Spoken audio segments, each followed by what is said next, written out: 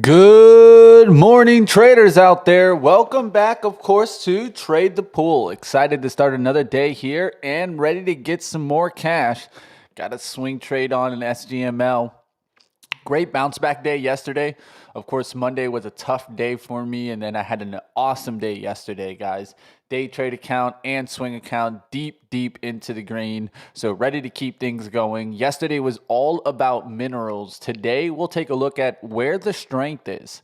What stocks are hot right now? Because right now we're going through this kind of back and forth where some stocks might be hot for a little bit and then quickly turn, right? So you got to be quick with your decision making right now. Let's get to that action. We'll talk about a little bit more with it with the playbook. We can take a look at what stocks are on the radar today. Let's dive right into that, and then we'll get into some different stock outlook. We'll go to the overall market and kind of dive deeper into the watch list. First things up is, of course, the playbook. Let's take a look at what's on radar today. Let's get to it. All right, so first up, guys, we're going to take a look to see what happens with a stock like Snow, right? So I'll be watching to see what happens here if this stock wants to make another step up, but it's really all about to see what happens here on the expansion above 235s. Been looking for these cybersecurity names to start really getting the lift. It's been sideways now, three kind of bottoming actions. Got that nice little hammer candy here. Bullish engulfing candle tells me that it shouldn't break this area if it's going to stay strong. So that's pullbacks to 226. I'm really looking for anything below 230s today to 228s to kind of jump in on Snow. But it's the whole space overall. I talked about it that Zscaler was started to take off and how CrowdStrike had a really nice kind of bull flag pullback after this break, came back to the 90 MA and quickly right back off of it, right? So Pan W is another one that you could look at for continuation. I remember when I called this down here to close the gap, it closed the gap and then some, right? Then it got to 210, now reloading and could be going higher. Another name, Datadog or the Datadog, whatever you want to call it.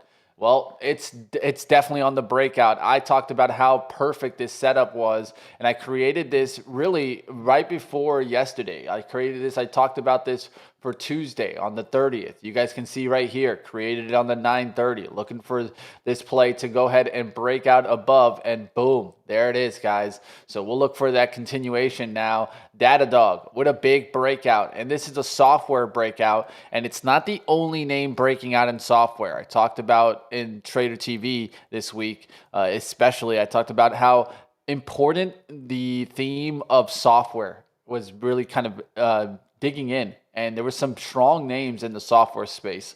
So I continue to look at that space as an area to look for what? Look for some big moves, right? App keeps ripping higher, right? You can take a look. Salesforce not really taking part. Uber, one name that I'm looking to make a move back above 100. Shopify, that thing does not want to stop since the 40-50 turnaround. I still remember when I called this down here at 45. This stock is 150 now. Definitely should have had that in the long-term account. And I need to start doing more and more long-term bets. So that's one thing I'm going to definitely start working on in a little bit more. Some long-term bets, some bets that I can just hold for years at a time, because I feel like that shop would definitely be that one. Into it, we'll see what happens on some of the stocks like this, but definitely you're seeing the strength out there. Keep your eyes on these stocks. They're just getting started. Like a stock like Workday could maybe get another lift, but you're looking for the strong ones, right? Stay with the strength. Datadog definitely showing us that strength, and we're going to keep watch to see if some of these names can turn back around. Can Figma finally find a bottom? I don't know. We'll see what happens out there. How's Zoom doing? I haven't taken a look at Zoom in a while. Yeah, it's all right. It's hanging in there, but it's still on that base. We're looking for stocks that are outside of their base, breaking out. Go with the strength. If the strength is not there, it's not the place to be in an environment like we are right now. We'll take a look at some different stocks. Let's go to a different one here. Let's take a look at a long Microsoft trade, which would be, of course, MSFT. Or if you're like me and you want to be a degenerate and go a little bit cheaper, you can go with MSFU, which is the bold two-time leverage move. But yeah, I could see this starting to hold. I've been waiting for the 1550 breakout for a while now. It did do that break attempt a couple of times here. Up one, down one, up two, down two, up three. Just created that motion. I think we maybe make a pullback here to like 515s and then really get going through the 520s. So I'm keeping an eye out right now as we start to get higher. Will we get a slight undercut of the support right now in the pre-market around, let's say, 517 towards 516 and 515s, and then a quick recovery back through 519 is what I'm watching for. And of course, this is Microsoft, and you guys can watch it and see what happens there. I think this is going to make another run to the earnings high. The earnings high was all the way up there to 550, and I don't want to miss this out. Of course, another thing of this is looking for potential tech rally. I'm looking for higher quality names to kind of lead the drive higher. Apple, new all-time highs is what I'm looking for. We'll see if we get there. Meta just put in a little bit of a hammer candy there at the bottom with a lot of volume. So I'm actually looking at this to recover. So it needs to recover and hold this line here. You can see this is from that wick action here, which is 721.73. So maybe we could put this up slightly, but it doesn't look bad where it is right now. If I go to the short-term time frame, I'm going to just pull it down just a slight bit towards 722.30s. So I'm looking for a slight undercut towards that level and then a continuation to the upside. Meta and others included. Tesla is strong right now, right? So we look at NVIDIA to see if that can get stronger. And just to mention out there, I know that Elon is hitting up Netflix on the short side. He's been just begging and begging for shorts on Netflix. And this looks like it's setting up for a bigger trade here if it's really going to get the takedown. That's back through the 1150 area. It's a really expensive stock, so it's kind of hard to trade. Is there any leverage, Netflix? Let's see here. You got NFXL. That's one way to play it, right? There we go. This looks a little bit more in my cup of tea. It does move on the week about 6 points. On the daily, it's about 2 points. So doesn't seem too bad. To take a look at it here, see if it can recover the 53 spot would be the spot here for NFXL if you're trying to trade this. And we'll see if it goes back up through the 53, or does it just flush from that and come right back down. Just one way to take a look at it, right? Hey, we'll see what happens there in Netflix. And Elon calling for some more disaster. All right, we'll take a look around out there. Let's keep moving. Let's take a look at what else is out there here. Let's go to now UUUU. As yesterday was the focus of minerals, I'm going to focus on this one today. I was able to play USAR to the green side yesterday and also UAMY, which were really, really good wins. On UAMY, just to put it in perspective, on the day trade account, was able to make over $700 on this one trade.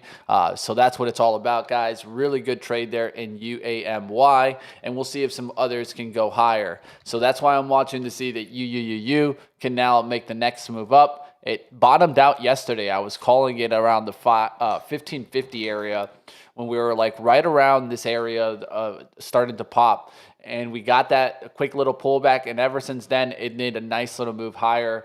It's already up about 5% from yesterday, but that doesn't mean that it can't keep going.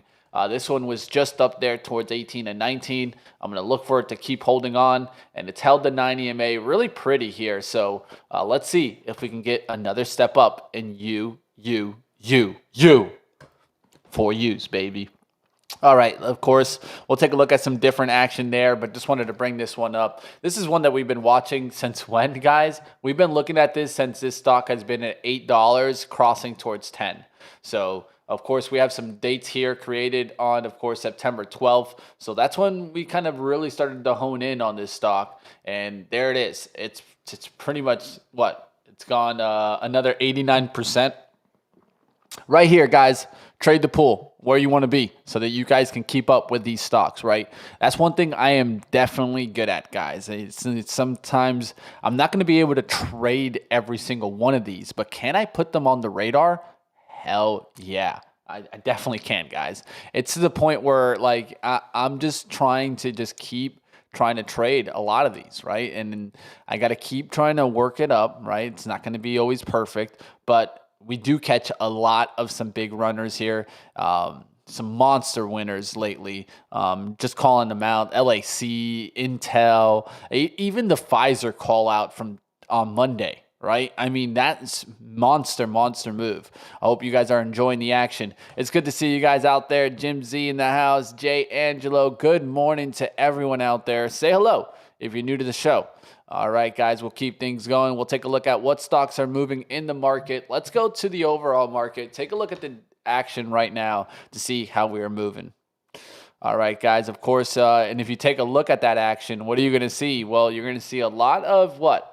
Yesterday was a bullish day. It was a good day. I know a lot of people were like, "Oh no," but the government shutdown. Well, they used that as kind of an excuse to rip this higher and make people think that it was going to come back down, but it didn't come back down at all. If anything, I think we're on a new breakout. And look at the daily chart.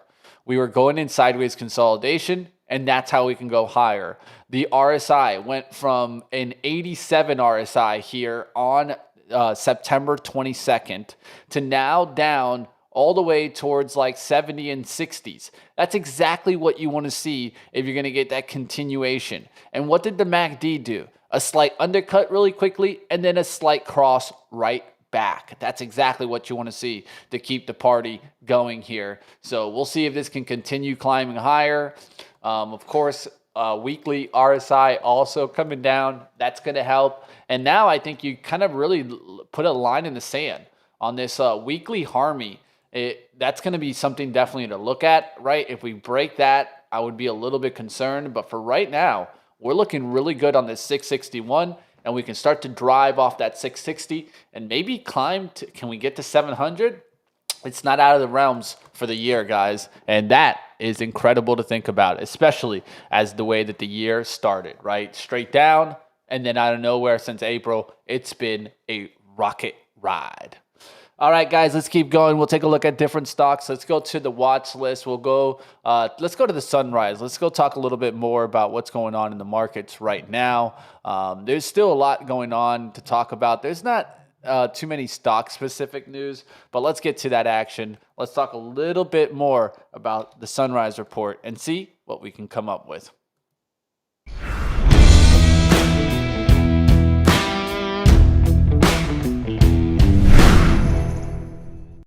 The futures were kind of holding steady there despite the shutdown drama, right? The U.S. futures were mixed on Thursday night after S&P 500 closed at a fresh record high, showing investors are so far shrugging off the government shutdown.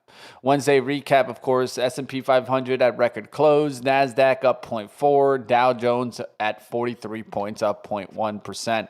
The shutdown update began on Tuesday night after the Democrats and the Republicans failed to strike a deal. Sticking point, the healthcare tax credit extension, likely to last at least 3 days as the Senate is out for vacation. So look for more news coming on Friday. Buffett making a big bet as Berkshire Hathaway, Berk A, Berk B will buy Occidental Petroleum's Oxy petrochemical arm, OxyChem, for $9.7 billion in cash, the largest Berkshire deal since the $11.6 billion Alchemy buy in 2022. Oxy shares popped 2% in pre-market, so we could take a look at how Oxy's performing here. Let's take a look here. Oxy getting a little bounce there to $50. I mean, I don't know why you didn't just buy the company at this point, but we've talked about this in the past. We'll see what happens there with Warren Buffett. Can he get this stock to actually move? We'll find out. Let's go to the pharma surge. As we talked about this, as the news came out, Michael caught the news, and I was like, whoa. This seems very, very bullish. And one thing to note, look at all the downside action. Down I talk about this too much, guys. Down one, down two, up two, down three, up three, down four, shake them, make it look like they're going to break down, and then send it higher. This just looks prime on the technicals, prime on now getting in some catalyst. And to make it better, the fundamentals make sense for these companies. This is why I tell you guys, it's so important to know all the variables. I know some people say that the fundamentals don't matter, but if you want to be in higher conviction plays and limited amount of plays, I think they do matter. And I think you want to combine the variables. You want support. Support doesn't only come from price action, it can come from story, and it could also come from fundamentals as, let's say, a low PE value, a value stock making growth style moves. So we'll see what happens as Pfizer up 14% and doesn't seem to be slowing down. Of course, we gave you an opportunity during the stream. We talked about it on that pullback. That was at right towards that 24.50 area. So if you got it around that, you're up about 11%, looking great. And it's not just this stock, right? You saw Merck up there, 7.4%, 1% after hours. BIB, Biogen up big there. BMY, it just seems like it's turned the whole sector around. XBI already taking off. This just helping it a little bit further. So now up to towards 101. I remember when we were first looking at this break at 90. And this is why, sometimes these aren't the sexiest plays. But I'll tell you right now, guys, 12, 13% on something that's not going to go to zero is definitely a trade that you guys should be checking out and learning from. We'll see what happens there on the XBI. We'll see what happens on some pharma stocks. Can they keep the party going? Something to look at. Taiwan, of course, TSM. Taiwan pushing back on the U.S. chip plan as Taiwan's vice premier Chain rejected the Washington's push for a 50-50 split in chip production, onshoring half of Taiwan's U.S. supplies. U.S. Commentary Secretary Howard Lutnick had pitched it last week, but Taiwan says that talks centered on tariffs, not chip manufacturing. So Taiwan makes 95% of U.S. advanced semis. So I think that's one thing to think about, right? I mean, how important TSM is. We'll keep watching to see what happens here if the tensions keep rising over chip dependence. Last one to talk about is BYD DDF, which is the Chinese EV company. They had September deliveries really dropping here, down 6% year over year. They cut their full year target also to 4.6 million, down 16%. So it still holds 54% of market share in China, but it's not just the top one. It actually posted its first year over year delivery decline in 2025. So this just shows you how things are starting to slow down and how some of these EV players are just not taking off, right? At least right now. But if you look at the other Chinese EVs, look at XPEV. That looks great. NIO, that looks great. That's a big breakout there, guys. I actually feel like we should be watching these a little bit further because they're on a nice breakout. And they could keep going higher. LI is another one that I'm waiting to see when this one wants to start breaking out. So maybe we play a little leaders to laggard style trade in that. Overall, China still looking great. You got to keep an eyes on that action. Of course, Treasury Secretary Scott Bassett told CNBC that the shutdown could drag on growth. This isn't the way to have a discussion. We could see it hit GDP to the growth and to the working America. U.S. GDP grew 3.8% annualized in Q2. Atlanta's Fed tracker sees it at 3.8 again for Q3, but the shutdown could chip away at the momentum. The bottom line, Wall Street's looking past the shutdown for now, and Buffett is back in deal mode. Pharma is hot, and EV leadership is reshuffling fast. We'll see what happens there, and that's it for the Sunrise Report. It's time to kick the show off. Let's start that countdown. Let's get to the trading action. I'm long here, SGML. I'm looking at these mineral plays, and maybe a little softy play. We'll get to the action. Start that countdown.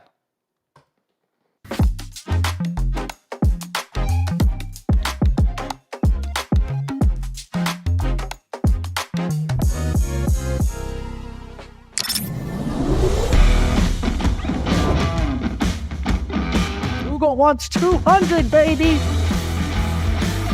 You ready to get back to the trading action? You aim, you shoot, and make money.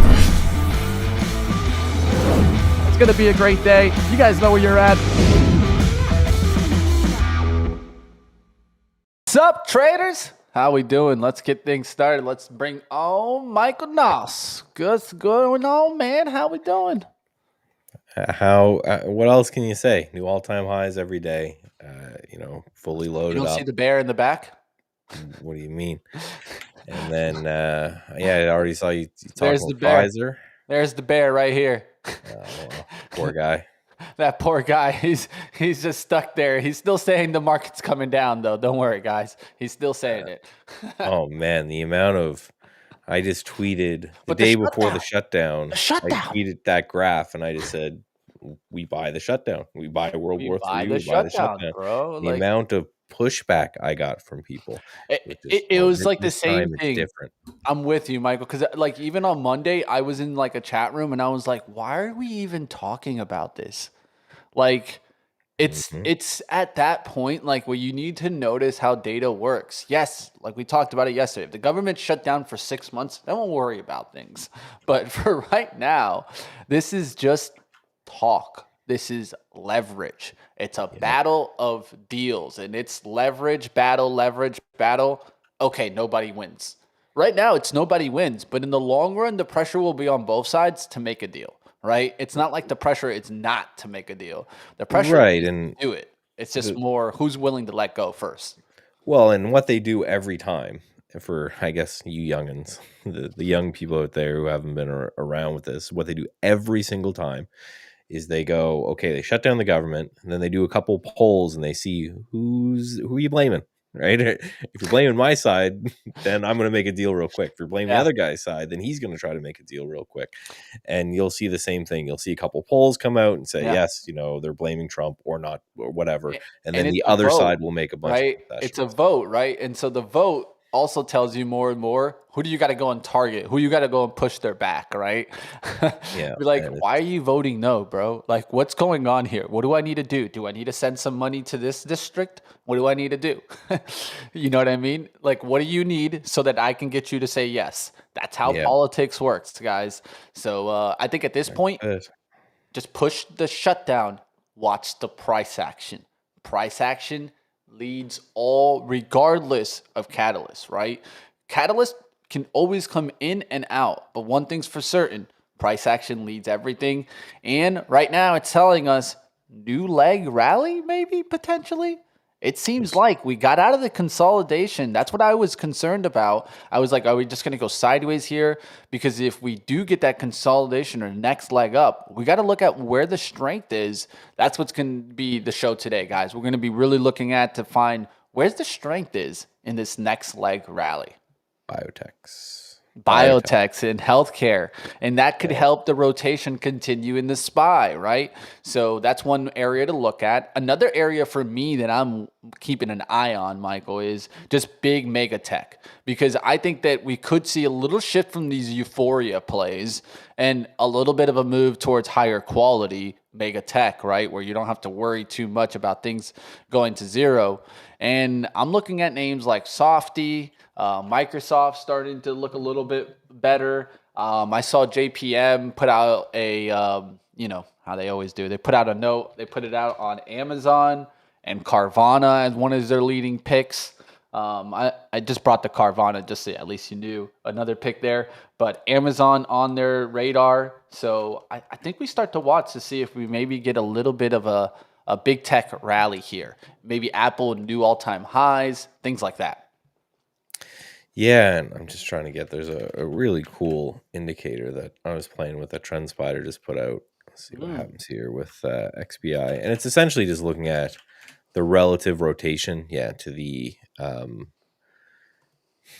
just wondering how to describe this quickly without boring people. But essentially there's these RG graphs, and I love these things. And we like talking about the ones that like go in like a circle and like a cycle.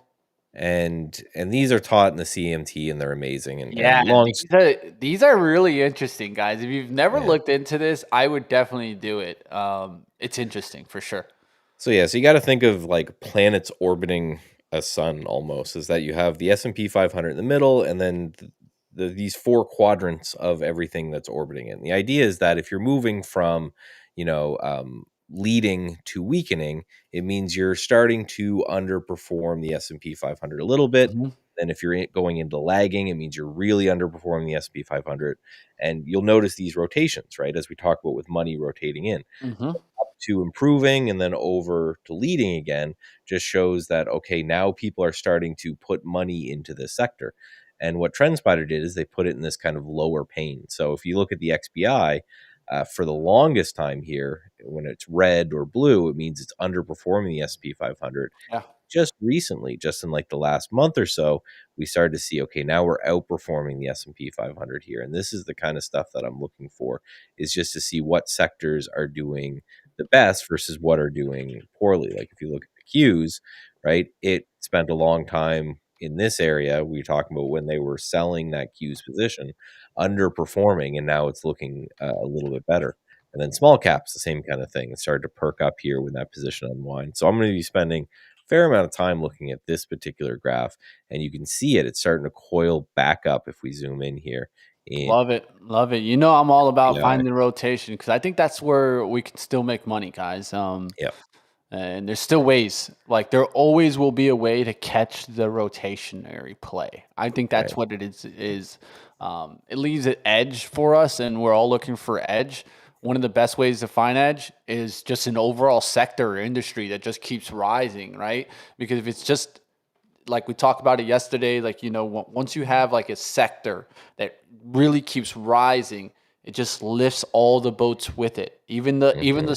Even the bad stocks in the sector and industry sometimes can start getting a lift just because it's getting that kind of push higher. So, Yeah, so if you look at right, so now I'm on XBI on biotech, and you see all mm, this time, all the way from November 2024 to just now, we have been underperforming. And just on the last two or three candles, we've been strengthening. So the reason that this chart is important to look at is because you might look at this and say, okay, this has been phenomenal, but it's still been underperforming the market. It's just been kind of dragged up with the market. What you want to look for is this lower chart to start to turn and stay green, mm-hmm, and will push up. And the reason that there's still edge in this for people who are wondering is just we talk about all the time is how slow the institutions are. Right. If I'm a giant multi-billion dollar institution, we say, okay, we made a lot of money in semis. We mm-hmm, have to sell some semis and we got to put it somewhere else because we're too concentrated in one sector. That's they're not going to just do that in a day. It's going to take weeks or months. So as these institutions kind of yeah, meander from sector to sector, us who are faster, we can kind of hop on that wave, try to make as much money as we can, and then we can get out. Uh-oh, timber, we're you're, okay, but you're shutting me down. But end yeah, the, so it's end it's the just it's show. one of those that we are advantaged to play where we're faster, right? Where we're able to get in and take some biotechs and have some good moves there, and then get out by the time the institutions are now done and making all their money here, and then they rotate into whatever is next. And that's what we're spending a lot of our time as traders and investors doing, is just saying what's the trend in the overall market, which has obviously just been screaming higher from April, and then what sectors do we think are going to come into next. So this little perk up in this sector is really interesting. So I want to watch biotechs. Then obviously for that we need to watch the interest rates, right? What try to predict J Pow's next movement, because if J Pow's happy, then okay, we're going to probably make a bunch of money on biotechs. And if J Pow's not doing too well and he's not looking like he's going to raise rates, then we have to adjust accordingly, because it's just going to be different depending on that interest rate, because these things are so interest rate sensitive. The other thing that's kind of interesting is the buyouts in biotechs were kind of completely blocked during the last administration and are now um, much better for this particular administration, because that's how a lot of these companies thrives. If you're a small, stage biotech, your job is generally not to build the drug and then take it to market and build a whole apparatus to sell the drug and blah blah blah blah. What you want to do is you want to get the drug in a position that it's looking good enough, and then come in and have Pfizer or Moderna or one of these big companies just buy you and move on with your day. So the speed at which That's the move. it's gonna happen, that's the faster and the more easier the buyouts are, the better it is for this kind of sector overall. I think it's something definitely to watch also because it's interesting. You know, it's a lot of loading in real fast, and so sometimes you can see that and be like, oh well, maybe the move's already happened. The truth is that's what I think Michael's trying to point to also, and bringing up the information he's bringing right now is that this move could just be getting started. Hmm. And I think that that's what we need to kind of watch for now. Of course, there could be like inside days on the stocks that were super strong yesterday. So don't overreact, right? Like look for some pullbacks, look for some opportunities. But if I look at what's leading the XBI right now, and there's some real strong looking charts like that ABV chart, ABBV, that's a straight takeoff. That's a rocket. That's a rocket Well, and ride. this is a good example because just what last week or the week before, they bought, I think, two companies. One was a psychedelic producer and something else. And that just shows again the real engine of this particular marketplace is small companies getting drugs Yeah. ready to go and then And, and getting bought, and right? spending money doesn't show slowdown, right? Right. They don't go and then just start buying companies when they're concerned about their balance sheets, right? Exactly. They're willing to step up here when they feel they can hit the growth pedal, right? And I think that right now, the way the administration's working for a little while there, everyone was like, oh no, but they're going to be so against this big pharma move. Well, they were for a slight bit there, but now it seems like maybe they can give them some tailwinds here and Mhm. some kind of push towards the upside. So I say we continue to watch this. There's definitely still trades that haven't taken off. The one that struggles for a long time, Gilead. Can maybe this one get going? It's been kind of sleepy. You can look at Regeneron, REGN. That had a monster move yesterday and has been in a like 50-60% decline. So maybe one like this, right, gets going, right? I'm looking for companies like this, right? So we're looking for the strength and we start to work a little bit closer towards stock specific. I always like to work backwards, try to find the industries. Now we found the industry. Let's go find some stocks there, right? Yeah, and there's been a lot of studies. It's like 80 to 90% of the movement of a stock can be attributed to its sector, right? Which essentially just Yes. means doesn't matter if your sector is doing amazingly. It's even if you're a shit company, you're probably going to do okay, and vice versa. If your sector is doing great, and you're a great company, then Yeah. holy smokes, right? You're going to blow it completely out of the water. It's my whole premise for the leader, the laggard trade, right? Is just look for a leader in the space, then look for a catalyst to kind of really lead, right? And now we have it. Pfizer feels like it's the leader, right? Because it's the one that got the actual mention. Now we look for the Pfizer momentum to continue and for other trades to play catch up. And that's exactly what we got yesterday. Some trades just started to play catch up. And now it's just looked at what's still lagging. And it could start to play the move today. A lot of volume in that Biogen. I mean, that has to be institutional play. That's a lot to jump in there near the bottom. So I've been trying to call the bottom in that BIIB for a long time. And now it might seem like it's in, right? I mean, Yeah, and it's a it's just strong kind of the candle. nature of it is you got to put your money somewhere, right? If you made a Yeah. whole bunch of money in which kind of everyone is right now, then you have to rotate somehow, right? A,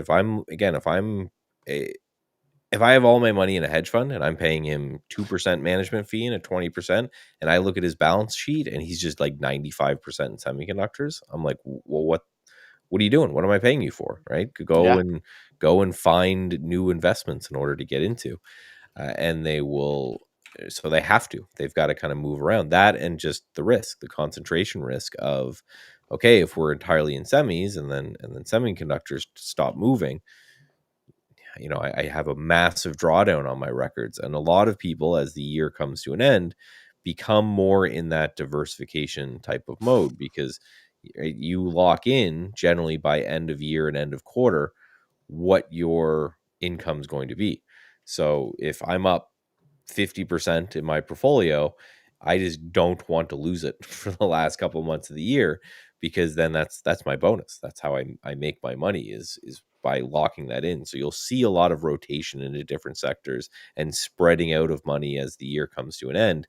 Because as a fund, I want to make sure I get that sweet 20% performance bonus that I'm going for, which can be a big chunk of money, especially on years like this where things just skyrocketed, right? Yeah, I think it's a good one to look at. I think a chart that I like here is I have a lot of equally weighted outlooks, right? So I look at this XLV and I'm like, okay, that looks like a nice little start of a trend, right? That's the overall sector, right? But this is why I love the kind of the indexes that TC does. You know, like don't like everything they do, but I do like this. And look at this equally weighted outlook in healthcare. It's new time highs and breakout, right? And this is what I like. This is why I watch these a little bit more than just the spiders, right? I know a lot of people get stuck on the spiders, but to me, that helps me more. That equally weighted basis showing me that it's breaking out to new all-time highs tells me that this really could just be getting started, right? Well, yeah, and you can always just Google equal weight and what is it, healthcare, right? So there's the beauty of it is there's so many ETFs, right? Yeah, There's more, there has to be one that does it well also. there's But I just more use the one that I have. RSPH, and they usually start with RSP for the Invesco ones, right? Because RSP is the equal weight S&P 500, so you can go RSPV, and that's going to be RSPV, At least that one's right? still like in the RSPH, range. right? This So one RSPH. is breaking out highs, so that's what I think is interesting, the break out of the highs. Because of course I look at this all the time. Um, Yeah, so that's healthcare, and then there's going to be equal trade. weight biotechs, and that's the big thing. Is a lot of people go, "Oh, well, biotechs they've moved a lot off the lows." Like, yeah, but zoom out, right? Yeah, We are zoom still out. like nearly 100% gain to all time highs, and we have pretty much everything else smacking through all time highs. So, right, Another there's way is, room. does this keep running the UNH trade right back? Right, I think it does. Um, Well, UNH being healthcare, I don't know if that's gonna. I don't know if you is UNH an XBI. it's not. It's not an H. Okay, holdings. It's going to be in your XLV though. Yes, for sure. So I'm just thinking biotechs versus, and there's obviously going to be a lot of overlap here, but yeah. it's the guys who make the drugs versus the guys who sell the drugs. So it's kind of like, crude oil producers versus crude oil like manufacturers. There's going to be a lot of correlation there, Mhm. but sometimes you might be able to find edge in one versus the other. Right. Yeah, So you're I like ELV now, and the key here is that sometimes like negativity can be in this space, and it also could just be because of price action, right? Like XLV was going Mhm. down, the administration down, and that was really kind of hurting these healthcare plan type of stocks. I think that just this move alone can turn that sentiment. Sometimes it's Yeah. just as easy as that. You turn the sentiment, oh, things don't seem that bad anymore. And when that happens, stocks could go back to more of their equal value versus a discounted value.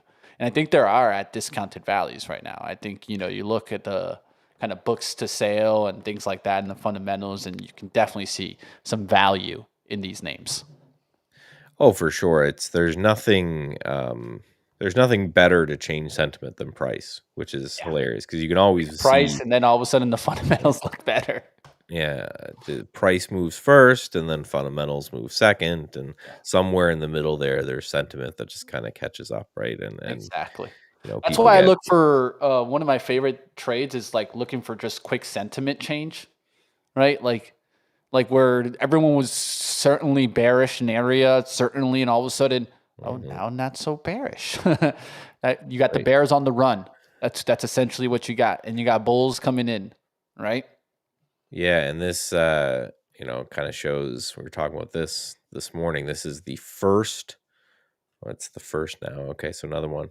So yeah, last week was the first week where there was not more bears than bulls in like the last 7 weeks. Of course, after we've been hitting all time highs for ages, all of a sudden now people are starting to get a little bit less bearish. They're not getting super bullish, but they're getting a little bit less.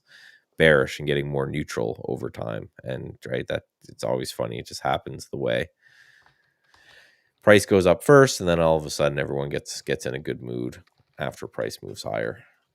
It's a quick rundown of kind of the overnight action, although there's not going to be much to talk about because we were just straight up yesterday, and then pretty much all overnight straight up, and we are at or near all-time highs again in the pre-market. So technical analysis becomes really easy when things are just hitting all-time highs every day. You just say, okay, hit another all-time high today, so I'm not too worried about it.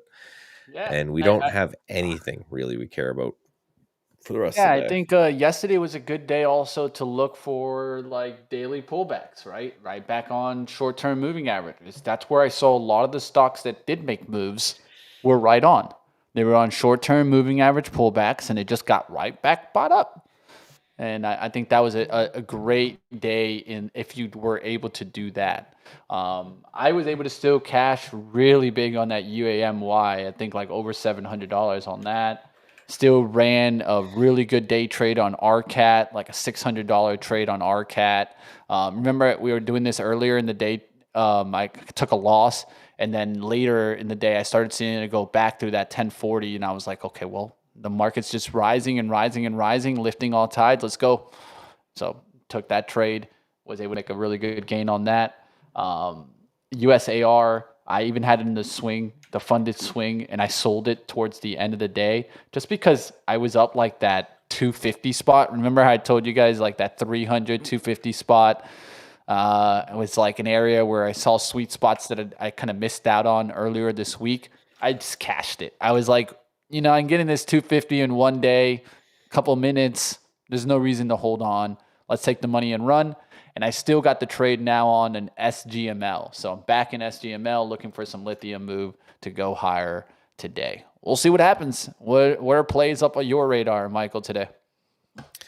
Right, just a lot of what the bot's doing, and it's going to be hard to do some shorting here, but some of the things that I'm interested in, this FRMI, whatever this thing is, just huge gap up. This might be one of those VWAP to VWAP plays. I've got obviously tons here on the list. Let me go and look at the ones that are the more discretionary ones. Open, I think open just stays on my list now kind of permanently. Just while it's just hanging out inside of this range. At some point you're going to get a break of this range, and I really want to be there for that. I might just take, like, other than my holding that I'm holding on forever, I might just take an additional little pop there. It just hasn't been able to break out of this range ever since it did this kind of gap up day. And then we look at Rigetti. Okay, we got to keep an eye on these. Up quite a bit today just to see if it fades. And then I'm really just looking at the Qs.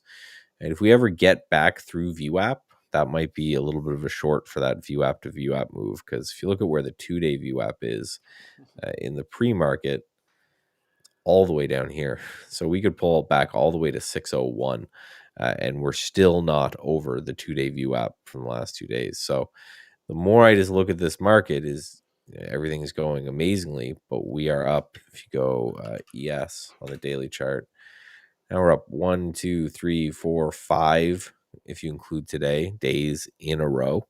So at some point we need a little bit of a rest. We need a little chill out, some breathing room or something to take place. I don't think they're going to make it easy. Remember, everyone is still short. We have to always remind everyone, not as short as they were, but still short as things are kind of bounding to new all-time highs. Right, here's the still short 150,000 ish contracts on the S&P 500 as we're hitting new all-time highs. Again, my extreme bullishness goes to more neutral action once this crazy oversold condition is dealt with, because these guys have just been so wrong for so long. It makes me feel that at some point we need to have a little bit of a chill out here when it comes to this kind of action, because they have to explode, right? They've got to. There's going to be that short covering. We're near that. I think we're near that because I think it usually starts to happen when you start to hear overall sentiment starts shifting bearish. And I'm starting to see some of those traders, they were pouting that chest earlier, right? We were talking about it this week. They were thinking that the government shutdown might do it, and then it doesn't. And then it doesn't, and then it doesn't. And then I think you get one last hoorah here. So, of course, I do think things are starting to slow down. The one thing that I would also point to you guys to do is as a way of like just keeping the bearishness tame is I just been keeping the VXX also on a monthly look and waiting to see a month go green. If this can't go green, the market will keep going. And that's the way I look at it. The VXX just keeps going down. It's been now what 1, 2, 3, 4, 5 months straight down. So 5 months straight down, why turn, right? Well, and we know, right? Volatility is mean reverting, right? So at some point, you're going to get one of these crazy spikes. It's going to happen, and that's going to be our sign. That's going to be our sign. Hey, get the hell out. Go back to cash, right? Yeah, someone gets nervous, and then you wait till the extreme reading, right? Because I notice every time this goes up, right, it just has to go down again and again. I just say it all the time. We know that trends persist. Things go up and down more than people think they should. Yeah. And volatility is mean reverting. And you can see it in this chart, right? If you're low volatility, at some point we get the high volatility and vice versa. But yeah, so far, ever since this is April, and ever since April, it's just been lower vol kind of the whole way down. All right, we'll see what happens out there. Of course, kind of brokerages still on the radar, but market's open. Let's get trading. Let's see what we can do today. Yeah, quick first move down right here off the open. So I wonder Steve undid his bearishness. And now we're selling a bit. Steve, you bear? Let me know. And yeah, we're getting a little bit of a pullback here off the open. Now remember, we don't have anything else for the rest of the day that should kind of shake us up. So the trend may be the trend right off the open, where there's no, when it comes to market moving or really anyone who we care about speaking, there's a couple feds that are yapping, but again, nothing really super interesting. So the market's just going to move the way it's going to move. And yeah, so far, a little bit of a downtick right off the open. So I want to watch kind of the sector. Ooh, SoFi launching options. Dun, dun, dun. Ooh, there you go. That could be a catalyst. I like it. I like this trade, actually. Undercut 26. Let's come back, SoFi. You know how we love our undercuts and rally here. Yeah, bot already getting going with AV to the short side. SoFi. I like it. Arrow. This is, I think, a drone play. AV, but a little bit short on this guy. That's just the first trade off the bat. So far, like right at the price it's at now. So it's short at 359 and 10 shares. So small, but first trade nonetheless here. All right. USAR taking off there, baby. Let's go. That's one to definitely look at there. Nice little takeoff to 1930s, 1940s, 1950s already. Boom, boom, boom. USAR. SPY recovering. So that first initial wick down is now getting met completely with buyers. Would have been nice to have this thing on the swing. Maybe should have held on a little piece, but hey, that's hindsight 2020. Let's go make some money today. What is a U? That was strong out the gates there, 1950s. Look at that, 1960s now, 1975s, almost 20 already on USAR. Of course, another name on my radar today, UUUUU, getting going here. So that's going to be probably the first trade for me here. So UFG, whatever this is, the bot tried to pick some up. Holy smokes. Pretty big gap down there. So it tried to pick some of this up, but obviously was long UUUU halted So we need to see with this one what we end up when we end up opening. I'll actually probably manually punch in whatever the bot wanted to buy just to take that trade. And then tax stock coin and MSTR. Yeah, we didn't comment at all on Bitcoin, but Bitcoin continued all day yesterday after we were gone, All day. cracking on the door of 120. And we look at Ethereum, that's still poking up. Again, not as crazy, but still moving well. Solana was doing great all day yesterday.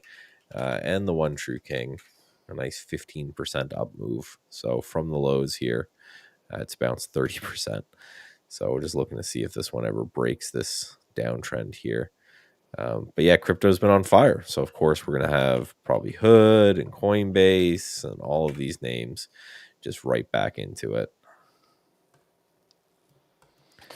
And then what an A, geez, a lot of things. ABCL.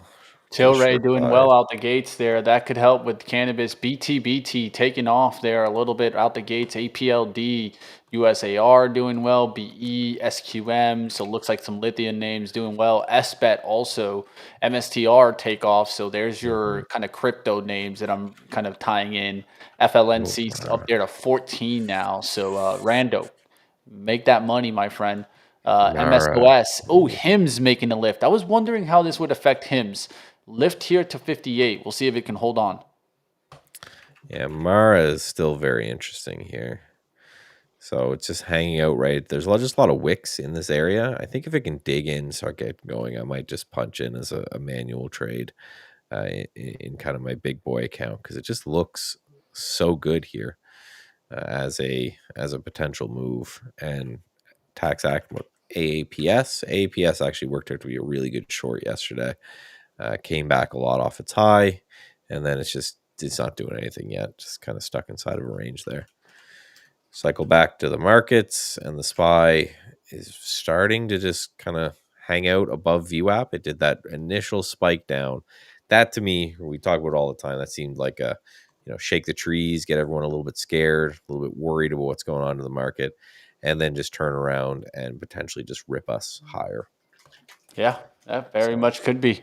Definitely seeing this lithium trade holding well. So I'm taking a big boy shot in you. Alex talking about AMD Neo. recovery doing well. They're 170 now. AMD had some news, and that's pushing. You guys know I've been waiting for this move for a while. Got stopped out yesterday in AMD, and guess what? It's now 170. It's going. That looks great. That could start the tech rally. I want to see NVIDIA leap through, and look at NVIDIA go. This is what I'm talking about, guys. So I look for big tech, and I'm looking for healthcare. Those are the two areas that I think continue this party going. So Microsoft could definitely be a target. There's 521s already. Yeah. Oh, and it did the 517 undercut and rally. I missed that one, man. You see, that's why we need the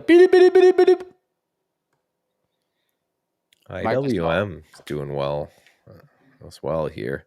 It's holding up nicely, holding the gap so far. And that's really what I'm looking for on this. How well do we hold? Kind of everything gapped up today. So how well do we hold the gap? That's the real important bit. That's pretty. MSFU is another way I talked about this for the undercut of 52, right back up. Look at that. Pretty. MSFU.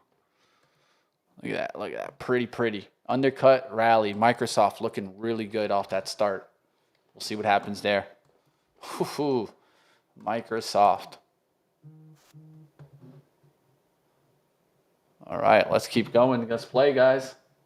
Let's see what we can come up with today. Yeah, I'm just really watching off the bat here because the SPY is looking maybe a little bit heavy. It keeps trying. We haven't challenged the pre-market high yet, which is usually something you kind of want to see off the bat. You want to see some amount of, okay, can we get to and through that pre-market high? At least take a shot at it. And we haven't really been doing that. Now we're still inside the opening kind of 2-minute range. So we haven't really done anything. But yeah, it's looking a little bit heavy here. And we got to remember, we had a big gap. Everything's up across the board. And everyone's loving life. And sometimes you have a really big gap like that, you got to come in. You got to see where the buyers exist inside that gap. A little bit of price discovery to the downside. So I wouldn't be surprised to see a little bit of a fade there off the open. But to be honest, I wouldn't be surprised if we just ripped the new highs. But just feeling a little bit heavy here. There hasn't really been too much of a challenge again at these highs. All right, guys, just honing in on the play. Still got looking for SGML to start getting going above 7. Got that one, of course, on the swing account. Looking for it to start popping here, up about 160 on that. Trying to focus in and nail a move to like 740, 760s. That'd be a nice $500 winner. So let's see if we can do that today. SGML. LAC, I want to see it recover 7. That would be a nice move.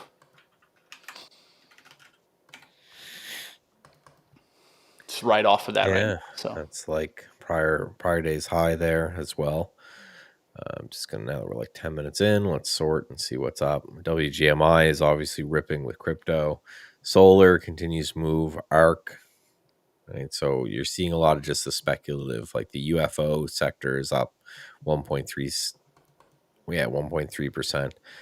Pretty much strong here across the board. And then what's down on the day? PSIL and what MOSS. Is everyone sobering up today or what? Real estate, communication services, defensive, utilities, financials down, cyclicals down a little bit there from the open, leading the action, basic materials, industrials, technology, energy, and healthcare. Here's the liftoff for UUU, guys. I got a big order in this, guys. I got big 2,000 shares. Let's go. Wow. It's a big position. But yeah, these sectors have been strong. Just a nice little easy pullback there on the quad U. There we go. Good first lift here, guys. The Qs are coming in a little bit. All right, so if we see, here's the first 5 minutes. Every 5-minute candle has just been to the downside. Every 2-minute candle has also been to the downside. So boom, boom, boom. Let's go. Some big order sizes coming through there at 1610s. Let's see if we can get this to 1640s. yeah, so far all of my shorts are just kind of flopping around here. All right, doing good here, guys. This UFG opened and then halted to the upside immediately here. The bot keeps trying to grab some of this. This is not working out. I just keep getting emails that the failed order halted, failed order halted. So might be fine. Let's Whatever this go, baby. quad U. Money in the bank. Pushing. Money in the bank. Here you go. Here you guys go. This is a bigger trade, guys, but I didn't shy away from it. I just said, you know what, Mitch? You made a killing yesterday. Go for it. Stop being a little. There it is, guys. First trade of the day. And that could have maybe held a little more, but with this share size, sometimes it's okay to just take the money and run, right? Like that's a quick little 40-cent pop there. UUU was led by USAR. Seeing that pop was led by seeing the other lithium materials names leading. And then what do I see on the top left? Basic materials leading the market from the open. So boom, staying with the trade, $740 trade with fees, $730. I'll take it and I'll just stop. Just take a break. Such a good trade. Taking a break is smart. Now focusing on my swing trade, I'm going to take things slow. That's the main thing though, right? Like we can't get too high. That's a great trade. You guys saw me celebrate. Now take it easy, right? So yeah, can't get too low, can't get too high. Just got to keep really well measured. And one of the things also is I'm not putting stops out there anymore, guys. So I'm just going to try to keep things really tight. Sometimes getting out is the big thing, though. You just have to really develop that kind of development of not letting one loser kind of break you, right? That's the key there. That's the key to a lot of my trading, right? If I really want to see success, it's just keeping it at that average loss. keeping it near that average loss, average loss, average loss. Because I can run into winners. I can run into them. Just got to keep playing, guys. Ion Q coming back today tells me more and more the risk on day is coming right back in. But the SPY is getting hit hard here. Hmm. I don't know what's leading that trickle down, but it has to be something else here. There's something leaking hard. I don't see it though. Finances are down a bit, but yeah, not too much.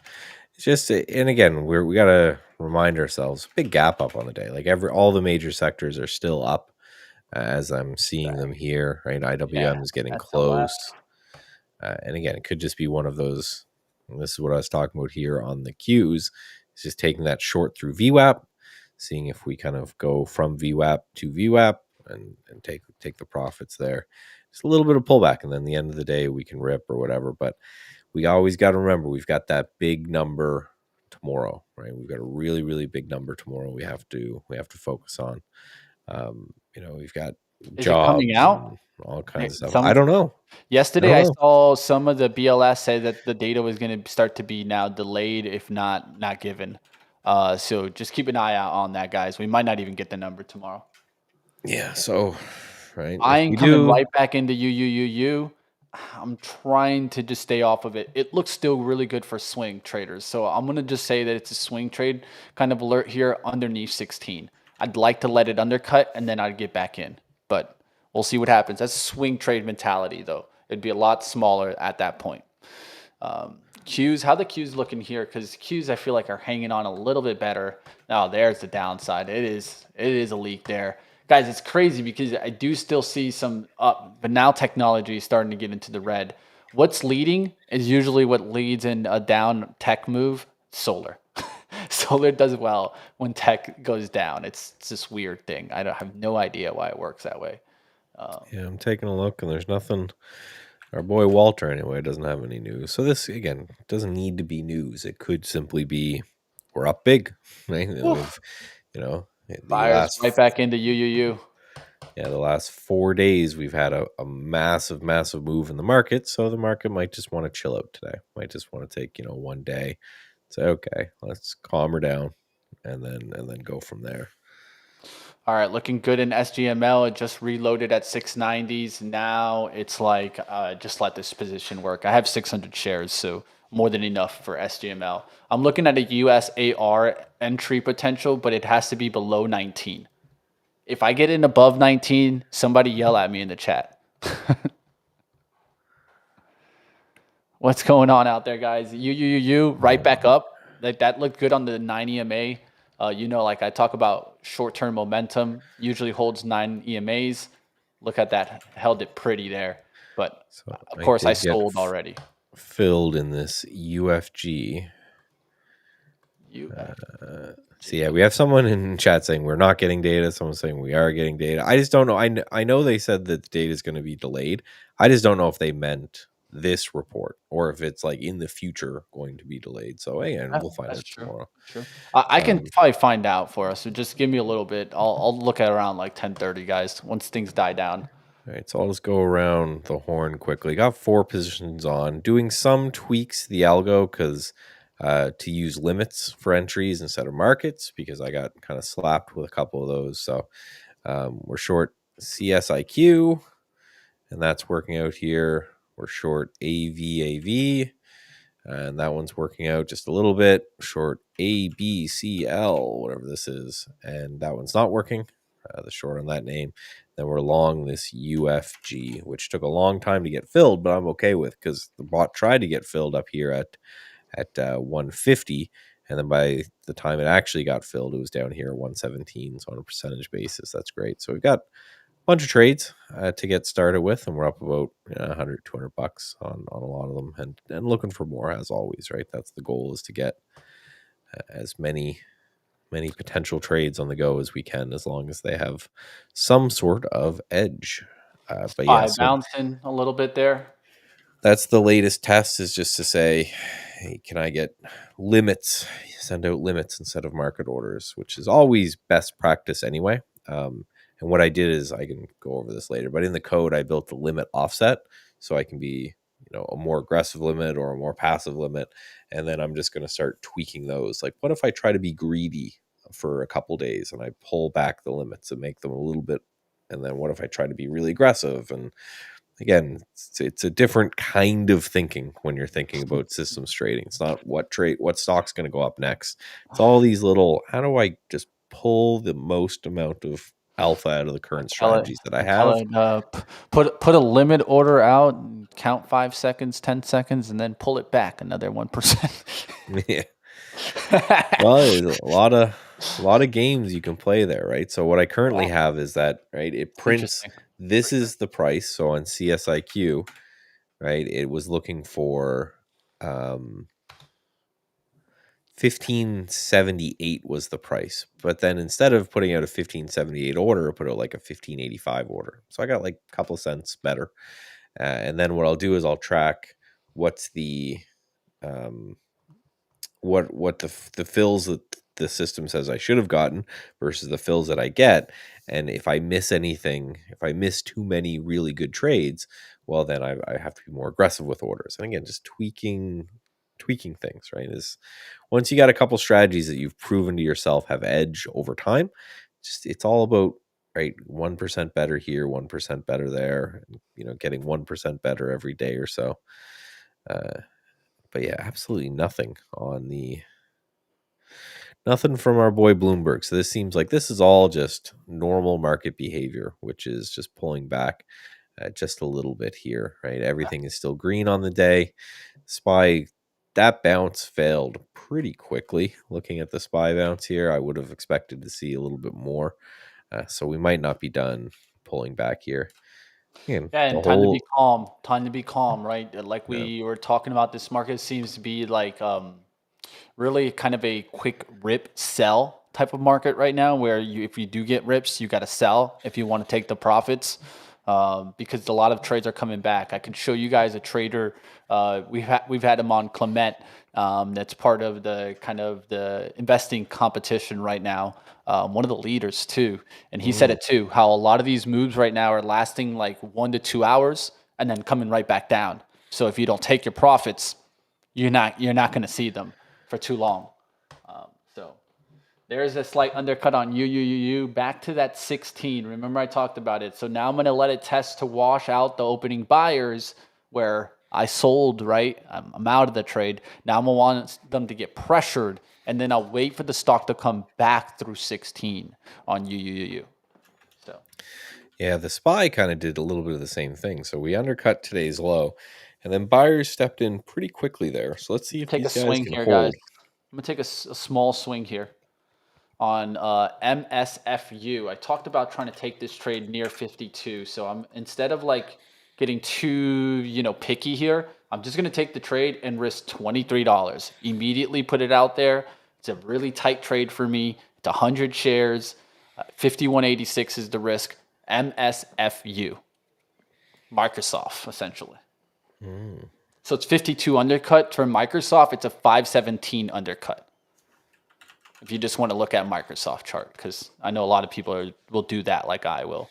I just look at Microsoft, and then I look at this, and I just look at where the numbers match, right? Just simple as that.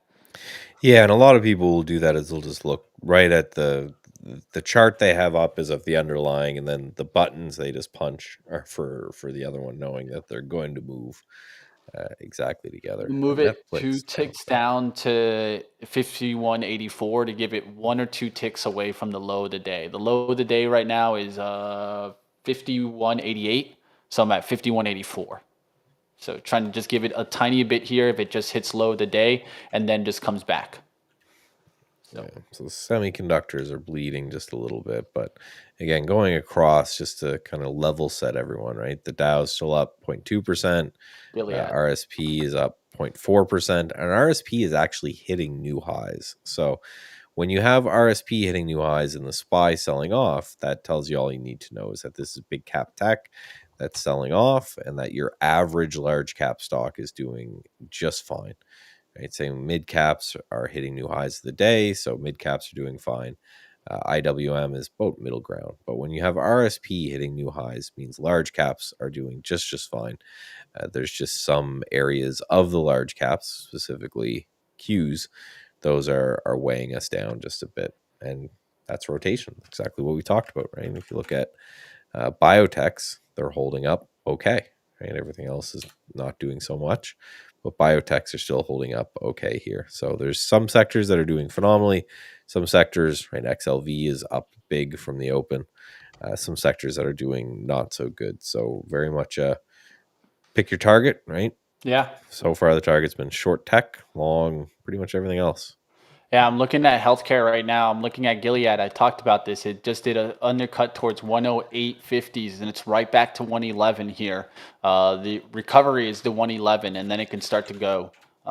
This is just one name that I'm just keeping an eye on. It doesn't really have too much momentum, but I'm watching it here, see if it can recover 111, get back towards maybe 115 today.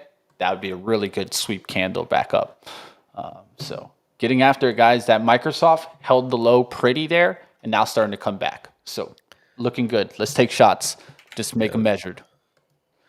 Well, the SPY is putting in a pretty good bounce here. So it's trying again. So it's very interesting. We put in the low, we come down, we undercut that low, and then we have this big green candle coming in. So that feels like someone waiting for their moment to buy something. Archer, Joby alert out there. Those are looking really good on the day. Just Archer just gave me an alert above 10s. Good move there above 10s for Archer. Little part of me feels like chasing up here, but it's kind of hard to chase up here. I would love a 5-cent pullback. It's not much, right? So Archer could just keep going. There's a nice little push again on Archer. Yeah, the SPY is trying. We're going to watch the SPY here closely, see what happens. If it can get back above VWAP, that would be the important bit. Yeah, Archer looking really good. That Archer could start that Joby a lot higher. Look at Joby breaking 17s, resistance. Keep it easy. Look for the charts that look very simple right now. Joby, definitely one of those. UFG halted again, so this is just going to be the thing. Look at that, Open halt all day. Joby undercut towards the support, rallying back. 1712s looks really pretty today. Archer running with this. Just to put it out there, LAC back above 7. That makes me feel really good about my SGML trade, right? Tilray kind of holding in there. ALB doing really well. So what? Lithium. SQM doing really well. Michael, you still got a shot. Long term, that SQM, man. I think that one's going to be one that is for that other account that you can't touch. Yeah, this I don't know if you watched largest FLNC yesterday. Whew. I was very happy with my buy there. It's 27% Good job, brother. gain Good job. yesterday. So good job, man. In the energy space, that's what I'm hoping. Yeah, I mean, look at BE breaking. It's right back new highs. So BE said no, a little down move, right back up. BE can't be stopped, man. That stock is a monster. And funny enough, one of my biggest winners this week is Etsy. Of all things, this thing has just been on fire. Of all things, man. Of all things. That's how I guess you can go into ChatGPT now and you can have it buy you something on Etsy, and that's why it's ripping. Don't know. I don't know how that makes it a difference. Who knows? It's more like probably the AI are going to be making all the products on that was one of those I just showed into the living room with the wife. I was like, do people still use Etsy? And she's like, oh yeah, of course. I'm like, okay, so all right, let's go. White mom approved, therefore that's where all the money comes from. So let her have it. Because I remember everything she's bought on Etsy she hates. And it comes in and it's junk. Then she goes and buys more. So right, as long as the people spending the money, I guess, are spending it, then have at it. But that was the news, and chart looks actually pretty good here. Right, you take the anchored view up from this major high, and it's failed against that a couple times, and now it's breaking through. That's the part of the particular strategy there, is looking for those anchored VWAP breaks. But yeah, FLNC, you can't get any more kind of picture perfect than that from 1050. I Long have to hold Gilead. these things till Monday. So Long Gilead. I didn't think I'd say that this year, but I just said it. oh, on the daily, I see what you're looking at. Right, undercut that support on the daily, and now Yeah, man, trying to keep it right simple. back through Trying it. to keep it simple. And especially trades that I was already looking at. Like I was already looking at this to undercut 110, come back through Yeah. 111s. It just was at 111.10, just came back down, tested towards the 110.50s. Now you have three bottoms in that area to create a hardcore support. Yesterday's bottoming right around the 1050. So we keep bottoming around that 110.50. And now if we recover 111, we can make a quick move to 112. And I got 200 shares. That's money in the bank. Let's go. There's recovering 111. Now I want to start seeing healthcare start to push green. Look at XLV starting to push. It's starting to hold above VWAP. Want to see it hold at 143 now and push to 143.75, telling us that there you go, healthcare up. BIIB, one of the strongest names, pushing here on the hourly chart. It held the support pretty at 154. Now right back up to 150, almost 157.60s. So looking good there, guys. Now SGML starting to pick up 707, guys. I'm up almost 200 on the name. Let's go. We're working back, man. And I told you guys earlier this week, I went through a tough day on Monday. And the whole idea this week after that tough day is not to push the funded account further, is to get back to where I was. If I can just do that, you kind of catch a mistake, you get rid of that mistake in the trading, and that alone is a pat on the back. Sometimes you got to give yourself a pat on the back. I got myself back. I made a mistake, but hey, I stayed focused and I'm back. Let's go. USAR, look at that bad boy. Back to 1580s. I still have the alert back above 16s. If it gets to 16, I'm going to have my buying shoes on. Yeah, the market's really trying to dig in here. It's been a bit of a back and forth battle, but right, it looks like we're finally, if we go here to the SPY, right, it's just been sell off, and it's kind of interesting to note from just a candlestick point of view is a couple small red candles down, and then a big green one up, and then two small red candles down, a big green one up. So at least for now, we're trying pretty hard to dig in here. Let's see if we can actually hold this low and start to really turn higher, or whether we're just going to be more of this kind of back and forth action. Remember, we don't have anything to kind of save us, right? We don't have anything that will just come along and go, okay, here is a news event or an economic number or anything that will just turn the market around and rip us to new highs. So just keep in mind, right? Again, digging in strong. We just need to see these lows hold, and then back through VWAP will be interesting because I have that Q's short, and I'm just looking to see if I'm probably going to get stopped out here. I've got to stop just above this height, and then if we break through VWAP, then probably able to kind of maybe flip to the long side and see what's happened there.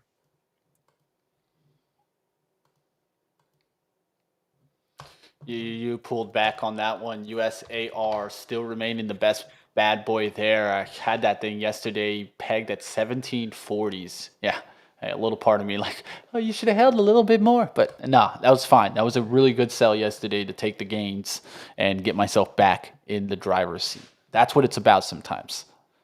Stay in the driver's seat. Stop being in the back seat if you're a trader. Right? You put yourself in the back seat, well, get yourself back in the driver's seat. Microsoft looking good here, guys. A little part of me thinking about adding to that Microsoft, but there's a kind of a trading conflict that I've been going through, and I think it's great to bring these up with different traders. So I'll bring it up with Michael and my boy Kevin in the back that's coming on in a second here to kind of talk about it. It's a conundrum of opening up multiple positions, so I think it's a cool one to talk about. Open up as many positions as you possibly can, and then more. I've thought of that and I've done it. It's just what I'm starting to realize more and more is the buying power is the problem that I run into. where the second trade I can't get as big usually as I want to get. But that's also because I'm doing these like kind of quicker swing trades. They're like kind of almost day trades turned into swing trades kind of thing. And so that's kind of the battle there, is the timing aspects. But let's go ahead. Let's bring in my boy Kevin in the house. What's going on, Kevin? It's good Hey, to see you, hey. man. I appreciate it. Yeah, how are you guys doing this morning? Hey, battling like we should be. Made a Battling. nice Yeah. $740 trade out the gates there, and you. Let's go. All right. Yeah, I was tuned in a little bit yesterday and saw you were finding success in some of like the rare earth plays and Dude, energy plays. I Yeah. rared earthed it up. I made over 1,000 on UAMY. It was gas pedal day, man. It was gas pedal day for sure. You're very good at that. Yeah, yeah. It's something I'm Practicing it. That's what it's trying to. about, Kevin. It's Yeah. practice, right? It's Yep. like you can't get good at shooting threes, shooting a layup, right? Like, you know what I mean? You have to Right. shoot the threes and see when you can start to make them, right? It's probably my biggest trading flaw is that I naturally want to get aggressive on recovery days, and that's what I do versus okay, the day is going really well, let's push the accelerator on these days. So yeah, I'm certainly gonna. You've helped me with that. Oh Want man, to push that as well. USAR is one of those where I think I'm gonna look back and be like, yeah, that one should have been a hold. That thing is just if Trump comes out and buys this one, that's when I'll be like definitely like crap, because USAR just makes sense. The company's Yeah. name is USA Rare Earth. Yeah. USA, literally in the title. Like, why Yeah, is he this probably just not needs to fun? be. He just needs to be told about it. He probably just doesn't even know it exists. Yeah, like He just- if I was the CEO or anyone in this company, there is no way in hell I'm not paying whatever I need to pay to get a conversation with Trump. This is good. So I told you guys Yeah. how yesterday I think every position I had was negative, but right now every position I have is positive and Positive. Oh. decently okay. So I'll take it. Very cool. And in small land, it's a little light this morning. Got a few going on, but yeah, it's a little Looking light. I really watched good your in videos, Gilead. Let's go. Mr. Noss, on the government shutdowns. That was so interesting. You like throwing out there in the chat GPT, what historically, how does the market react to this? And it's almost was a bullish thing. It's like, let's buy it up, just buy Yeah. it up. I told you it was the dumbest headline there is out there on Wall Street, man. Yeah. I said it Well, from the it's very just great beginning, that- man. It's just so dumb. Right, even before ChatGPT, I would do it. It's just like everything. It's just making it so much faster. Before you just go to Wikipedia and you just find all the dates and you just go look at them on the chart. Say what was the entry and exit, right? Fill a little spreadsheet. So like that whole process, it's just hilarious. Would probably have taken me half hour to an hour, but now with AI, it was one prompt and here's your answer. It was great to see, but it just makes it so that nobody should be tricked by this stuff anymore, because I always just where we'd always just yell at people to go Google things, like people asking like really simple questions. Now it's just go ask ChatGPT. It's what happens during a shutdown. Same thing happened when they bombed, was it Iran, Iraq, one of those. So right?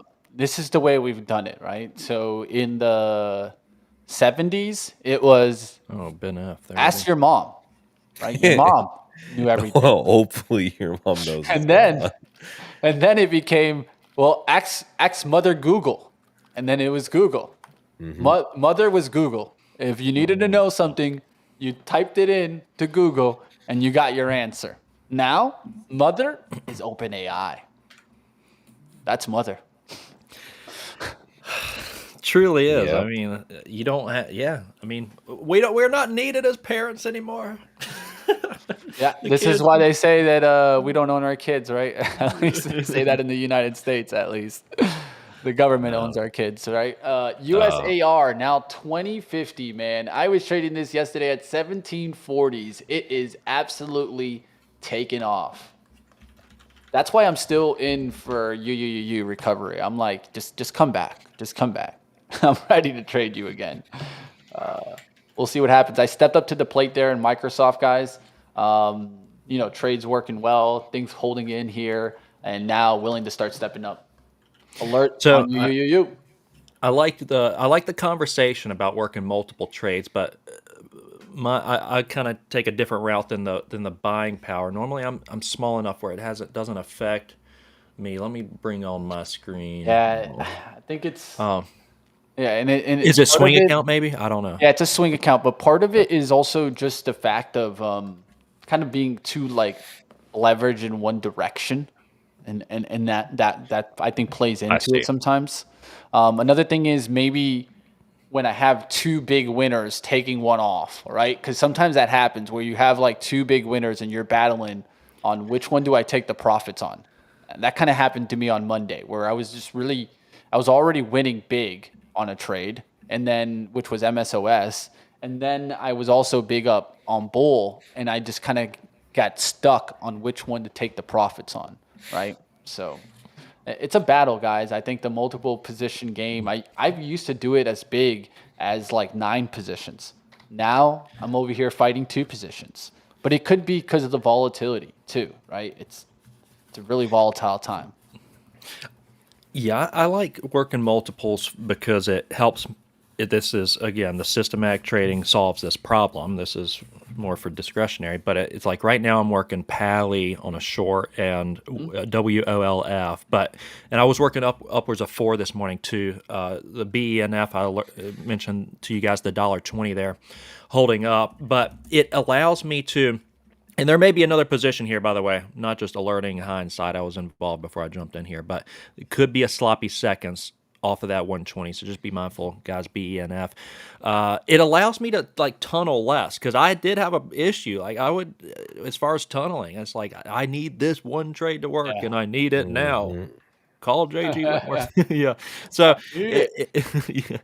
yeah, it really helps because I can honestly like I look at my positions and I see what's working, I see what's not working, and it's more objective. Like if I can get to that place of objectivity, it really like alleviates kind of the emotions. Again, like sizing down alleviates emotions. That's the emotional dial on the account. And then for me, working multiple like decent hands, I don't have to go all in on one hand. I got a lot of hands that I like that are working out because it's a big problem. Like we know what the setups are. The three of us have been trading long enough. It's like we know what the setups are, and if you're just focused on one, though, you can that can increase the bias and conviction, so where Yeah, you may over leverage.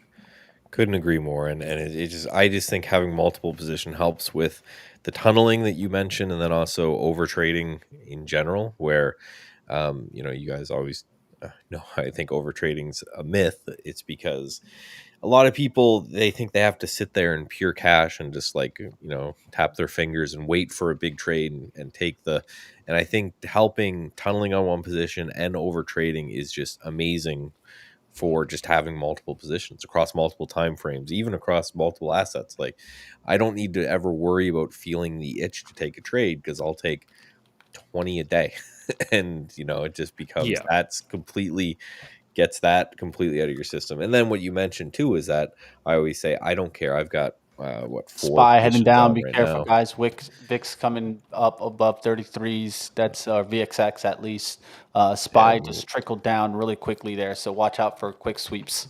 new lows. So that could be just bring this here. That could just be a bear flag at this point. So we got Yeah. to watch that. But yeah, the idea is that I have you're less attached to every trade because I've got 4 day trades on right now, and I've got like 7 swing trades on right now, and Yeah. 10 different investments, and right, and just by doing enough of that. And I'm experimenting now in the crypto world, building crypto systems. So just the more you do, the less you are attached to any individual one thing. It's kind of like if you think about it, if you were like a real estate property manager and you own one property, it's like you're going to be hyper focused on that property all the time, and Right. you know Right. eh, checking the prices of all the comps in the area like obsessively and like all this stuff that doesn't help you in any way, shape, or form. But as soon as you have like 10 properties kind of spread out, well, now your brain is just on more high level tasks, right? And just what do I do on any of these one things? So yeah, it ends up being I think again smaller but more, right? Smaller but more. Less Absolutely is agree with that. more. Very much so. John Guys, Ultra, less is more. I alerted chat, Pally and Wolf are the ones I'm working right now. Pally yesterday was pretty much the play of the day, so that's why I'm short here, pretty much off of the 160. They offeringed out yesterday, and somehow, they still got a run on them after that offering. But I didn't see any positive news there, but very light in volume today, so I like working the sleepy short here. Been kind of slowly sizing it against really the opens. The idea for me on this 5-day chart's cracking the trend as well. I'd like to see it head down towards 130, 120. And then Wolf, I'm trying WOLF. I like this chart. This is $23 ticker. You guys might be impressed. I'm trading but it was $1 a few days ago. So WOLF, this one, just trying to fade this on down to WOLF. That's cracking under. It's 24 level in the open. I'd like to see it stay heavy against 24, 25. Good morning, Trevor. Good morning, Tech. And I think we got somebody waiting in the wings, too. Here we go. What's up? How we doing? Just making sure I had everything set right. Hey, how we doing? What's up? Man, got that Tesla popcorn. It was fun, Hey, I can't blame you. I'm going for popcorn all around. I'm still in the space here of the minerals. Ooh. Right in the minerals, man. Oh, Josh BQ. Did that just halt up? I know that was a big play a few days ago. BQ. So they could be waking it up. That's the one that went from 2 to 18. Sleepy sideways is always something to keep on the radar, not something I'd short. That's the way I think about it all the time. I like the really volatile ones maybe for the short, right? Something that keeps popping 2, 3, 4, 5 days, 6, 7, 8, 9, 10 days up. Then those seem a little bit better. But one like this, it's gone up and then sideways for 2 or 3 days. One to watch for potential continuation. Why? Yeah. They can't break the support. And they don't break support, they usually test resistance at some point. Well, this is pretty big news for crypto, is the CME to offer 24/7 crypto and futures options trading in 2026. So it's happening all across the board. So now, dude, the call out on coin this week. What a rip, man. Come on, let's go. Coin's been a rip. Avery, put him outside right now. Avery, outside for him. Outside right now for Josh. Get him out of here.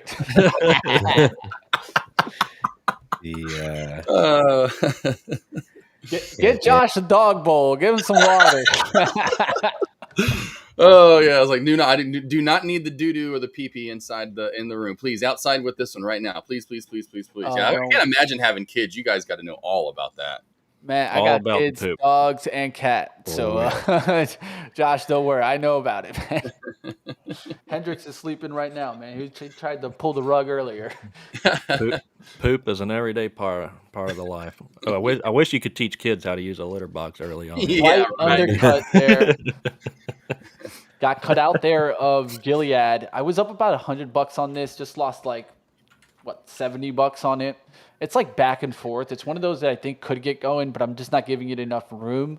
That this 110.50 really is acting as support, but it also could be the down move that we're seeing in the SPY, right? XLV not being able to kind of keep hold here of the VWAP. It's right on it, but could start to come down a little bit. Yeah, yep. Good alert, TAC. ONDS.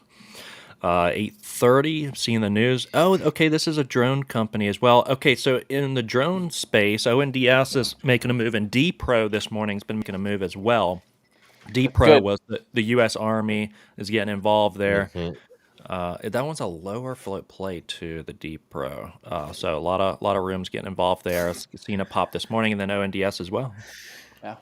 Joby right back down. We'll see what happens on those. Just to keep mentioning in the space, RCAT, UMAC, and they're looking decent, right? So we'll see how those continue to work. Microsoft just cut me out there and now it's starting to come right back up. So maybe I just sized in a little bit too early and now it's starting to come back. We'll see what happens. Yeah, that D-Pro multi-day run has been pretty nice. That was nice yesterday. Good bounce plays on it today. A little more volatile. So watching that myself, actually, that's kind of been an all-day watch for myself. Love it. I didn't even see ONDS. That was and yeah, BQ. I love what you're talking about, Money Mitch. Where you don't crack an ear, you kind of consolidate out to the right. Definitely got to watch for that. Yeah, watch for it. You got to. And this is why I like hourly charts on small stocks also, guys. Don't forget Halt it the up. hourly chart. Well, right. Yeah, I love zooming out, using those other time frames. Not Use just the 1 hour, know where those support is, look for it to undercut, create some psychological wash, and then all of a sudden you'll start to see that a little bit more often. It keeps you also on Oh, the we just sideline. opened up. BQ, we just opened up, guys. BQ, let's go. Up there to 1302 on the offer, just ticked above 13s. Be careful, trying to trap some traders there, probably on the 13. And boom, they spread it down to 1130s. Yeah, that you heard that right. From 1320s to 1140 on the spread.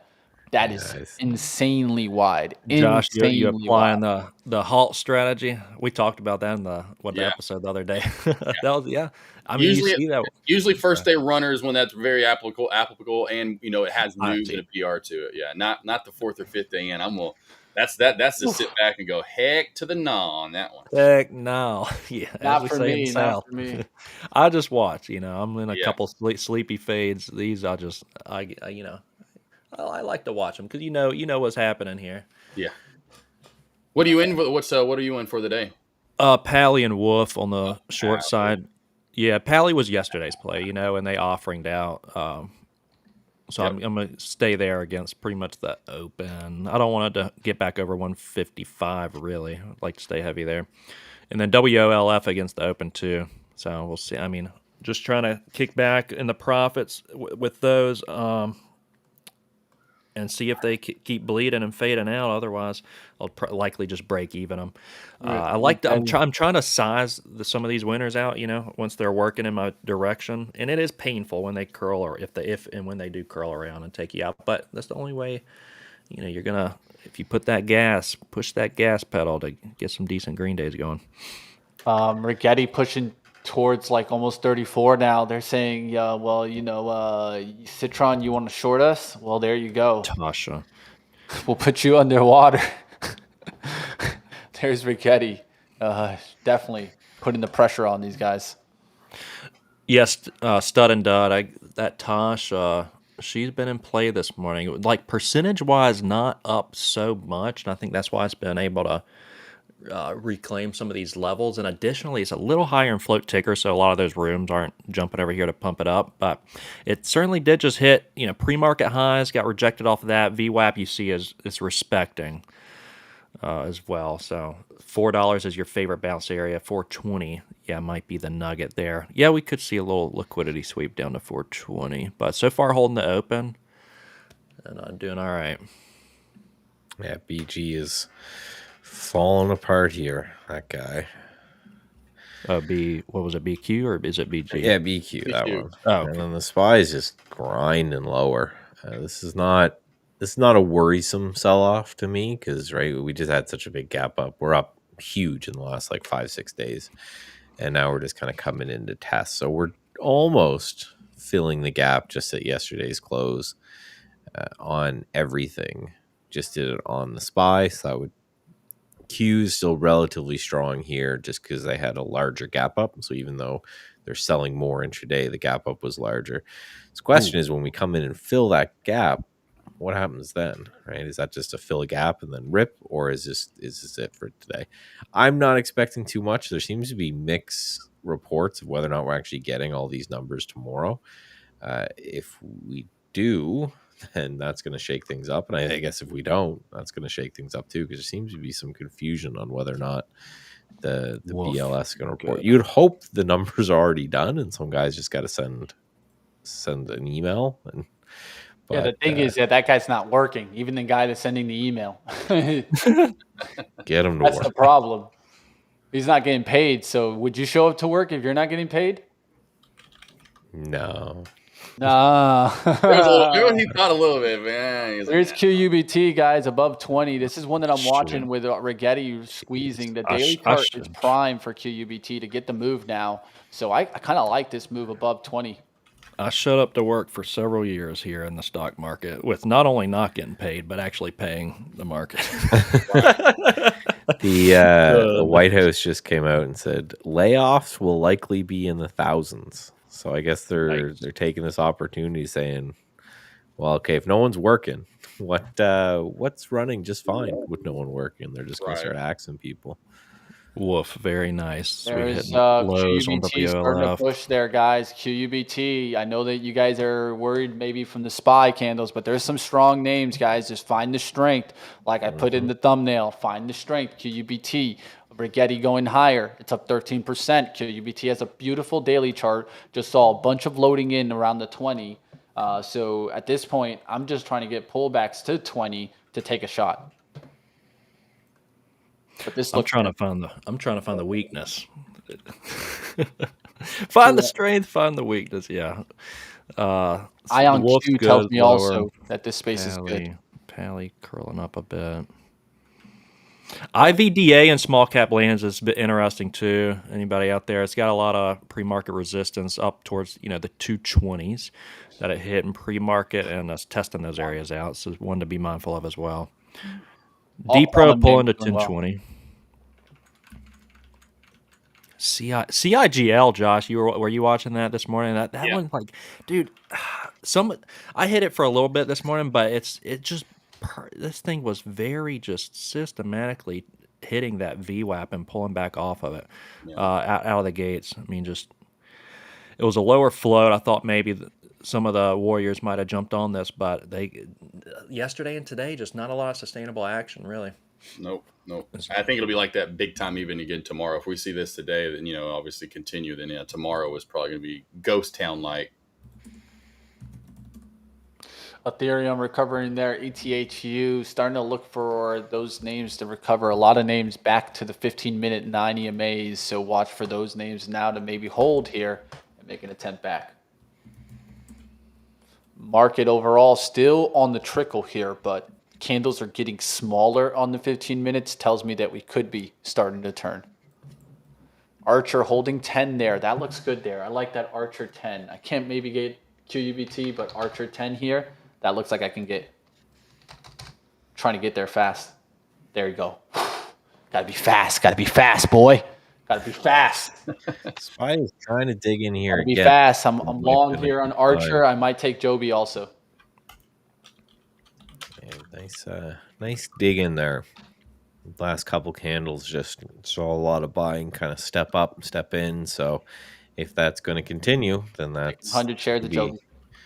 Could be nailing a low, and that's kind of what I'm looking for here with a lot of these trades I got on the go. Like my ABCL is working out to the short side. Not really much of anything is selling from my list, which is showing me that just this isn't an everything sell-off. It's just some names up, some names down. And BKKT stock pickers environment, you got to be quick.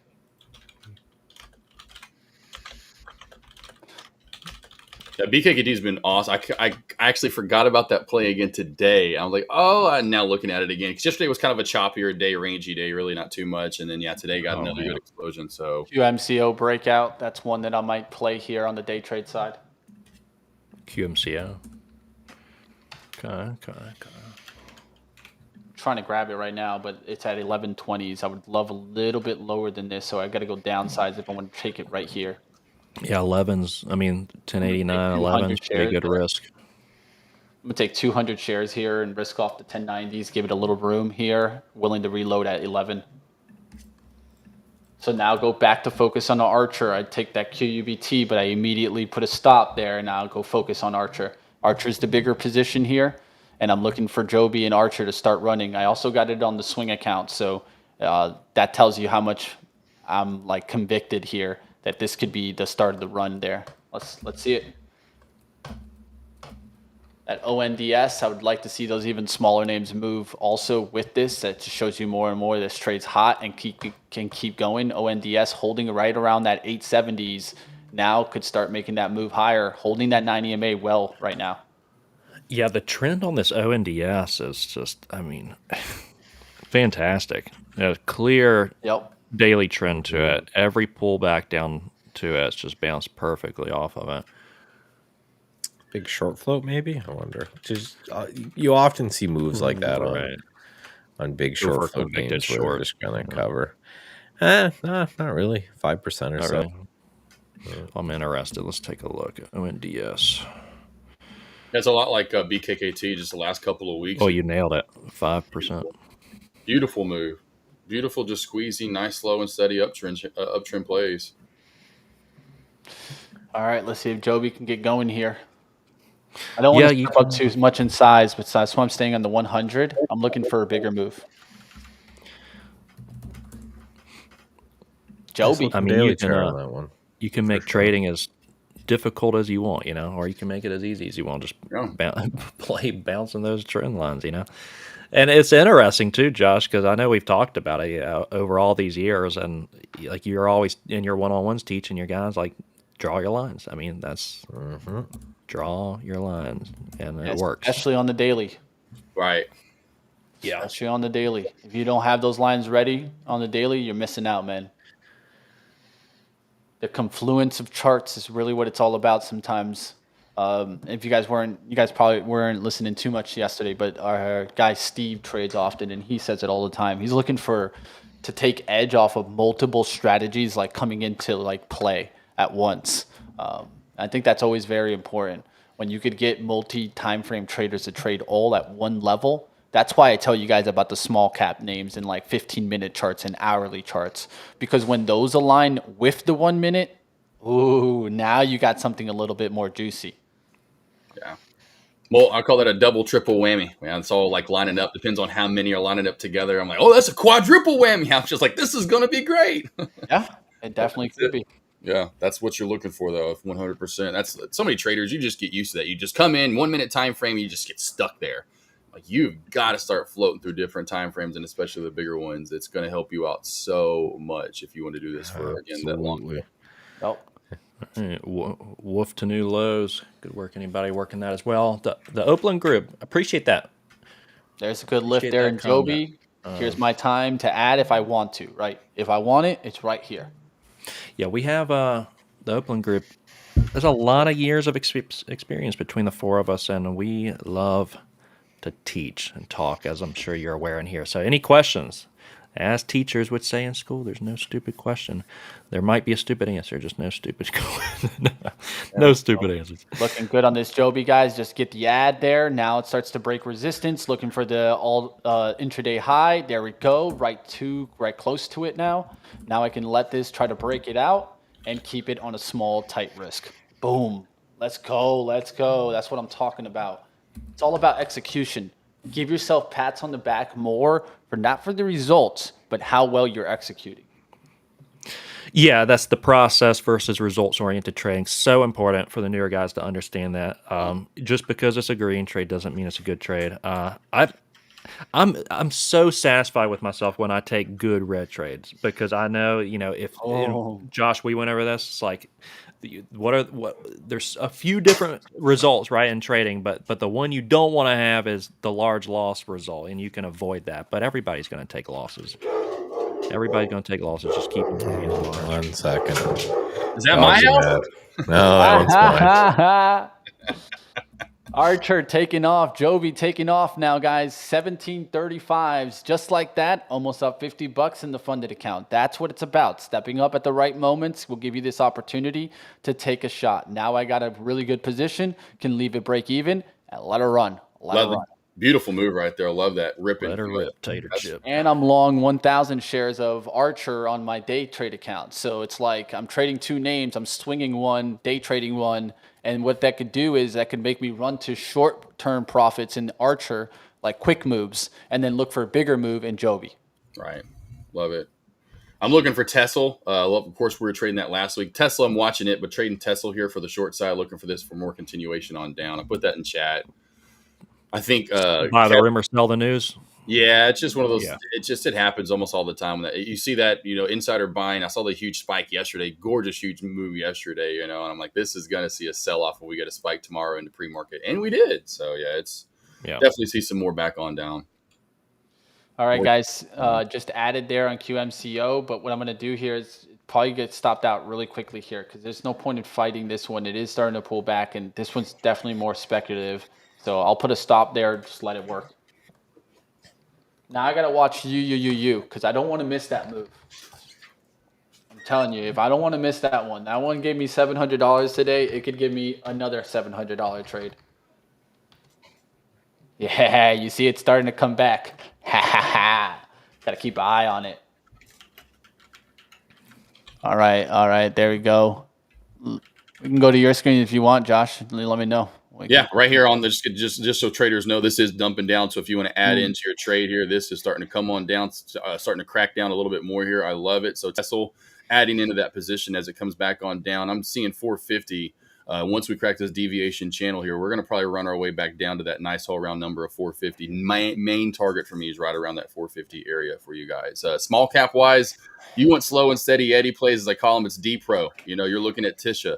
I like Tisha right around this 420 area. Magic 20, of course, for Kevin's always talking about that. Absolutely love that play. And that's what we're getting today. I mean, it's real slow and steady Eddies out there. ONDS, slow and steady D Pro. You're not getting anything volatile. So today, for you traders that don't want to or don't like volatile movement, today is your day to attack. Today is your day to trade. You will not get stopped out, most likely. You will have nice, slow, and steady moves that you can take advantage of. Today is the day to attack in small capville for you traders that do not want volatile movement, which we've had almost said this month. We're in a new month. It's been slow this month. Last month, September, was very volatile. This month, slowing down a little bit. Out there, Joby, pretty much break even, $1 or $2 on the downside there. It just pulled back really quickly there, and I don't want to stay in it, right? Like, it was one of those where if the market came back, if the SPY was back to 670s, I'd probably hold on here. The SPY's testing the lows. Got to be careful. Good work, Trevor. BNF. What was it? Sloppy seconds. Yeah. Yep. Perfect. Absolutely gorgeous against the 120s. Very clear risk. Good risk reward. Good job. Oh, Bennett. Sloppy Joe trade. I like it. Sloppy Joe. Sloppy Joe. My man got the hangover and the sloppy joes. We're set, guys. Those are usually good on a hangover day. It's 55 and raining. Kevin, the lunch lady trader over here. That's not a bad streamer name, actually. Next. Oh man. Get that lunch lady chicken and let's go. Let's go. Q's starting to come back there. Let's go, market. And we don't like all this bearish talk. We don't like all this bearish action. Let's go. Let's trade. The Qs versus the SPY, right? We said off the open, the Qs were relatively weak, but they have just been digging right in here and right near VWAP, nowhere near lows. Then you look at the SPY, it's just been this slow grind lower, and then even IWM, right? This slow grind lower. So the whole thing is flipped, right? Where Qs are now relatively strong to the overall market. So tech's holding in there. So grab your favorite tech type name and away you go. Yeah. Gotta find your favorites. Yeah, this is that day where it's interesting, right? Because there's very rare times I will tell you guys that I see a sea of blood and we're still going up. That's the interesting part. There's still names going up, but really I see a sea of blood out there in the sector outlook. If you look here on my top left from the open, every single sector is red from the open. Every single one. So that tells us more and more, there is a leak out there. There's some stocks that are just holding on. Be careful for whipsaws on those stocks that are holding on, right? So they could still look great, and all of a sudden they look like Biogen. Take a look at that chart today, where it's like, oh, this was looking amazing. It was starting to rip new highs, flag pattern. Now it's just breaking the low. So be careful out there. Yeah, very, very slow, chill day, which again makes sense with the move we had recently and what we're planning on doing tomorrow. If we're getting numbers tomorrow, it's going to be a pretty big deal. Let's find out. I asked the old AI. It's a jobs number, right? There is a few. There is, non-farm hourly earnings, non-farm payrolls, ISM services, PMI. It's why it was going to be such a big day, is that you're getting services, which is part of the inflation story, and you're getting jobs at the same time. So you're getting a lot of different numbers out there to kind of just show overall, and all of these numbers, the reason we care what these numbers in particular is because they're all Fed related. What's the inflation? What's the job? So people are looking at this and saying, okay, what's J-Pow going to do? And we're going to get a lot of that information tomorrow if we're getting them. And it's funny because the fact that none of us know for sure what's going to happen, that just tells you that there's probably a lot of people out there on Wall Street that have no idea whether or not numbers are going to come out. So that makes it, to me, even more of an interesting event if, time comes along at 8:30 and none of these numbers come out. Everyone's going to go, what's going on? And that, to me, could be an interesting event in and of itself, right? Even if we figure out the answer here, the fact that answer is so hard to figure out and it's just not being told readily, there could just be a whole bunch of traders sitting at their computers on Wall Street at 8:30 going, where's the number? And that could cause some action in and of itself. So right now, of course, we're talking about the BLS, right? And a lot of these numbers, right? And so they did say that as of October 1st, the website reads that updates to the site will start again when the federal government resumes operations. But there was a conversation in September 30th, an interview on Fox Business.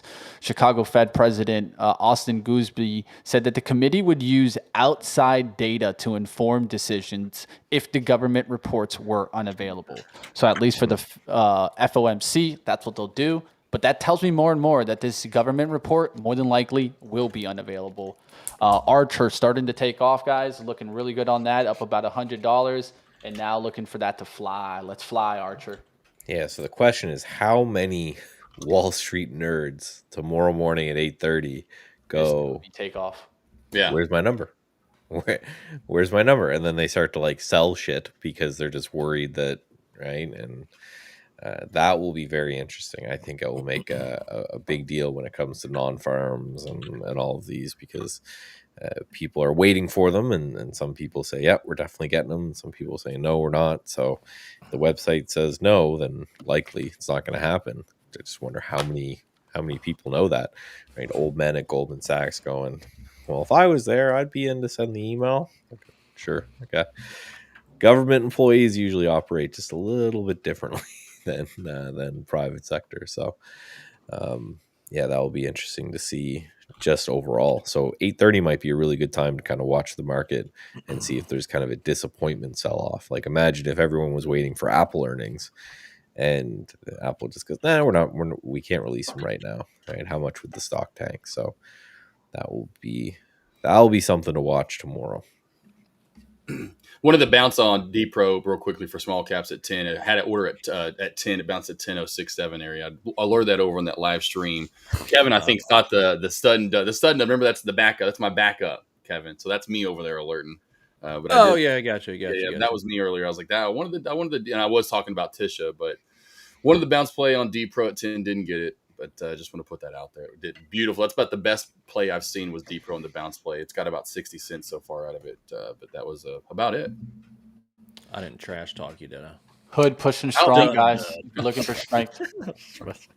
Man, what a bounce there, too, on D-Pro. Yeah, it was slow and steady right back down to that hole. We know that 10 if you know small caps, 1, 5, and 10, especially 10 is a real key number. When they get that close, though, you sometimes even think, you might want to have orders out at like 990 for the little liquidity sweep under. But yeah, good. Looking at QUBT back down to 1988 here. I can risk off the 1980s here. That's why I kind of like it. I know that the market's pulling back here, but at any turnaround on the SPY, and watch how buyers come back in, right?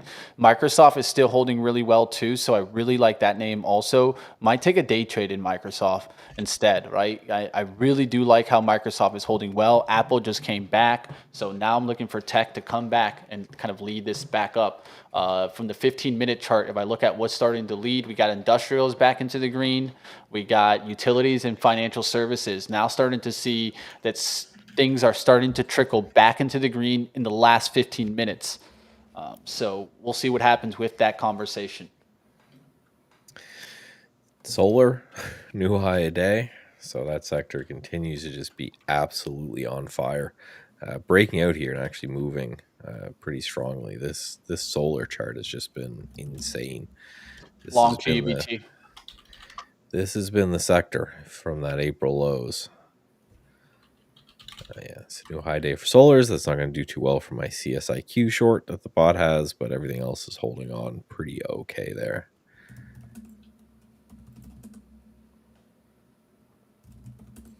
And speaking of, I always like catching up with that on Thursdays. How's the bot's been doing for you? It's been doing well. I had a couple days where I think literally every trade I had lost, but that was just the nature of it. And yeah, today, at least for now, everything is in the green very slightly. So it's been doing well. It's this really strong action, either up or down,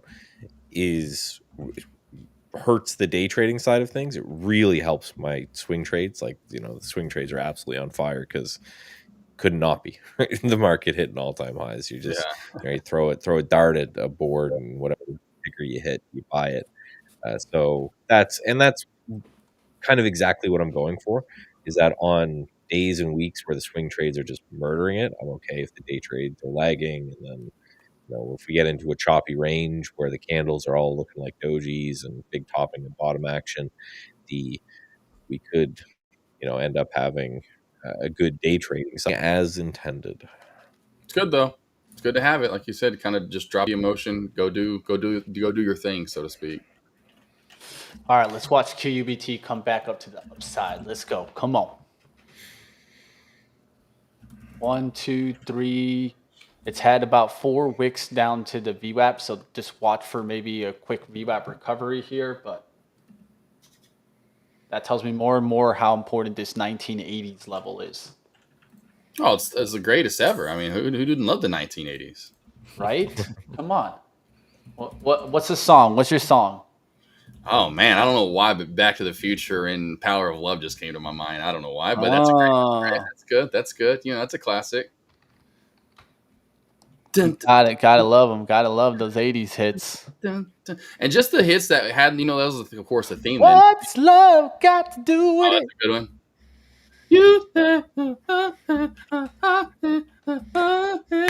There you go. Whoever a Fed Logan is talking a whole bunch. I don't know if we care about him or not. Logan, get out of here, Logan. We have to be very cautious about rate cuts, is what he's saying, which is not the words you want to say. Very cautious. Say we want to. All right, guys, I might get stopped in QUBT. That's because Archer's ripping to the moon here, and when I get one stock to rip and one stock's in the red, guess what I do? I go cut that red one, man. There's no point. There's no point in sticking in that. So I just put a stop right behind it now. It'll probably get me, but now up 200 on this Archer trade. Let's see this Archer trade take the frick off. Let's go. Archer and Joby. Remember, Joby stopped me out break even. As soon as it did that, it started riding up fast. So these break even trades, more and more, I got to cut them out. Got to cut them out. I got to keep it small risk. But the break-even trade is the one that gets you a lot. That's where the market maker comes back and says, thank you. Thank you. And he grabs your shares and he just brings it right back up. So sounds just like that too. Yeah, no, literally, he says it. I couldn't. The AI is like, woohoo! And it just takes your money away. More and more, guys, every single time I put the stop, I regret it. I'm telling you guys, if you're a subjective trader and you're putting stops, really start thinking about it, because I really don't think it's the best way to go about it. Continuing to sell here, new lows of the day, and breaking the post-market lows. Yeah, so we're getting we're starting to get into that declining area where you might want to take some profits if your trade's not working. So like even my swing trade, like on SGML, I'm about to just run to the profits, because at some point it gets to a point where it's like it needs to go here, and if it doesn't, we're going to get to the point where we break even out. So you got to determine, what are you willing to give up on the profits, right? So SGML, I'm up like 83, been up like 160 today, but this is a swing from yesterday, and it just doesn't seem like it wants to catch some love today. SPY right here, 667.50 ish. Is a 2-day view app, so we'll see what happens when we get there. That's the average price of today and yesterday. See what happens if we get to that zone. If we bounce from there, it just shows that people are just waiting for a little bit of a pullback. But with the way I look at this is as orderly of a pullback as it comes. There's no real aggressive down candles. There's nothing that the market's moving lower, right? And that's not ideal if you're long, but it's not that, oh no, we're really going crazy here. It's just a nice slow kind of calm pullback. And after you go to a 30-minute chart, after this many days up in a row, we have a 2.5% straight up, getting a nice little pullback. That's fine, right? That's normal. UMAX still hanging in there. So is RCAT right around 11. So I'm hanging in on these Joby and Archer. Yeah, very much. When I look at something and I see that the pullback is that orderly, that makes me really, really think about, okay, what do I want to buy, right? If it's an aggressive kind of down spike, I'm more kind of holding off. But as it's a nice kind of calm pullback, that makes me a little bit more interesting to potentially do some buying here. Look for some names that are holding up strong. Looking to see if Joby wants to go, but it might just stop. What you guys got out there, guys? How's the small caps doing out there? We got about 12 minutes left till we get the door, at least for us. So I would love to put on some more trades right now, but I I let the trades try to find me essentially these days. And, instead of me finding the trades, I don't do very well when I try to force trades or force your will in the market. Like, it's a very expensive thing to do, to try to prove to the market, or try to go 65 miles per hour when the speed limit's 35. We don't have that Kathy money. Exactly, that good old Kathy money. IVDA wasn't too bad here. 2 risk, kind of I alerted in chat against 220. I was a little far off of that. Felt 1-to-1 for me. Maybe started with a feeler. I didn't take it though. IVDA at 2 against the pre-market resistance. D-Pro, I know some of you are still looking here. It kind of gave that sloppy seconds, up towards 11. We'll see if it can hold 10, 20, 10 again. And then DFLI is actually getting my interest right now. It might be getting that magnet effect up towards the dollar. Here's the last couple weeks DFLI's energy play, 25 cents up to 90 cents. And $1 is very strong. $1.05 is the 200-day moving average. So this is a play I like to take on the short side. Euphoria up towards resistance levels. Likely going to hit this at $1 if DFLI gets there. Against probably scale it to 120. And outside of that, I'm not seeing. Tasha is still in play. This was FDA news. Tasha's still holding the VWAP. 450's kind of resistance there. Some may see a head and shoulders. Some may see a bullish uptrend. I don't know. See what you want here. We got a little bit of a neckline, though, down at around 430 in this VWAP. So it really needs to hold over that level in the open. Of course, opens around $4. Right now, still bullish on the chart. But volume's fading a little bit there. We'll see if today's the day for good old Tasha. Outside of that, kicking back again. I just have my short. I'm working on Pally. I don't want that back over 150. Pally want a cracker. Oh, Pally. Rocking and rolling here, guys. Let's make some money. Yeah, I've kind of moved over to BKKT, looking for a dip buyback on that. Really is one of my main plays, and I still like D-Pro, but those are the two I'm looking at: D-Pro and BKKT. And some others, it's just slower out there for small caps. I mean, like we've talked about, IVDA, if you're looking at that, DFLI, Pally, PALI, ONDS, D-Pro, TSHA, Tisha, whatever you want to call her. She got a couple of girl names. She goes by Tisha to some people and Tasha to other guys. IVDA. She got multiple.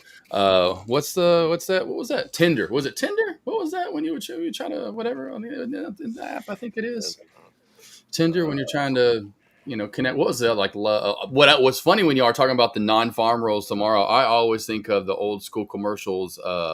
FarmersOnly.com. Now I don't know if you had those. Farmers Only. I know you remember those, Money Mitch. We're only farmers. Yeehaw. Yeah. Oh yeah, Kevin. I'm sure you remember those. Those were some good commercials. How about we come on over and milk my cow together? Yeah. Well, hey, Is she Tasha or is she Tisha? You know, it depends on which one you're talking to. Or Tony. Farmers out there. MRKL's a decent hangover today. This I'll take market, that. though. 90 down to 88. Hangovers and sloppy seconds, guys.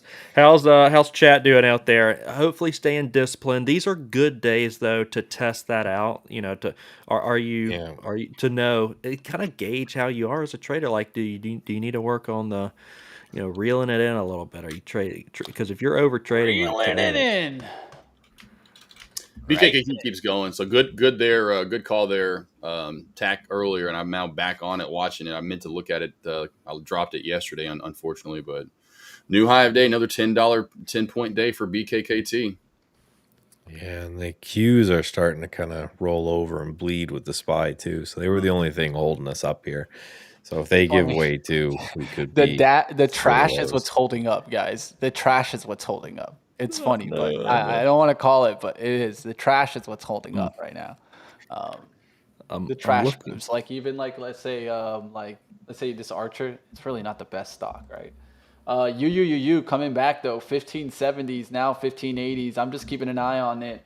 Really want to take that back through 16, but I want to keep an eye on it. This made me a lot of money earlier.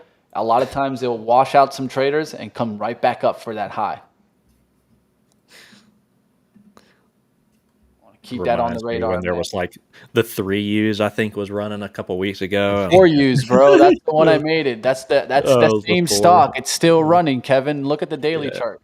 4Us. Yeah. However, the single U is not. So the more U's in your name, the stronger you are as a company. Honestly, I just spam U until I see the ticker come up. I feel like it's single A baseball. I think single A, triple A, quadruple. Not that there's quadruple. That's the way I think about it. Remember, we brought this stock up when it was breaking 10. It's 1580s and has been as high as 18 or 19. Yeah. Oh, I saw your LAC had a gap up. What was it yesterday? Another gap up. Yeah, finally the deal went through. The deal went through. So I think that could help SGML today. I'm holding on the 1 hour trend line, but if it doesn't hold that, you got to get the hell out of here. Yeah. All right, guys, 10:55. We got about 5 minutes left. That tells me to take it easy, but also tells me to look at some kind of trend reversal type of trades if you're looking for those.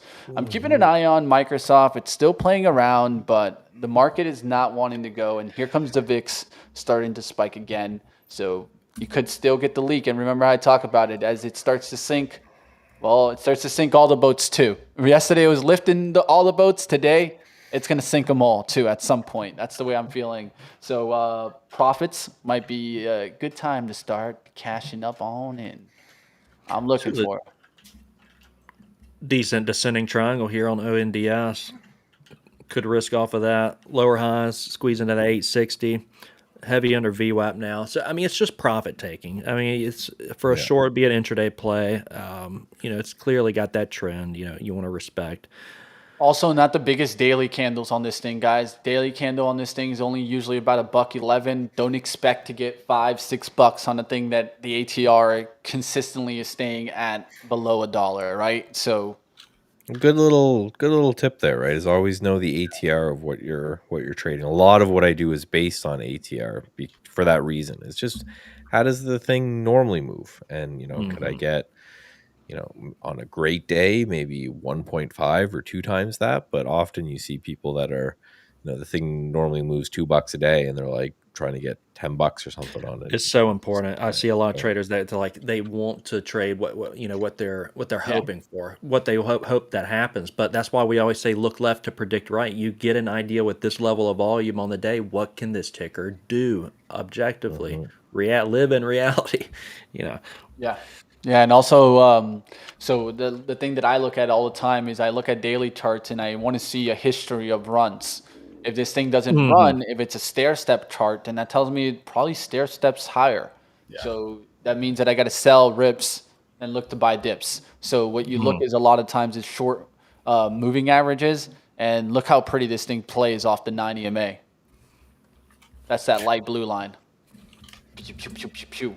Every time. Every time.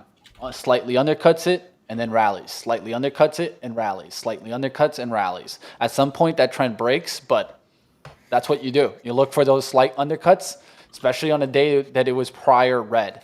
So like when you get these 2 days pullback, you're back at the 90 MA. You're looking at the low there. It goes to 7.18, recovers towards the $8. Once it recovers 8, you can take part, and that's a nice little rally back to $9.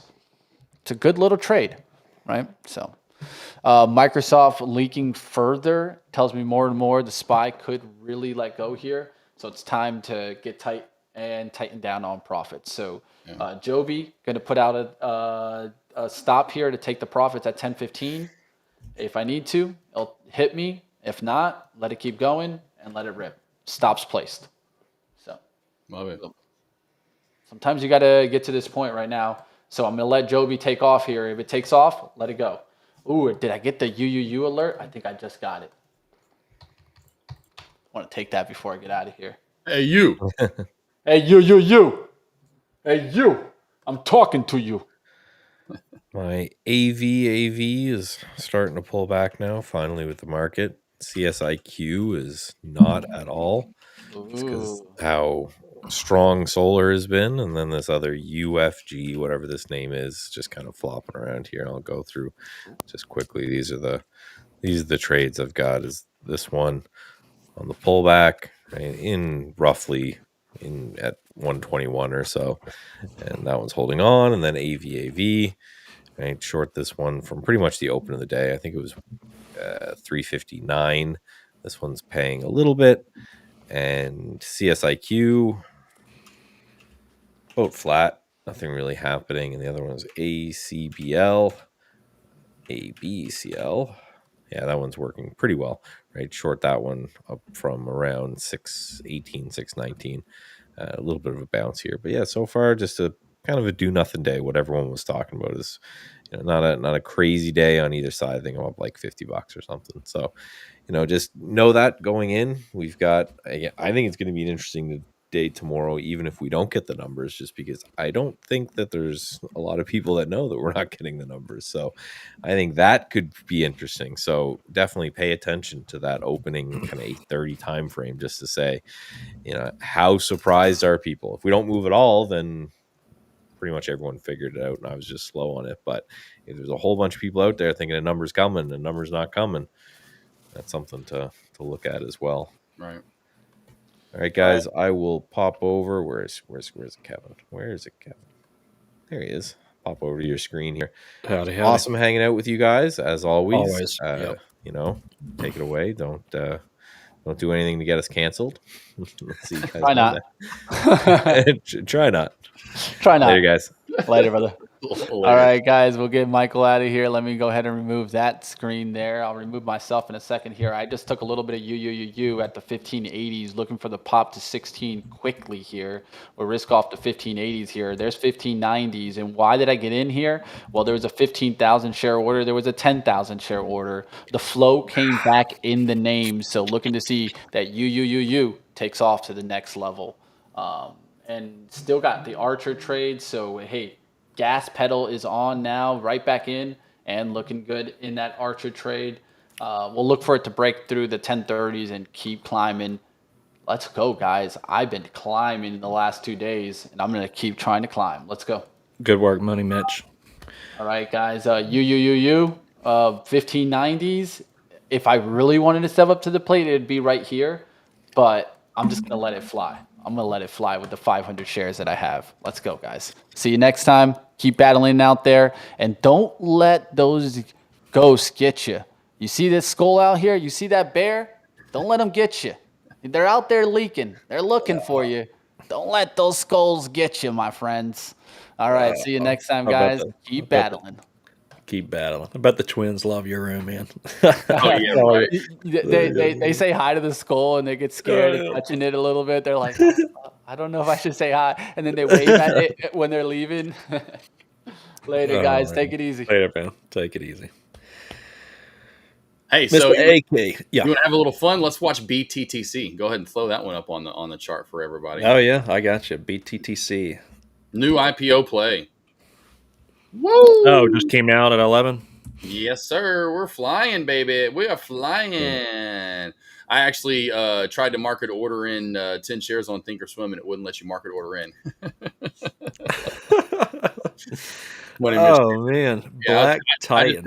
I tried to get in for fun. Yeah, I was like, you cannot market order in. Blah blah blah. It's an OTTC player, OTCB anyway. Yeah, so that is sketchy 101 right there. But hey, and I think on TTP, I don't think you can trade it anyway. So this is definitely going to limit some traders from wrecking their accounts today. But this is new IPO play from 5 to 20 in the matter of 1, 2, 3, 4, 5, 6 candles or so. So nice, good size move there. Here comes my target for Tesla. Of course, market bleeding on off like Michael was talking about. Q's kind of reversing on down with the SPY, so you're getting some movement down. ONDS was your other slow and steady runner there. I think Austin Trader in chat was in ONDS getting his target. And this has room down at least this 820 mark. Somewhere in here is where I feel ONDS is going to settle out. It might even bounce there at 810, but we know that Magic 20 is very key. So if you are in short, I know I saw Austin Trader in short on this one earlier. Take that down. Yeah.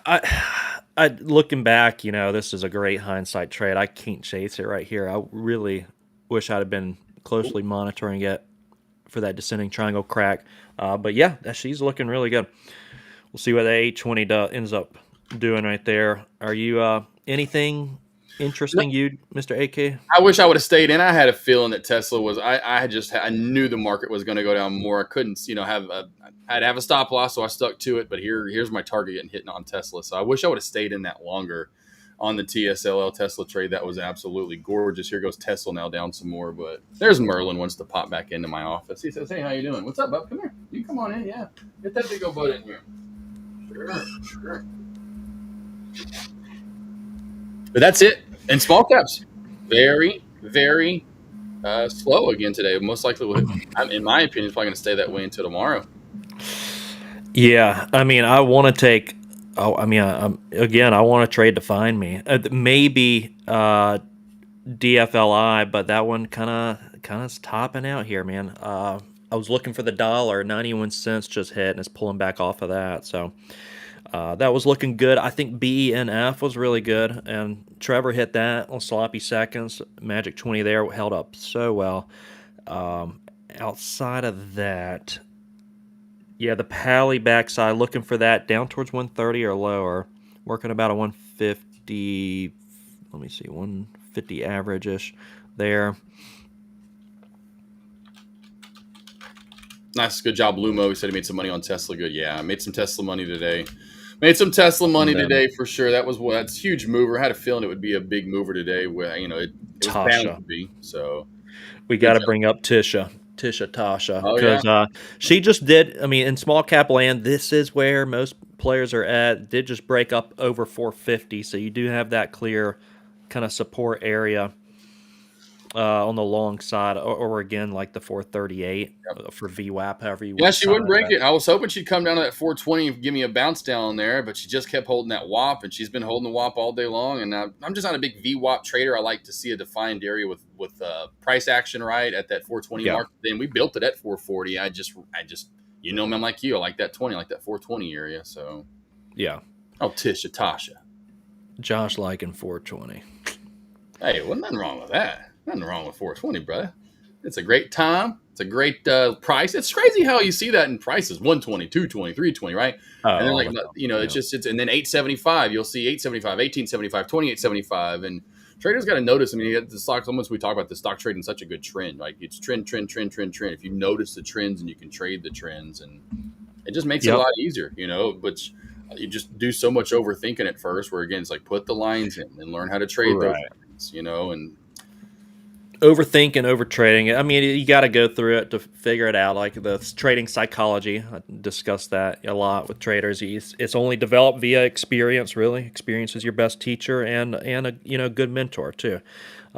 Multiple mentors just help define your edge and your trading psychology. It just takes time, like anything, to really develop that, to know, like, I've gone through so much pain, Josh, like over trading. I know not to do that right now. Like I know what I'm looking for, but I'm not gonna sit here and just keep smacking buttons.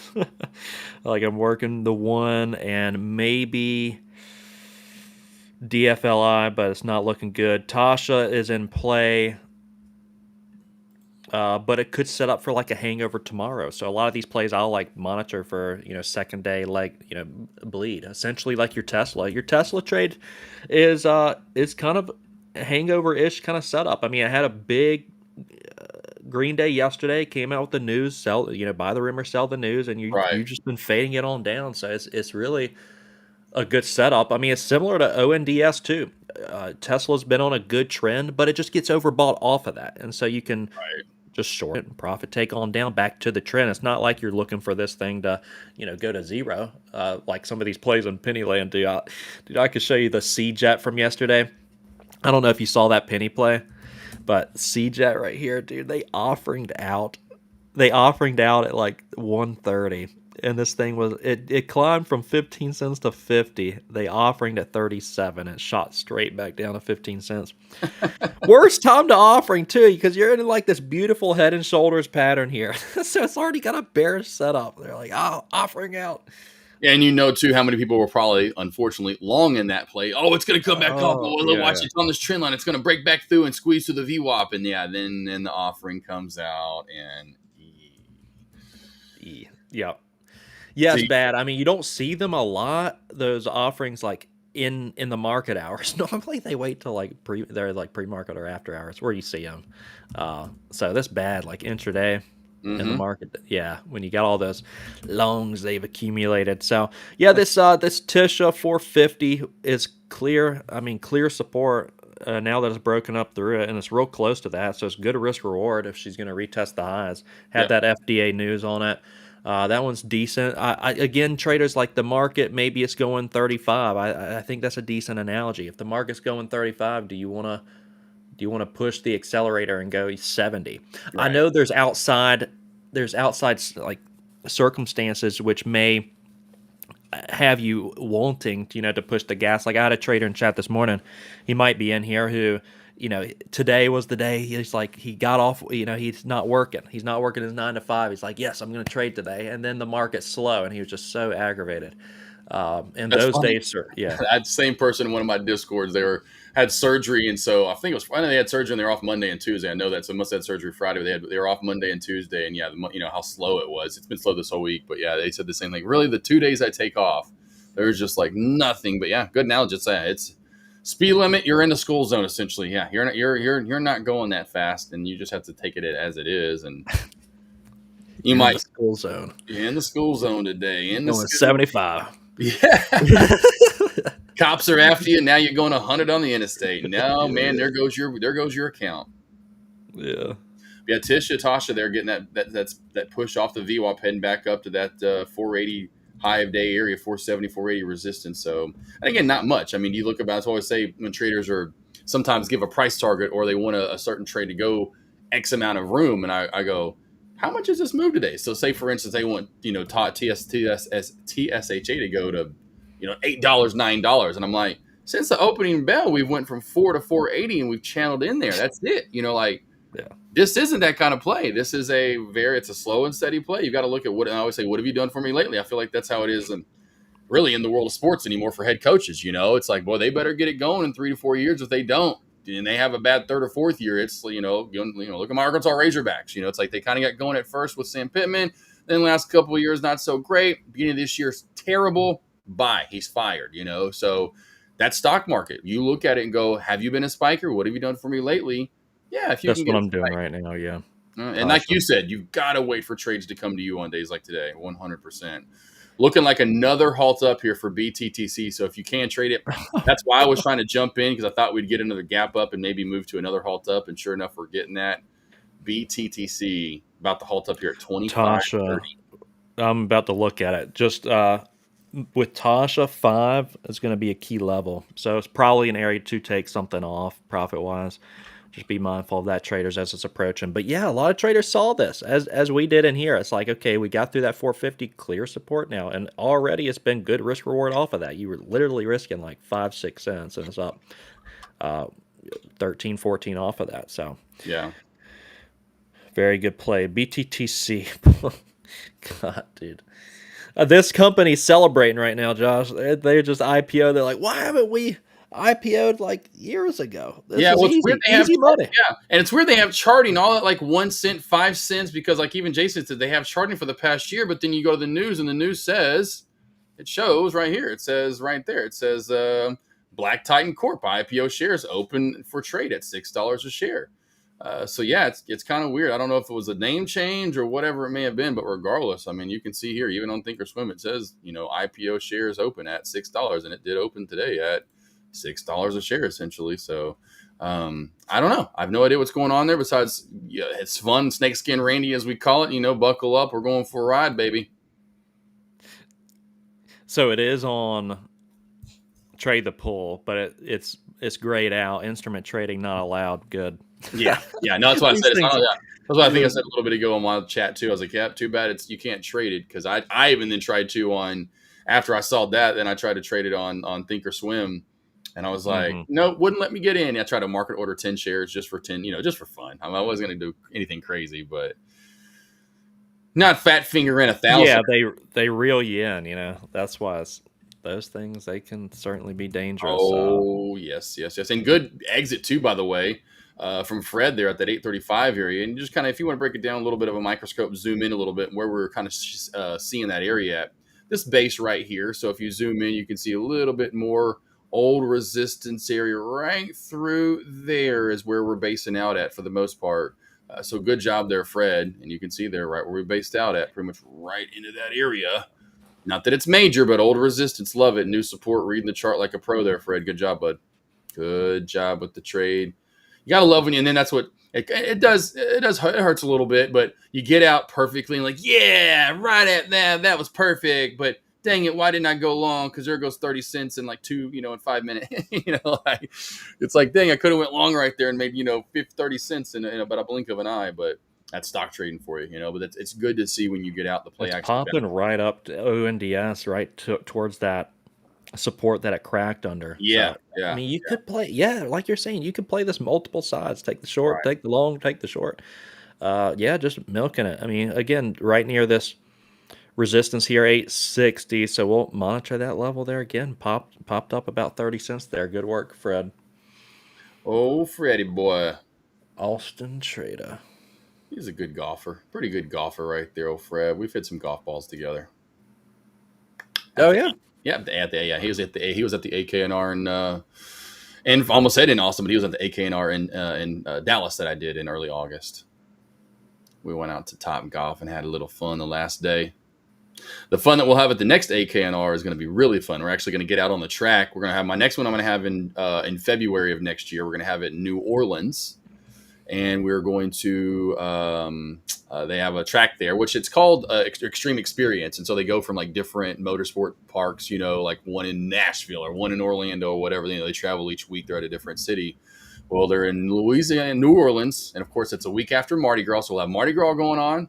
And then the fun that trip. Well, of course, we'll be going out to, to Bourbon Street and having some fun at the French Quarter District and getting some good Bourbon Street fun. And some good Creole food, Cajun food. But yeah, we're going to hit up the track. You can drive GT3, GT4 RS, Porsches, Lambo, Ferraris. Yeah, so it's going to be some fun. Besides learning, good. Of course, you got to get the knowledge in. And then we'll treat the trade while you're racing. Yeah, right. Yeah, let me show you to trade these volatile small cap plays. All right, let's go. All right, we got here. Now sell. All right, buy. Buy the dip. Short. And that's how you trade. And we get to finish the lap. And that's how you trade small caps. All right. For an extra $500, we can do another lap. Oh, man. I do like BKKT coming back on down here at this 42.50 mark, risking the VWAP. So we'll see if we come down. May bounce at 43.50. So I am watching BKKT. Popcorn news right here for BTTC. Just getting the newspaper out, magazine out, and watching it. Right off my target. Hate seeing that getting out of the play. Taking small profit, but still some with Tesla. And right down to dang 450 on the dot and right hit my target. You got to love it, but hate it. That's stock trading, though, for you. It gets to your target, but after it stops you out. And there you go. Happens to every trader. And gorgeous bounce play yet again. Here we go off that 830 mark here, still kind of coming up. So these are the 4 plays I'm watching right now. Got some back burner plays. Tasha over here. Spy watching it with some other plays. Watching for BQ here even. for a possible double top, maybe some sloppy seconds. Well, we're getting that in actually at a line that I had in here for whenever I had this line in. Oh, BQ. Is that what you're Yeah, saying? DQ. Oh, yeah, I saw the same thing. Yeah. So BQ it's was too low kind volume for me. I like it, but the volume today is just too light for me to want to go trade that. But I do like that setup. Yeah, that's the exact issue I have too with it. Which in which case I would just size real small on it Yeah, to accommodate that. you But got yeah, you got to. That's the thing where you go back with that sizing where traders at first, I feel like they need to just understand stocks, trade your same setup every single day, and then go 50 shares, 100 shares, 10 shares. But then down the line, when you start understanding these setups, like if I was trying to trade BTTC, I was just trying to go 10 shares, just trying to get a piece of the pie, but also knowing there's a lot of risk there. A slower, low volume play, same thing that we were just talking about. Okay, there's a good trade. I want to take it. I see a good setup, but the volume isn't there. Go smaller share size. So when there isn't just that, oh my gosh, gas pedal to the metal, I'm in love with this play. This is the exact thing I look for every single day. And like Mitch was saying earlier, and then I kind of chimed in with it's a double, triple whammy where you have 2 or 3 different charts that line up, whether it's the 5 minute, the day, the date, whatever. And then you have all these things that are lining up, and all the stars are lining, so to speak. Yeah, then you go heavier on those plays, and you have to understand sizing. It's super super big. And of course, when we do release our little mini series for small caps, you guys will get more information on that. I can't wait for that to get out, because that's definitely one of the topics we hit up big time is that sizing. Yeah. The editor's working on episode 4. Yeah, I sent that over to him. So we're good to go there. We rolling the call-in show today? Yes, sir. Oh, baby. Yeah, get your questions ready. Get your phones warmed up. Yeah, call-in show. Call me. Hey, I'll be the merger, my friend. I'll be the merger, and you'll be the surger. What's up? There's James. There's our boy James. ESPM climate since opening bell and spike now. Okay, we'll take a look at ESPM. That was that previous runner from ESP or EPSM. That's right. Oh, dang, that is spiking pretty good here. So we'll go over to Tesla. I'm going to leave this alone now. EPSM. I wonder if this is getting a little sympathy from BTCC, getting the ramp up that it's gotten. Of course, if you remember this a month ago, almost to the dot, this ran the same day this ran the same day that QMs ran. Yeah. Same day, kind of got sympathy from it and ran pretty nicely. Did run here just recently, if I'm not mistaken. Oh, it wasn't pre-market. It was yesterday in pre-market. Yeah, I'm seeing some 20 resistance. Dude, when that thing sells off, she gives everything back. Yeah. Wow. Yeah, she does. That's what we've missed the boat on this one. Talk about the tide rising. That tide will eventually go back down, and when she does, this boat will literally go right back down to the dirt it came from. Yeah, so I mean, this is a risky one. You'd have to size appropriately, and I would, for me, I'd probably slow scale it to like 20, and that'd be the hard stop for me. I mean, we saw it hit up and around those areas, maybe over underish, Right. 20. But yesterday, 23 down to 11. And I'm not seeing any news here, so maybe just they're trying to wake something up, and today certainly hasn't been really the day for it. Right. IVDA is a slow one, guys. I'll show you the chart there. It's just been paying out, but heavy under VWAP right now. IVDA on the slow side of things. DPRO still trying to hold 10. DFLI ended up 91 cents was the top, and that's why sometimes I like to start these with feelers. We've gone over that before, because sometimes you don't get that dollar. I mean, you get the selling pressure up towards that resistance, so sometimes it's not a bad idea just to start them if you are going to hit something like this with a couple thousand, maybe go, start it with like 500 and just slow scale it, having your risk in mind.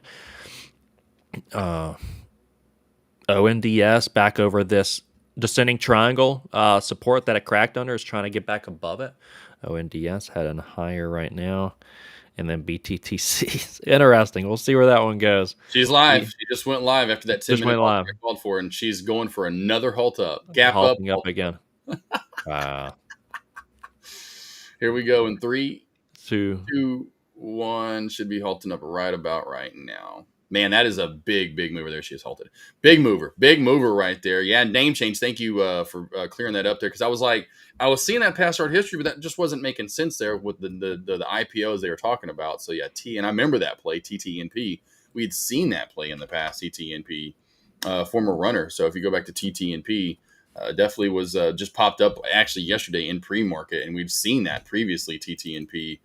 Former runner here and there. So yeah, definitely name change. Traders think it's for whatever reason, maybe even a new play. Yeah, it's like a bullish thing. Because you see with the way some traders trade them. I mean, they Right. change their names, and yeah, they just. What's funny, then it hurts on the opposite of things, going back to orbs and octo, right? Orbs. So, Ah, yeah. So you get, yeah. So it's like, what, and that hurts the play. So you have orbs, do what it did. Let's go back to the yearly right here. Orbs on this crazy move.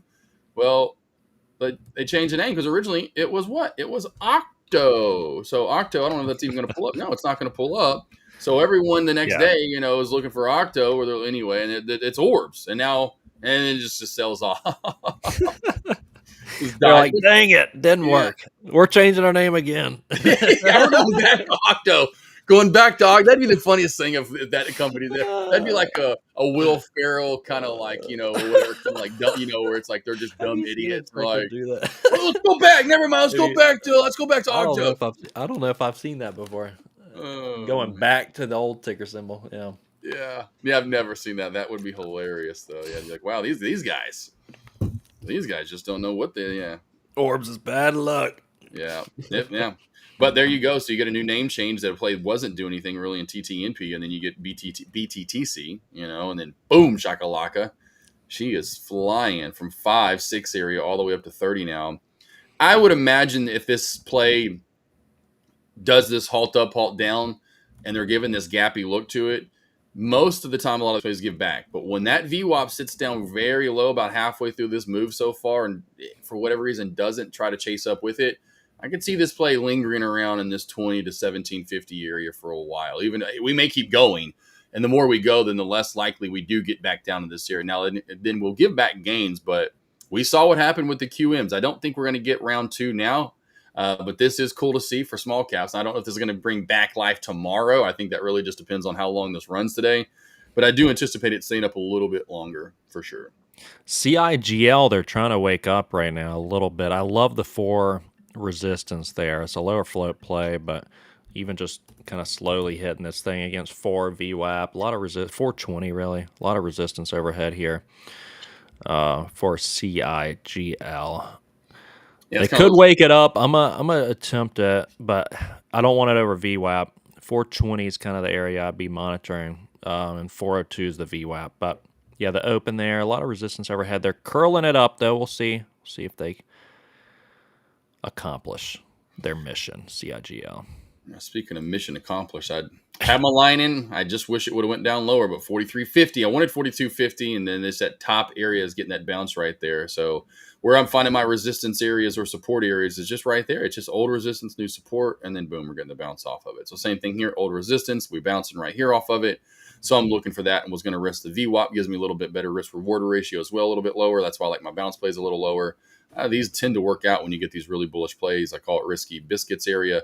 But traders come in, market order in, and just kind of sweep in ahead of time. Kind of back, like, Kevin was talking about getting in before $1. Now, a lot of the time you can't market in on those brokerages and short below $1, but you'll see that a lot is my point. Before it gets to an area that you want to get it to, traders will come in and liquidate it before it gets there, and then you don't get your price you want. And so it's just what it is. Kind of like earlier on DPRO.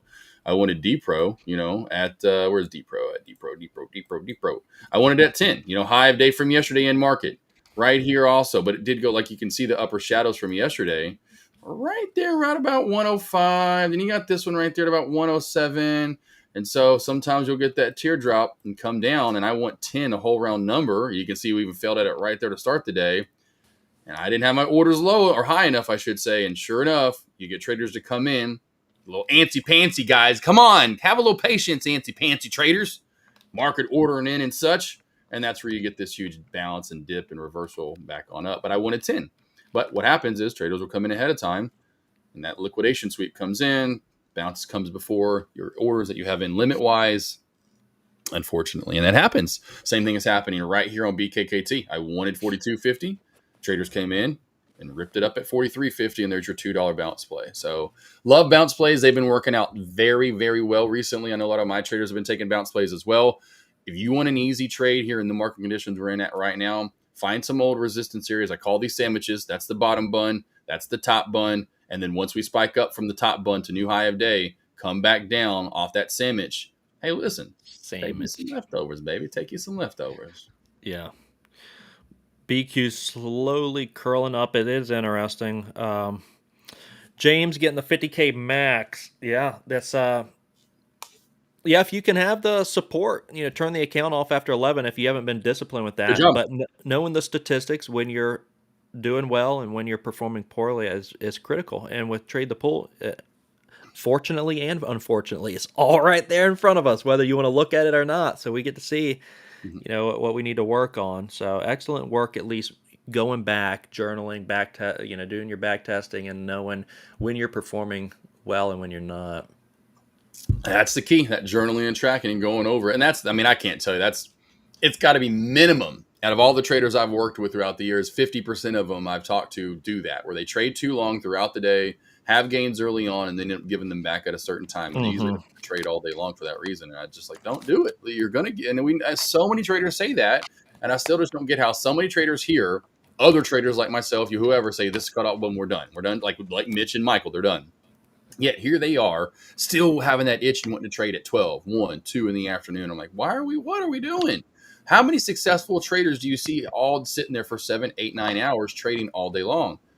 They don't, because they find their niche, they find their edge, they trade that time, and they're out. And that's what they want. Like we got this to begin with. You want to do this for an hour, 2, 3 at most, and then be able to go enjoy the day. You don't want to be here for 7, 8 hours. I know, and I get it. You love it. You got a passion for it. But every passion has to have a cutoff and a time to relax the body and the mind. Right. Yeah. No, I'm extremely passionate about trading, clearly, and I love being in trades and trading. But it's what happens is you take enough losses, like exactly what James is saying. You're taking losses, so you look at the data. And you know what the data's saying, and you either are disciplined to follow it or undisciplined, not to follow it. So, yeah, I would love to be working like 10 trades right now, but you got to follow the speed limit of the market. But yeah, what theme do you guys want to roll with today? It's gonna be a fun one. We're gonna get a few callers calling in. Let us know what theme you guys want to roll with, and what's been going on in your personal trading journeys, and we can touch on really anything.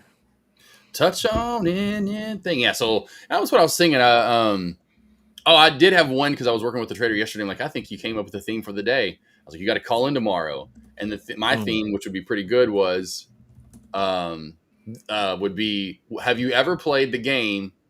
Not really, but it would be a good game show. All right, today's welcome to. I forgot how I worded it. My point being, it would be. That's gotta be the top. Welcome to another episode of That's Gotta Be the Top. On today's episode, we've got Kevin Avery. Kevin, how you doing? He hails from Virginia, or North Carolina. He's a big Dookie fan. That's right. Don't talk about the Tar Heels of this guy. All right, Kevin, here's the chart. A, B, C, D here, running up. Where's the resistance? What's going to be the top?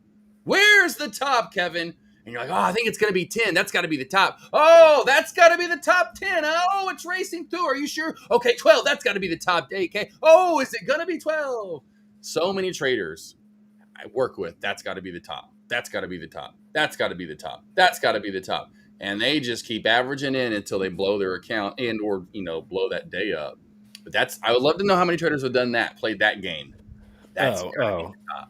Oh, yeah. Well, I'm right there. I've done that too many times in the past. Yeah, trying to time the top. It's okay to do that mentally, but if you keep pressing the buttons trying to time it, that's when it gets bad. It's like, oh man, I'm scaling. This is the top. That's the top. You just like That's when amateurs do that. You adjust in the risk parameters mid trade. You take. I mean, and we all can still mess up no matter how long we've been doing this. And that's all it really comes to is that you have a plan like we talked about. I think I think it was in the last lesson we just did yesterday was the whole risk reward, right? Where you have a plan, and then as soon as let's just say that you think 10 is going to be the top, like, it looks good, starting whatever, and then you're like, okay, 12, and now hold on, you just said 10. Is it 10 or is it 12? Which one is it? Here comes the first halt down for BTTC. There she goes, right into that 35, which typically, again, running in numbers. We'll see if this stays up, and if it does, Kevin, of course, we've talked about this, and I have a lesson over on YouTube, the 35 to 50 rule. And so a play like this, again, new IPO play, or even if you go back to TT or TTNP or whatever it was, previous runner, never been in this area. It had been a very long time since it had. When you start racing up 20 to 25, 25 you'll go to 30, 30 you'll go to 35, and you about touched it. Over 35, you will race usually majority of the time to 50. Now, am I going to trade this today? No, not even going to happen. Not now, for sure. But you did point that out the other day. That was interesting. See, you're like the halt master, huh? You really pay attention to these. Yeah, I haven't really noticed that too much. The 35 interesting. I loved it. Well, again, it helped me in 2020 because 2020 I was, of course, wanting to start streaming live, and so I started posting a bunch of videos. I was just like, I've got to get this down because if I'm going to stream live, I've always put I was in broadcast journalism talking about stocks or stock sports, whether it was TV or radio. So I know how to put a mic or whatever, a camera in front of me. Of course, you could tell I love to talk, but I didn't know how to talk stocks. I just didn't. And so I just started doing, and so every day I was doing that. I say every day, but a lot of days I was doing that and watching the market. Then finally did start streaming live on Fridays. Then you just add in literally truly what 2020 became with COVID and how many spikes we had. And then any PR didn't have to deal with COVID. It could be like I've showed you guys before. Like I can remember this GL, it's GL. I didn't remember that GLSI. And I've showed this off to you on the live stream, I think, if I'm not mistaken. This had to do with phase 3 breast cancer news. So this didn't have anything with COVID, but all the way in December. And here we are getting phase 3 positive results on breast cancer, gapping up from 5 all the way to 15, running to 158. Of course, then coming all the way back down to 58. But then you get these sloppy second big days, right? This was happening in 2020. So there were so many plays. I wish I would have wrote them all down. Some of them aren't even tickers anymore because, they were very sketch plays. We even talked about how Kodak got COVID PR, and then Kodak, KODK here, got a big spike from COVID PR, KODK here, and you can go back in time and look at Kodak. And you can see its crazy spike here back when it was still a ticker in 2020. And it had COVID news going from 2 to 60. So I'm not kidding you, and I'm not joking. If you hear anyone talk about 2021, of course, myself being included, when I talk about being the most chaotic, crazy, oh my gosh, what we saw that week of the QMs, we saw that every month, once a week, if not 2 weeks out of every month. I'm not kidding you. That happened once a week in 2020, if not, or once a month, if not twice a month. You would have weeks like that in 20. It was bonkers, man. And so you got used to it. And then I finally came up with that halt strategy about, I would say, July, August of 2020, the halt strategy is when I came up with it, noticing how much that was working. And then I got traders in on it to where it was working so well for one of the traders. She just kept looking for it. Her halt strategy win percentage into 2022 because of how much it was working was about 90%, which was crazy. So I love it. Yeah, having the discipline to mainly trade that. Yeah, right. Yeah, you got it so often, so you just because that's the thing. If you look at it, how much money you can profit from it if you work it correctly and just have patience and wait for it, you'll make like you've seen off 10 shares, you can make a lot of money. So. It's right. 100 shares, you're making a lot. I mean, so yeah, Jay Angelo, 2020 was, and of course that carried over in 2021 because right out of the gate, you get GameStop, AMC and the Reddit turds doing what they were doing. And so then 2021 just takes off and is another crazy year. And so, those 2 years back to back were definitely, to say the least, insane for small caps to mid caps. For sure. Even large caps got insane, obviously. Tesla, before the price split, was having $200-$300 days. I was actually talking about that early on my live stream this morning. If you remember that, I'm sure Jay Angelo, the end of the summer of 2020 where Tesla got up like $2,500, then does a price split, then does the same thing into 2021. You're just like, the market is going crazy. This is awesome.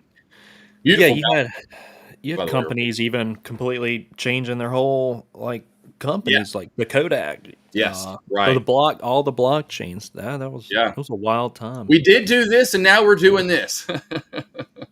Yeah.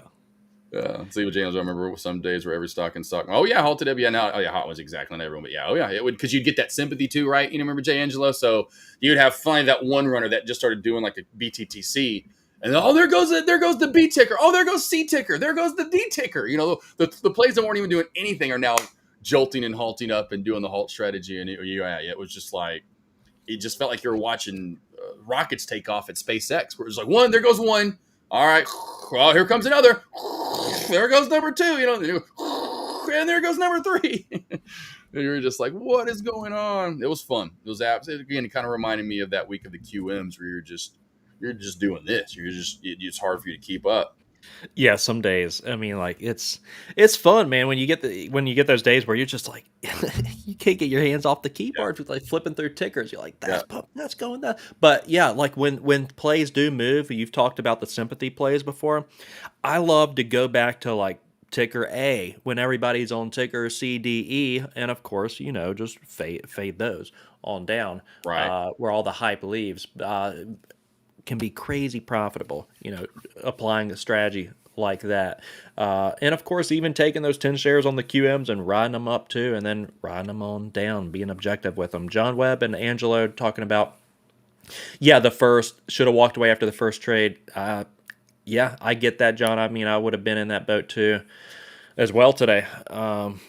It's been that kind of a day. And Angelo, it's like you're staying, traders, and I struggle with this, man. It's like on the red days, especially when you start red, I'd rather start red and do like a red to green move on the day versus when I go green to red. That's when I tend to get like tilty when I'm like I'm up good on the day and then I give it all back. Right. That's why it's not a bad idea to apply some rules on your account where okay, you hit a certain level on the day and then you start maybe sizing down a little bit to protect the capital, but you're still playing with house money at that point. But it certainly hit a certain level and then just not give it, because that's the fear I struggle with mainly, the fear of pretty much giving profits back. When I'm green on a trade, I want to take it off. It's like that analogy you use, Josh, where someone hands you $100 and it's like my natural inclination is take $100 versus is the trade calling for that 100, or is it calling like trading the chart? What does the chart say?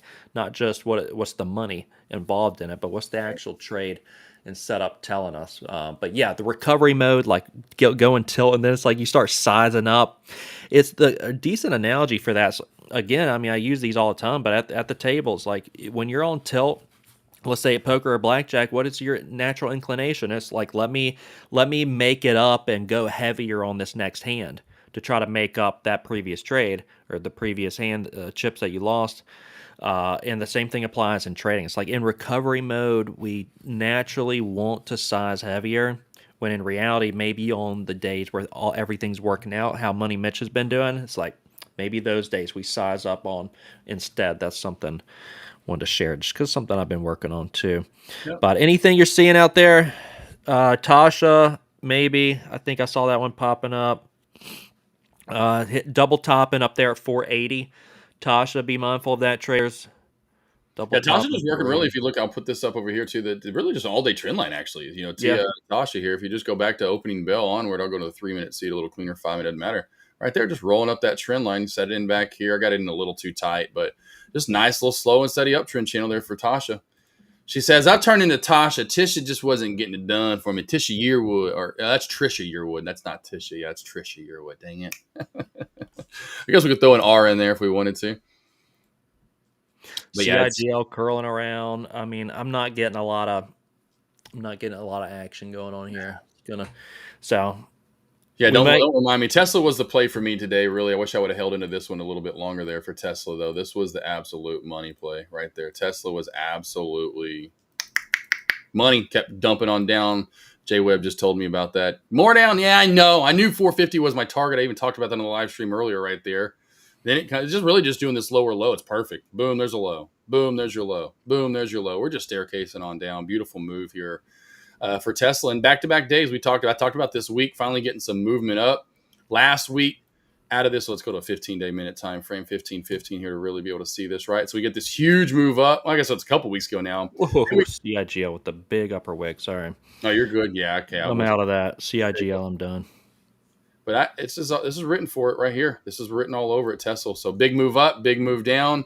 I still feel tomorrow could be honestly most likely a flat day for Tesla. Why? A lot of the time when you go up, come right back on down, kind of soak back to where you came from. I bet tomorrow just chops back around into this trend. So we literally broke out of the trend. I'm thinking, hey, we'll see 500 hopefully sometime soon and really get to rip and roaring all-time highs.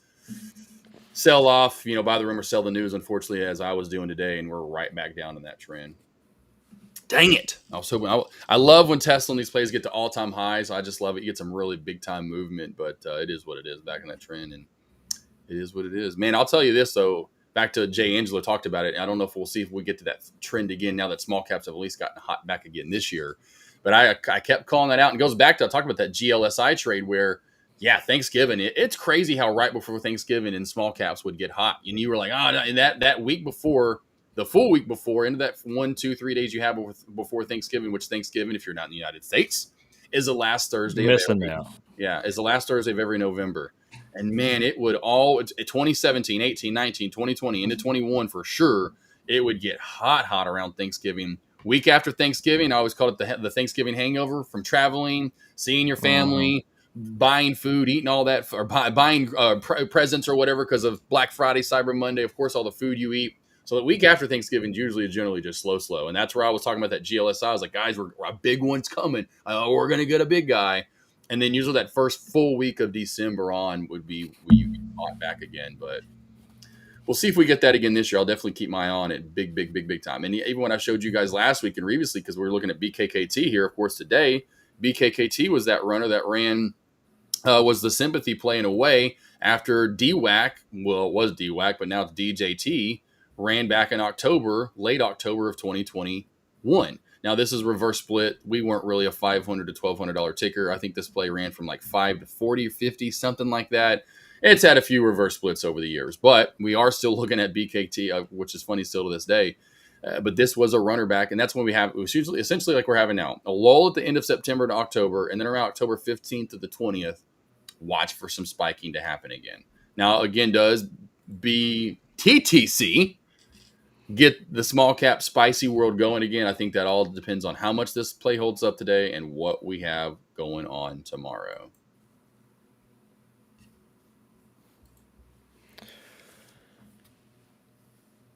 Jason didn't get filled on EPSM. Yeah, that one, that's only hard to get filled on that one. Yeah, Jason, definitely the spread. I know it's halted down now, or was it halted down? I think that was halted down possibly.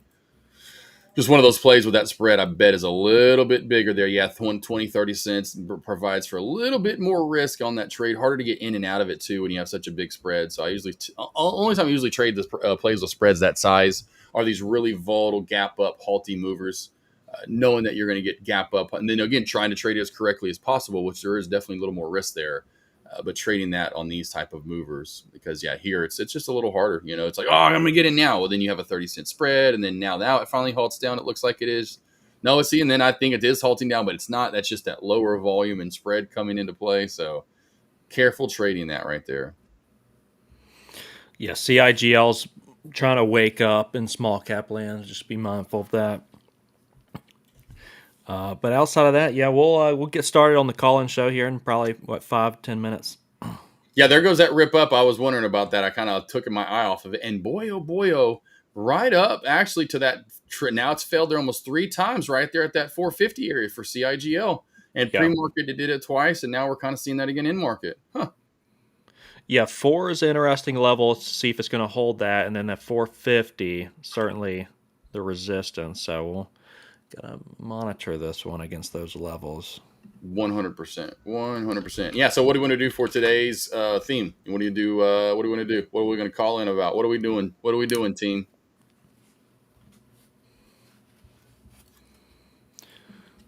What do you want to do, Kevin? What do you want to ask them? What should be the today's theme? Let's ask good old AI.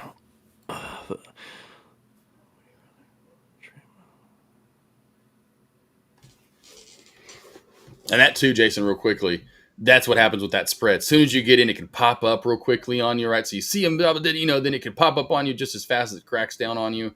That spread provides for that little bit more volatile movement there. So just pay attention to that when you are trading these tickers. There's a Chat GPT said a would you rather game is like, would you rather hold through a halt? Would you rather hold through earnings? That's kind of funny. That is actually pretty good. Yeah. That is actually pretty good. Would you rather hold through earnings or be holding in a halt?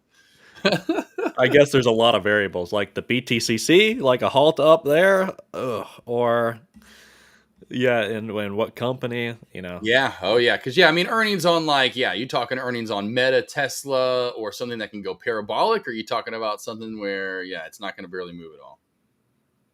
That's a good one, though, too, Jason. What's everyone's go-to strategy? That's another good one, too, as well. I like that. Yeah, I mean, that is a good one. That's a good one. Go-to strategy. Your A plus, it could be like, what's your A plus setup? I mean, some may still be discovering that, which is okay. But but what is your go-to A plus setup? And maybe that is involving not just.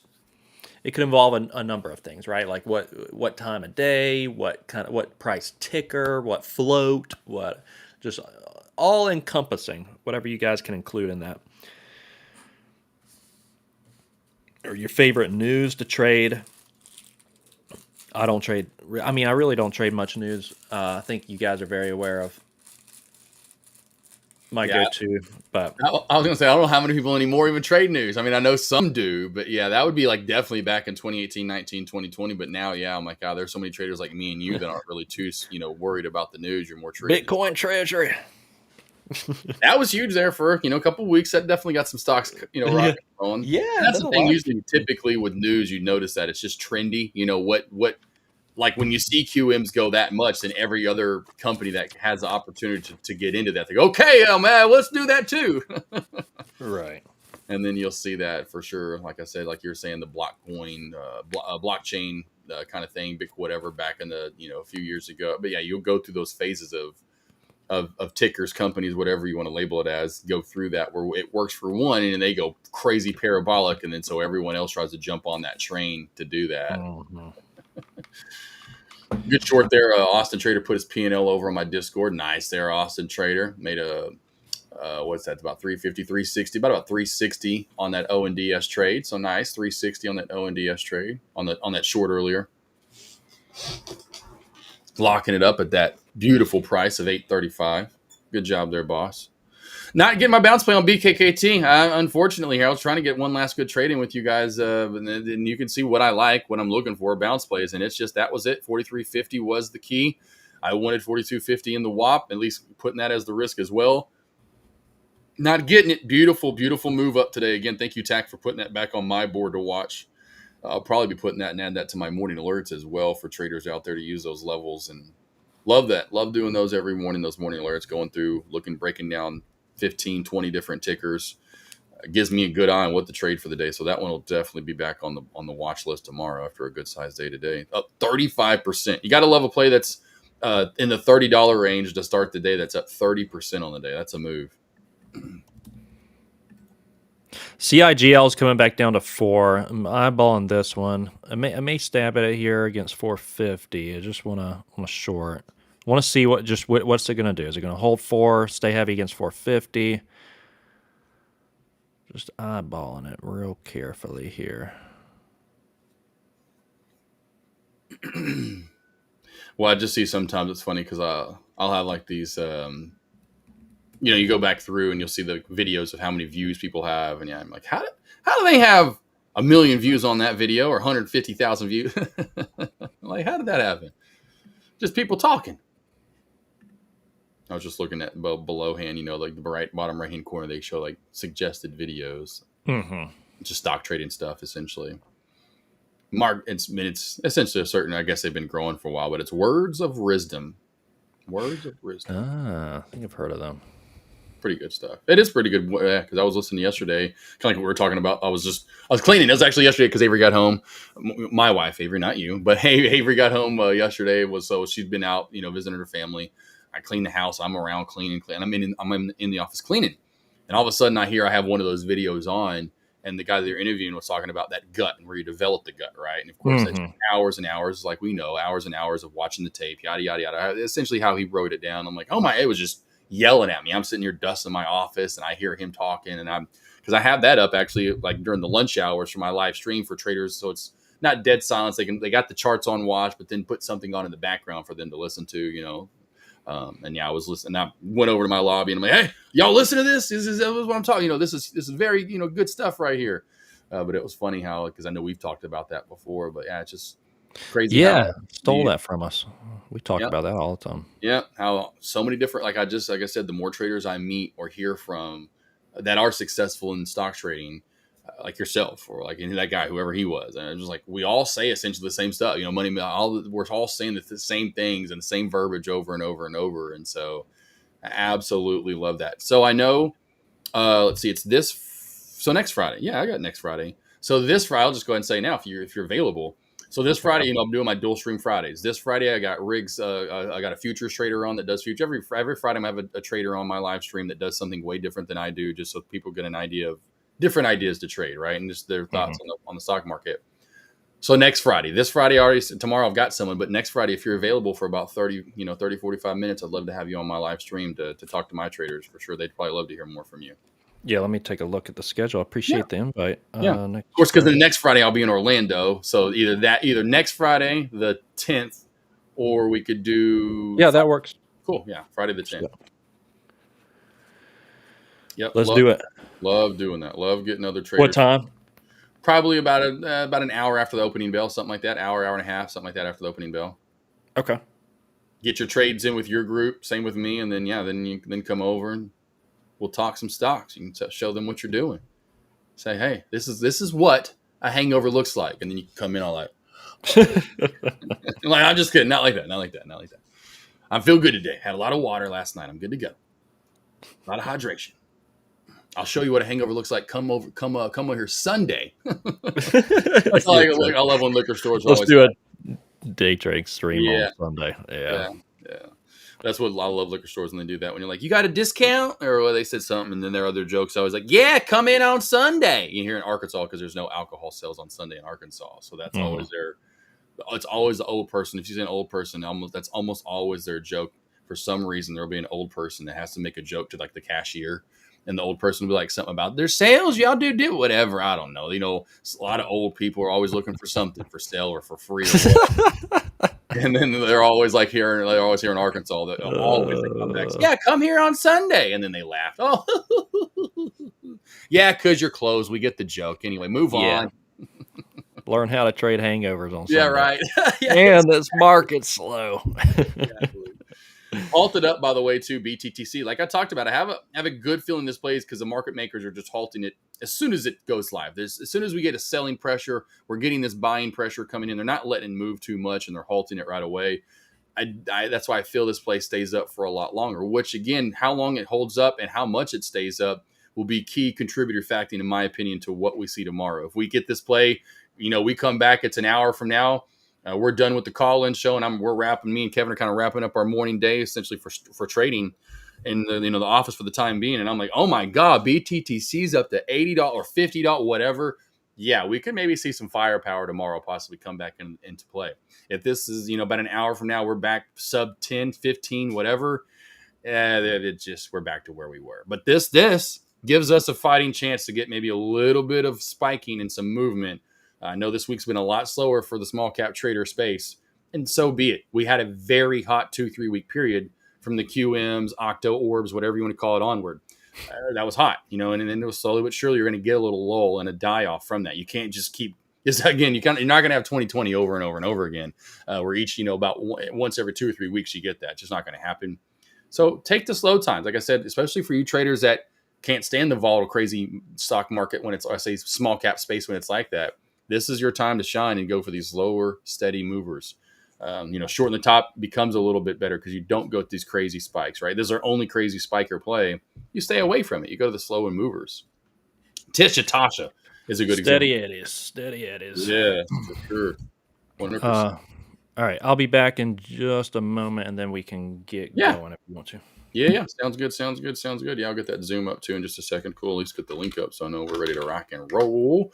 Again, team, we'll figure out the theme in just a minute, and then you guys get ready to call in. I'll send some feelers and text out.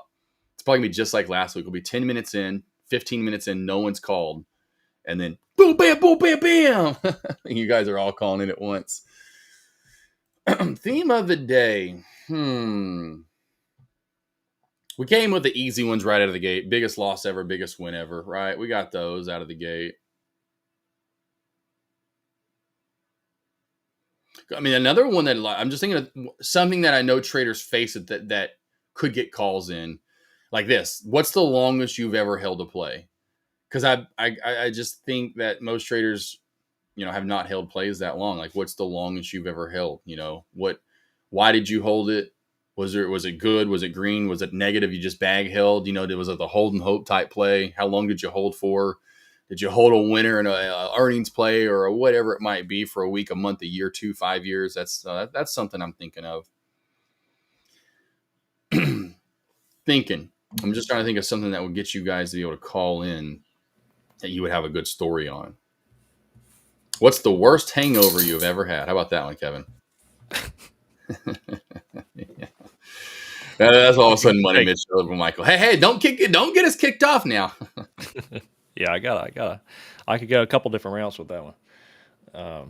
Mine are, I've never, luckily, I guess hanging, but yeah, never. It's just headaches or anything. Never, and no good. My stories are before the hangover. Mine would be, before that. No, any hangover stories are just nothing like the movie Hangover, where you wake up with the dang tiger in your bathroom and you got Mike Tyson coming to your front door and you're like, what did we do last night? Nothing like that. I don't have any of those kind of stories. Thank gosh. All right. Working. Yeah, I'm just still with Pally, man. That's it. So I'm good to go. Man, I'm like, today's one of those days that's frustrating because I really want, you wake up and you're like, I want to push it, but ain't happening. So all good. CIGL's one to watch over 4. And then, of course, D-Pro's climbed back up a little bit. Yep. Still watching my baby D-Pro. I think that's going to be even a possible, I say possible, probably will be for sure, good mover even into tomorrow. So D-Pro will definitely, for you traders that watch it or want to watch something that's not crazy volatile, can get great bounce plays, can get shorts at top as you saw today on D-Pro. That's one to keep your eye on tomorrow. Slow and steady mover, nice, easy, slow and steady eddies. That's definitely a good one. I like some D-Pro. For small caps. Mid cap, go to BKKT tomorrow. Like them. Loving those. Yeah, so let me know when you want to get the call-in studio set up, my friend, and then that's what are we thinking? I was saying, what's the longest you ever held? Because I was thinking the hold and hope strategy. I was thinking of traders may have good stories on that. Of course, I've got a story on the hold and hope. I've got 2 good. I got a double whammy on the longest I've ever held. Amazon being good, and then NAKD naked being bad. Okay. But that's just something I was thinking of. I'm just trying to think of something that sprinkle that in there with maybe your go-to A+ setup. Yeah, A+ setup. What's your A+ setup? And what's your A+ setup? What's the longest you ever held, and why did you hold? Why were you holding? Was it holding the bag? You got diamond hands, to the moon. What was it? Hey, El Cabell, I'm almost done. I got one more thing to do. Okay, Cabelli? I'm almost done. No. Don't get him riled up. I'll be done in just a minute. That's like my daughter right there. That Great Dane. She's like a human. She loves me and Avery. She just follows us everywhere. Has to get hugs and kisses every morning. We have some dogs that are just like, they're dogs. They're truly just dogs. Yeah. They just live in the dog life. And we got some dogs that we've just spoiled them too much. ONDS new high of day. All right, so ONDS new high of day. Not bad right there. I'll keep Siegel on watch. We'll get EPSM off the board for now, and I'm going to go back over to ONDS. Nice alert there, Jeff, over on my Discord. Beautiful, beautiful. Wow. And then you go back and look at that for Austin. Fred, look where you got out at. Look at the bounce play. Old resistance equals new support. And yes, you can trade under the VWAP team. It is okay. I always talk about that. I put that lesson out here recently too. Tiers levels above the VWAP. Or below, same thing. So if you're 1 or 2 levels above or below the VWAP, you're good to go for the short or good to go for the bounce. So this is just 1 tier below. You get the 2 and the definitely 3 tiers below. Yeah, I don't know if I'd be going long. 1 below, you're good to go. I got to get a T-shirt made now. 1 below, you're good to go. 5 below. Yeah, 1 below. I'm like, what does that even mean? I'm like, well, how about you trade some Yeah. stocks? Yeah, it opens the door for conversation. Right. And speaking of opening the door for conversation, I'll get the layer pulled up here. The scene, the Cool. call-in scene. Hey, it worked. First try. There we I go. like it. I actually am really liking that. 1 below, you're good to go. I got to get that made soon for sure. For sure. And then put my website on there, primetradinginvestments.com. Put my logo on there. Get the conversation started. And then maybe even put on the back of the T-shirt, ask me what that means. I mean, random people they'll just see the back of my T-shirt. Hey, man, what's that mean? I have right here. Let me show you. 1 And below, then you have you're a good bit. to go. You got And to I just start talking stocks. no. You got to print this like huge QR code on your shirt too. Scan here to find out. That is a good idea. And like when we go to Orlando, when you're around just hundreds of people, or like say if you went to Disney World, I mean, how many people do you think would take a picture of that for sure? I mean, like you're standing in line and someone behind you is like, what does this mean? Okay. I'm like, hey, I'm doing it. I may start a new company called QRTs. QRTs. Come on, Kevin. Let's get in. Let's get going, baby. Let's get it going. You're wearing T-shirts around with QR codes on the front or back, or it's on the sleeve, or I like people it. Taking pictures of you all day. Yeah. Dude, we should do that. We're for I'm karaoke telling night. you. Let's just a black shirt with a big QR code on it. Yes. It sends them straight to Trade the Pulls website. Yeah. Right. Yeah. Michael, you watching? What you think? Come on, Michael. Come on, cats. Come on. You know it. QRTs, Mike. You know this guy's got good ideas over here. QRTs, baby. Let's get the company going. Oh man. You can take 80% of the profit. All right. Split the other 20 between me and Kevin. We're good to go. We'll keep the 70-30 split going. Okay. All right. Yeah. That's fine. All right. 15 and 15 apiece. You heard it first. There we go. 70 for you and TTP. 30 between me and Kevin Avery over here. And those need to be the first shirts. AK-47 and KA-74. Those got to be the first ones. Yeah, AMD, nice, good move. The new high day. Thank you, Jay Webb. All right, so do it. Call it in, team. Let's get the. I'm gonna get the Zoom pulled up there. There's the number. Let me know when the Zoom's pulled up. I'll give you a call first. Zoom a doom doom. Let me get that logged in right now. Boom, Zoom. We log in. Love it. Call in show. Love this call in show.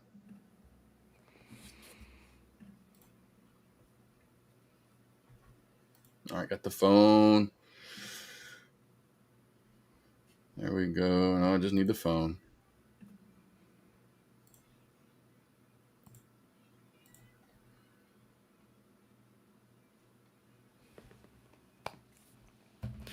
So yeah, traders, just call us in and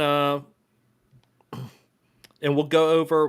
What's your A+ setup for your trading? What do you look for? I think this is going to encourage us all actually to really think. What is that A+ setup? Because maybe some of you out there are you're like, well, shoot, what is my setup? I'm in 5 trades right now, and I don't know why. It's gonna stimulate some thinking, right? It's gonna get us thinking about what are we trading and why are we trading it.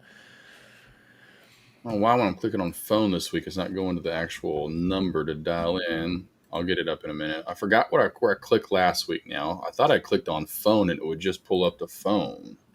And then share it as a layer, on the on EV Mux. Yeah, I was going to do screen share. I'm going to stop sharing this real quickly, actually. Boom. CIGL pulling in a little bit off of the 450s. There it is, phone web app. There it is. Got it. Now I figured it out. Now I'll remember that now. Cool. Now I remember. Yeah, you can call in now. Okay.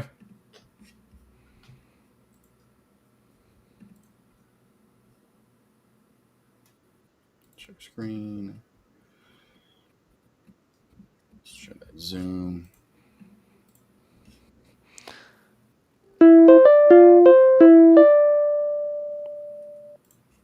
Gotcha. Should be good to go now. Cool. And I'm sharing my screen too, by the way. Should be good to go. All right, team, call it in. There we go. Got it rocking and rolling. 252-304-9944, extension 802. Again, that's 252-304-9944. Give us a call with that extension 802 here. Tell us your A-plus setup. What do you trade? Why do you trade it? What gives you the edge? Where's your edge at? Or what's the longest you ever held a ticker before? Was it Holden Hope? Was it a great earnings call? You got in on Amazon, NVDA, Tesla, and you held it for a good run? Was it a swing play on a small cap? So longest you ever held, why did you hold it? Was it profitable, or was it just a nasty loss? Because I've got both sides of that. And, of course, we can then share our go-to strategy, which it seems like your go-to, where you have the edge and your confidence levels through the roof, is that hangover, right? All right, here we go. Merging calls. Here we go. First caller in. Let's merge them together here. Boom. Got a conference call. All right. Can you hear us? Good to go. Who's on the line?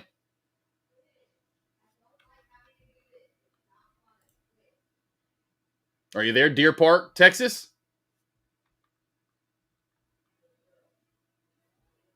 Deer Park. May have lost him. I merged the calls, just making sure. Don't have a hold going on, so I'll do that for fun. I'll just make sure that we're good to go. Has left the call. So maybe we did lose him. Maybe we did lose him. Deer Park, call back in. It should be okay. Everything's good. Merge the call. Yeah, give us a call back. Give us a call back. Let us go. Let us know. Man, we're going to try out Google Meet, I believe. Mitch is going to look into it a little bit too on Monday. We're going to try Google Meet as well. But yeah, it's so my go-to A+ setup hangovers. I got a video on my YouTube channel that really dives into that. If you guys want to check it out, it's in the comments it's in the description of all my videos, because it's that important to me. I want to make sure everybody's aware of those. And they usually, there's usually a few every single day, and that's a decent high conviction setup for me. They're previous runners, so these tickers just lose their luster, if you will. And I like to bleed them on down following days. I find a higher edge there versus like day one runners, where maybe they give it back, maybe they keep going. It's like, I'm not predicting. I just react to what the ticker does. And if the next morning I wake up and you got all these tickers that are overbought with lack of volume that day, it's a key indicator for me. I do want to see these tickers not have much volume in on them like the following days, because I want momentum to die and shift elsewhere. Right. Yep. I like to fade those on down. Yeah, that's pretty much the idea for me. But we want to hear your A+ setup, traders. So give us a call. Once we get a call coming through, we'll discuss it. But outside of that, yeah, Josh, what is yours? I mean, I know you got a lot. You just kind of trade the market. I know. Let me know if I'm saying this right. But if the market's looking bearish, you'll short. If it's looking strong, I mean, you're that chameleon with the market. But what's your go-to? Yeah, no, that's it, man. Yeah, that's definitely me for the most part. Just figuring out what today is going to hold for me, whether it's going to be a good bounce play or we're taking the breakout, and doing some type of halt strategy if that, is available. There for a while, it was really, really successful. We're trend, like I said, trend crack. I called them a shelf crack, essentially a consolidation area that would crack. But again, that's it. Yeah, it's finding my edge on what works that day. Not every trader is going to be that way. At first, it was bounce plays, like really recently, and you can tell that's where my edge has really been at and really successful. So I just look at that every single day. Old resistance areas becoming new support, finding really strong consolidation areas, finding that demand zone where you can see there's a big liquidation area for buying power essentially to come in. That's what I love. That day in, day out is usually going to be there. And then on top of that, if I want to find something day in, day out that I know I can trust, it's probably bounce plays, honestly.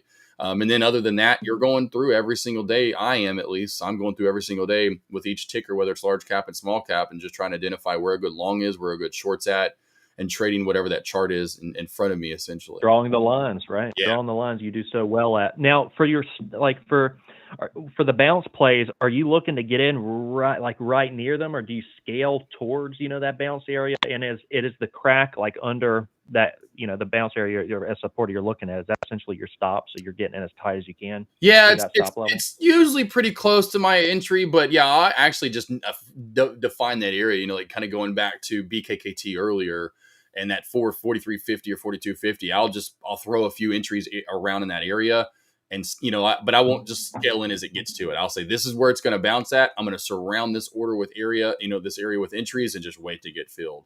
And a lot of traders have had that asked before in the past, where they get the whole, what if aren't you scared it's going to knife through it? I'm like, well, no. I mean, generally speaking, I'm not trading plays that are very volatile when I'm going for bounce plays. I'm not going for BK or BTTC when I'm going for bounce plays. It's a nice slow and steady Eddie type plays like we saw earlier with D-Pro, so it's not going to be that crazy or volatile.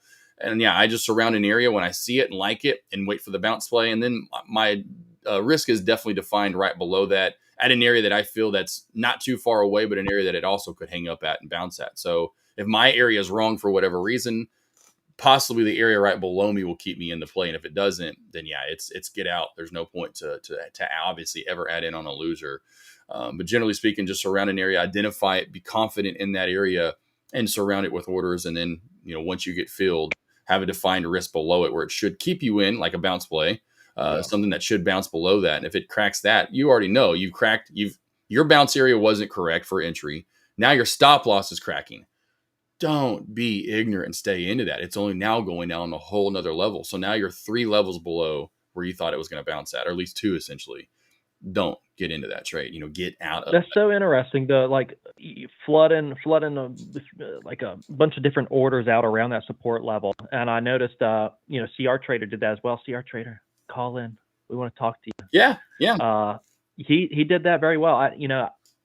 As far as the profit side goes, I know, scale out along the way, but on entries, I like that. I mean, it's very dynamic, around this area. It's essentially starting with, maybe like a feeler, but you just however so often, right around that support, just have orders out, break up your 500 share position into like 200, 100, whatever, like around that area for the fill. I like it. I mean, that's dynamically scaling. It works out. It seems to work out very well for CR Trader, who's going to call in just a little bit. Yeah. And one thing for you guys that just to pique your interest, we may be giving away, an account in here for this call. We might be giving away an eval. So go ahead and call us. Get that A+ setup going. We want to hear it. I'm going to do what I did last week and send the picture out to everybody of the number to call in. Next thing you know, we're going to have like 8 people calling it once again. All at the same time. Yes. Oh. The IGL ended up pulling back down off of that triple top 450s.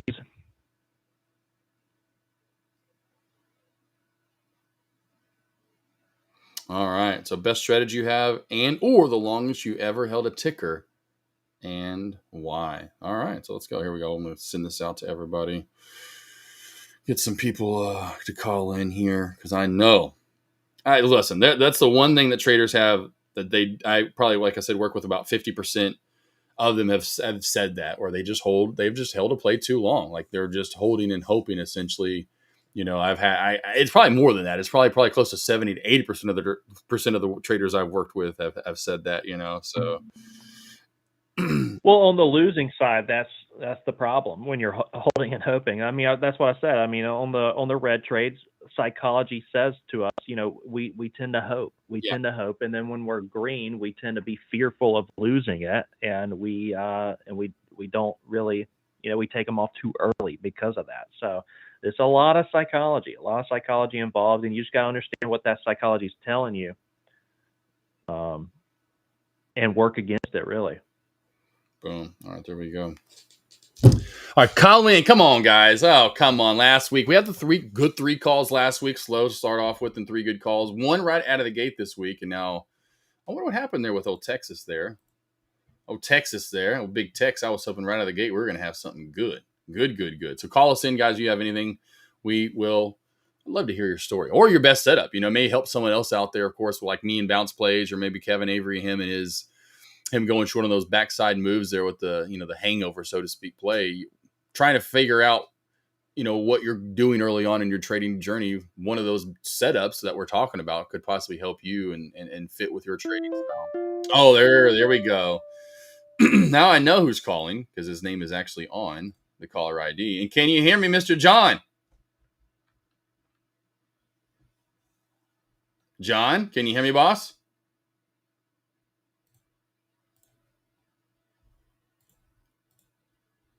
Oh, there it's on hold. That's why. Now John can hear me. John, can you hear me? I got you now. John, can you hear me? I can hear John, you. can you I hear- don't know if you can understand Okay, this very cool. Alabama Yeah. slang. Oh yeah. Hey, there we go. Are you sure? Are you sure this isn't the head coach of the Arkansas? Well, former head coach of the Arkansas Razorbacks.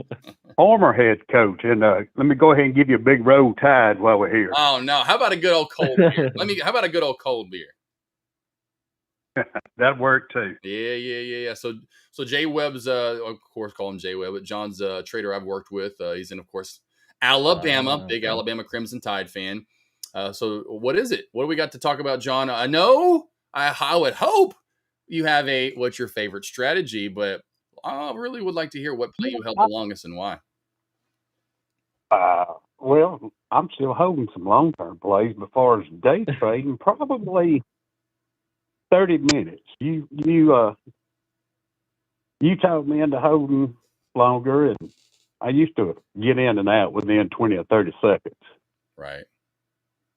Yeah, you're definitely. I mean, there's a lot of traders I work with that have that when they first get in. It's in, out, in, out, in, out. You know, you're in play for 20, 30 seconds. It feels like you're in the play for 2-3 minutes. Sometimes it feels like you're in the play for 2-3 hours, and you're not in the play for more than 2 to 3 minutes. I thought I was in it for first an time- hour, but it was 30 seconds. Yeah, first time I held for 10 minutes, I thought I was going to have a heart attack. Oh, Yeah, no, that's truth. I mean, you're all over it. I mean, it's funny how you go through that, though, that wave of emotions, of course, like Jason says in that, the mental Olympics, so to speak. But bro, gosh, yes, and how many shares were you in? Do you remember how many shares you were in on any of these plays? Was it a lot? Was it small? Was it big? 1,000. 1,000. Yeah. You get in 1,000 shares, and next thing you know, 20, 30 cents goes against you. $200-$300, and next thing you know, if it's 50, 60, 70 cents, it gets it'll make you. so John, what's been Yeah, helping it'll- you as far as that goes? Like sizing down and just giving them more room? I did. I sized down like AMD. I just took the trade 500 shares. I took that. So it was I got in at 170.95, got out at 170.40. But I took the trade this morning, first thing, and I was up a little over 500. I should have got up, cut the computer off, and walked away. Before I knew it, I was down 300 and something. $800. So now I'm 800 swing, but now I'm back up 167, and the computer's fixing to be turned off when I get off the phone with y'all. I love it. Good job. Good thinking. Very Yeah, good. well, one thing we were. Go ahead. What were you say, J Webb? I was going to tell you I started using the first 5 minutes. I mark out the first high, low of the candle, wait for a break and retest. That's what I'm going with right now. Yeah, it seems to be that's why you're bringing it up. That is your go-to strategy here recently, and what you feel comfortable with, huh? Yeah, I don't lose as much money using that, it seems. That's good. And that's one of the things a lot of traders don't think about. They'll go, "Ooh, I'm making a lot of money on the strategy." Well, how much money are you losing also on that strategy, right? That's a key thing to look at when you're looking at that going, man, that's a good eye there. And that's where you just keep rinsing and repeating that day in, day out there for sure. Yeah, the best offense is defense, always. Yeah. We did that risk management episode yesterday. Ultimately, that's going to give you that longevity, John, and so that's very important. Like, what play are you most convicted with that's like you can allow the winner to work for you, and then your stop is very defined, and so you don't bleed as much. Controlling that bleed, excellent. Yeah, 100% correct. I know where my stop is on every trade now. Yeah. Well, that's a thing. It's kind of like most things you think in life, it's just going to be easy, and it just takes a long time to get this down. It's one of those things that it takes months, sometimes years, to understand what you're good at and then what your limits are, because you're going to have limits to this. You're not going to be able to do everything, and once you establish that your limits, here's where I need to just kind of base it out at, and here's what I know I'm not good at, and you just stay in that bubble. Like, hey, here's my bubble I've created. I know if I get outside of it, I'm gonna lose and something's gonna get wrecked. It's like today's market, 35 miles an hour. Like me, I've talked about this, right? I love going 160 miles an hour. You're like, no, not me. You don't, right? You like 35, 40, 50 miles an hour, right, Jay Webb? So let's just keep your trading that way. That's what I've done. Yep. Yeah, love it. Backed off, So just size down, and sticking with that one strategy right now. Yeah, good.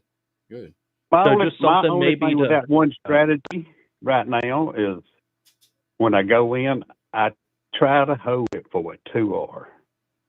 And I keep moving my stop limit up, and I'll make money. It'll stop me out.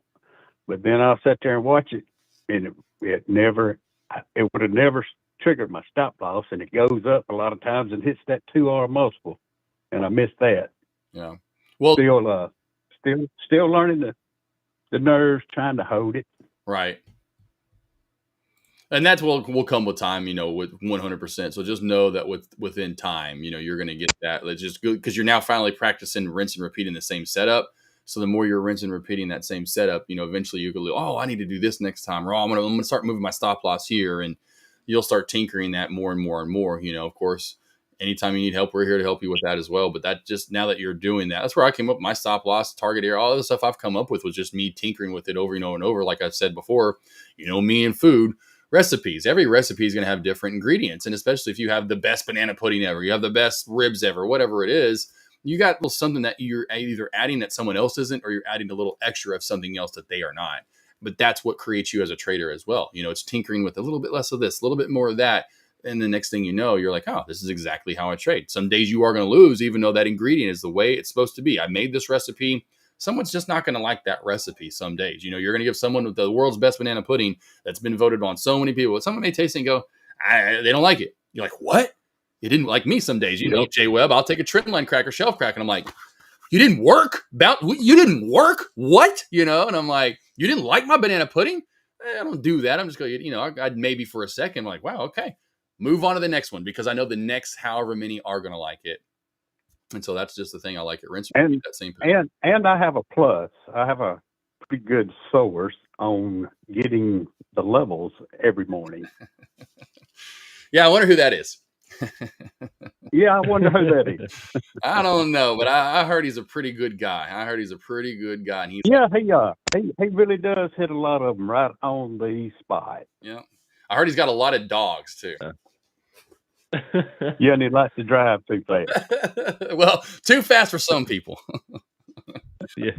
Oh man, well, I think John, a couple things real quick that I heard that maybe could help you out as far as those ingredients go.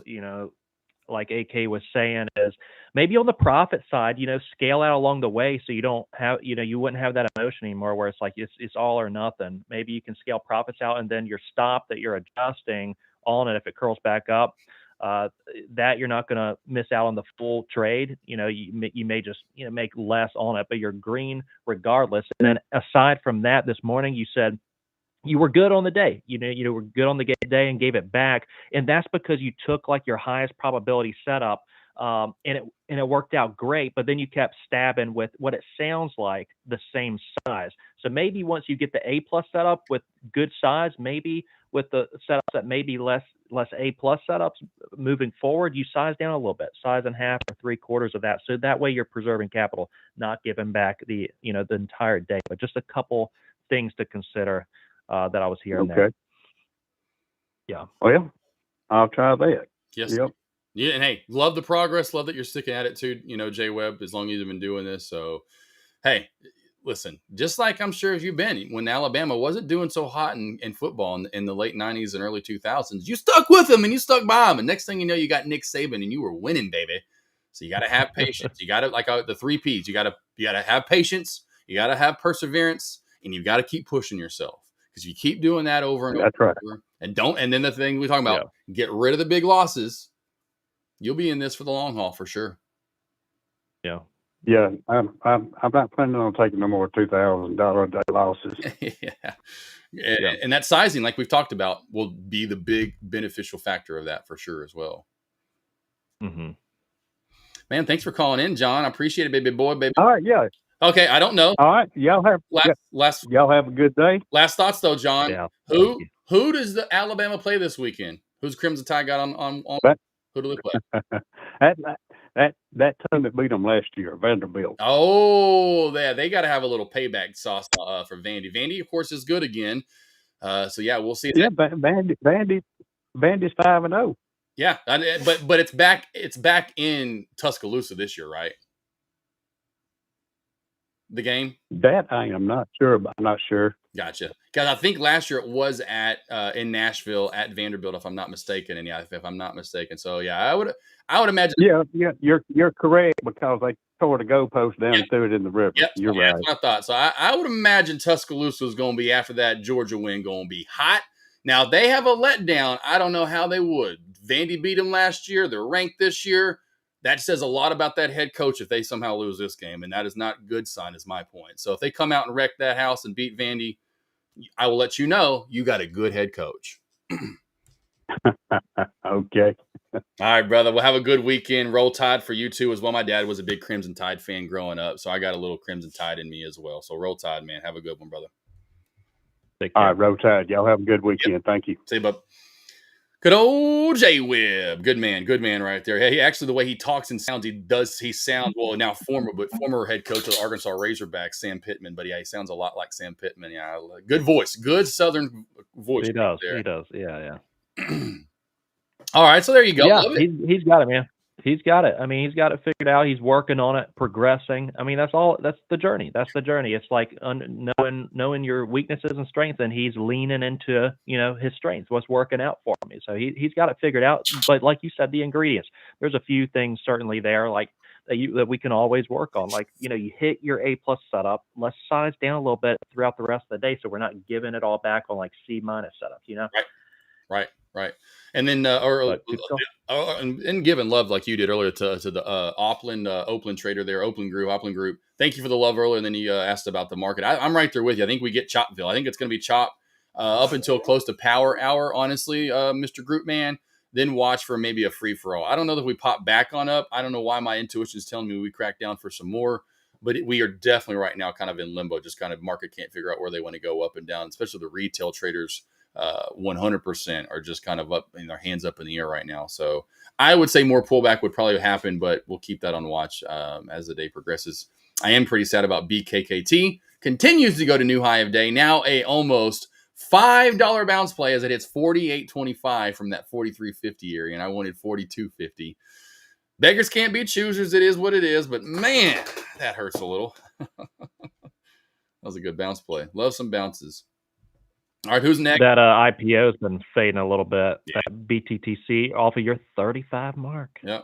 Love that 35, magical number there. It's kind of like you talk about that 20 cent area. You just notice the trends of just over and over and over, and then you just got to understand the trend, trade the trend, see the trend, and don't fight the trend like a lot of traders want to do. Don't get in front of a dang old freight train. We see anytime you see a video on TikTok or Instagram or YouTube or whatever, and a car got stranded. Yeah, we know what happens when you get stranded in front of a freight train. It's demolishment for whatever's in front of it. So don't do that in the stock market. Same thing will happen. Good job though. That was awesome though. Yeah, I've worked with him for the last couple of years though for John. So I'm glad that he's talked about that. And it's a strategy a lot of traders are using. It's not like something he's just come up with. It's a 5-minute opening bell range candle. Take the high, the break of it, the low, the crack of it. It's a great setup, great strategy, and just sit there and practice that day in, day out. Instead of trying to take this high of day reversal, or I'm going to do the bounce play, or I'm going to take this short, or I'm going to take this long. Just sit with that same setup and just get it better and better and better. Yeah. Dial in on one. Yeah. We could all be a little squirrely like Bear Flag. Yeah. Head and shoulders. Yeah. Break out. This one. Now this one. Oh, this one. It's like a kid. It's like a kid at a candy store. I mean, at first, you're like, oh, there's this moving. Oh, this one, and you just can't help everything that's moving. You just have to. Yeah. You're just chasing it. Yep. Like one of your 14 dogs. You're just chasing it all. Chasing and trading. You're the trader. It doesn't matter what I'm trading. It can be out there in the market. I can trade, baseball cards. Ooh. I just want to be trading. I got the theme for the. Oh, you got a collection? No, I know. I've got a theme though. No, I was gonna say I got a theme now. Before I don't know. I mean, it's an easy theme, but the theme would be the day before Halloween, last day of trading in October is October 31st. It actually ends up being a Friday. The Thursday, which is right before that, Your favorite candy. It's October. I don't know why that just came to my head. Maybe people would call in like, what's your favorite candy and why? What did you dress up as a kid? What was your favorite costume as a kid?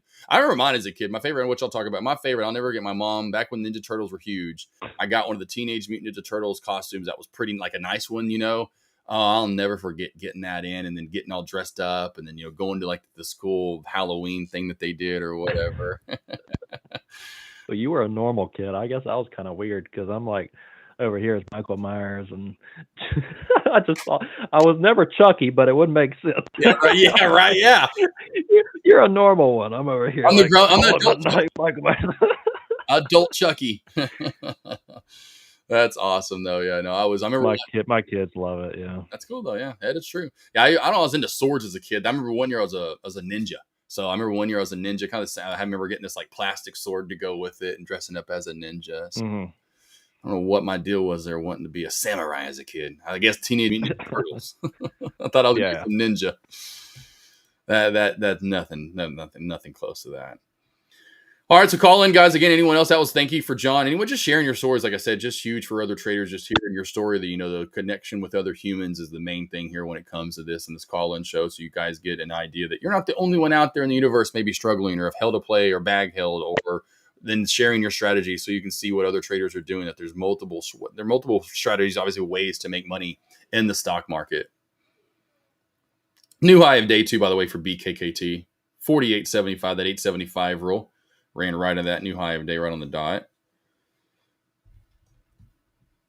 Yeah, there certainly is. There's certainly many different ways of making money and in trading. You know, we go over what works for us, and I mean, there's just people got to learn their own trading psychology. That gut that you said you watched the other day, but I never try to tell people, you know, this is the way. This is the way. But there are certain things that are the way, like risk management. That's universal. Yeah. Discipline, universal. Consistency, you know, to trade these things. You like all the things we try to teach and we go over in this call and show. It's their approaches that universally work. But you could have a different strategy. You know, what's your A+ setup? Call in. Let us know. BQ. Wow. BQ looks halted up. Yeah, that's back from earlier. I kind of took my eyes off of that. Yeah, you're just getting that random kind of lunch hour out of nowhere pop, you know, just squeezy there the last half hour.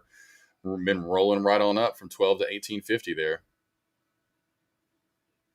But a lot of the large cap plays back to that. I know, again, Oplin asked about that. I really do feel we kind of sit out to the right and if anything, crack down for a possible more movement next leg down. Cool, and that's funny. Caesar just asked, said, "Good to go for tomorrow." So the dual stream for tomorrow. So next Friday for sure, Kevin. Let's do that. I'll have you on next Friday. For sure. Yeah. Would you just got a link you'll send me? Or? Yep. And you'll join on in. We'll show them how to do the. You know, we'll take it back. Favorite dances ever? I'll do the Macarena. What was your favorite dance as a kid? I'll do the Macarena. Remember that one? Hey, Macarena, I. Trying to think, man. I mean,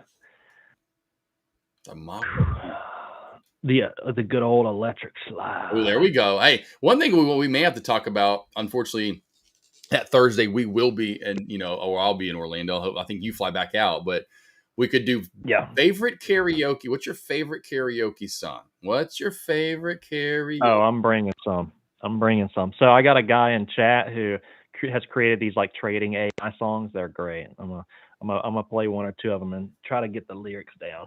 Okay. I gotta send you some of these though. They're incredible. Nice. Love it. Yeah, I can't. Yeah. It'll be fun. Yeah. We're gonna start our own niche, the trading karaoke. Yeah, no, like I said, there's definitely I want to do like a stock trading album, turn kind of like be like Weird Al Yankovic, but do it for stock trading. So instead of like Gangster's Paradise, we would call it Shorter's Paradise. Been living most our lives, living in a shorter's paradise. Because I was shorting everything for the most part, 22, 23. And I would be like, Shorter's Paradise, here we are again. And then I would sing that song when we'd be in a short. So yeah, I gotta remember one. I gotta start writing down some lyrics and some song titles. But Shorter's Paradise is one for sure. That's a good one. I can't wait to hear your jams, buddy. Do we? I guess has Michael let everyone know where we're going yet? I guess he hasn't announced that yet. We're like, are we? Because we are really doing karaoke. I know we've kind of joked about it, but do we know where we're even going yet, or is it this is like a done deal? Oh yeah. It's it's at Universal. It's the Rising Star City Walk. Oh, okay. BQ's opened up. BQ is opened up and going higher. Whoa, BQ open higher right now. I had like a little gapish fill at 21, but we'll see what she does. BQ wheezing out shorts further. Call us in if you're getting. Come on, out. yeah, right. Let's get some call-ins. People, I can't believe they're too scared to call in right now. Too scared. Come on, don't be scared. We're sharing our stories. And then when we talked about best play, yeah, the longest I've ever held a play for small caps was like just day trade wise. I would say probably like throughout the day. I mean, now that I've gotten to the point where I've held plays as they crash back on down and holding it kind of till later in the day, and then get to the point of like, do I want to swing trade this and hold it and then or let it go? Of course, this is when I was on like Lightspeed or Cobra or whatever. I was on a broker, and then of course you got to check the overnight hold fees on those, but at first, like a lot of traders, that's why I asked that, because at first, I mean, I wouldn't hold a play for more than it would be like, like Jay Webb said, it would be, it's 10 minutes in, Jiminy Crickets, I would be having a heart attack, feeling like you were saying, like it'd been a minute or two, but it felt like 1 or 2 hours, I'm like, I mean, I would get out of that play after being in it for a little, like I'd go back and look at my thing, whatever. And I'd be like, I was in that for 48 seconds. That felt like 8 minutes. Oh my God. Wow. What, like, there's no way. Oh, I remember my first trade. MGT was my first trade ever. That was probably 2016, and it was Thinkorswim, and they were charging $10 a trade. At that point, right? And my brain at that age could not. I mean, I didn't get the math. I took 100 shares of it and was it was charged $20 round trip. And I scalped it essentially. Yeah, heart was pounding. I'm with 100 shares. I was like, this is my first trade ever. And it's funny how you never think about that when you get into stock trading. Yeah, I'm going to do this. You open up account, all that, whatever. You don't once ever think about emotions or what's going to. You have no, and then it finally hit, and that's why I think another reason why it's so scary is because you don't think about it.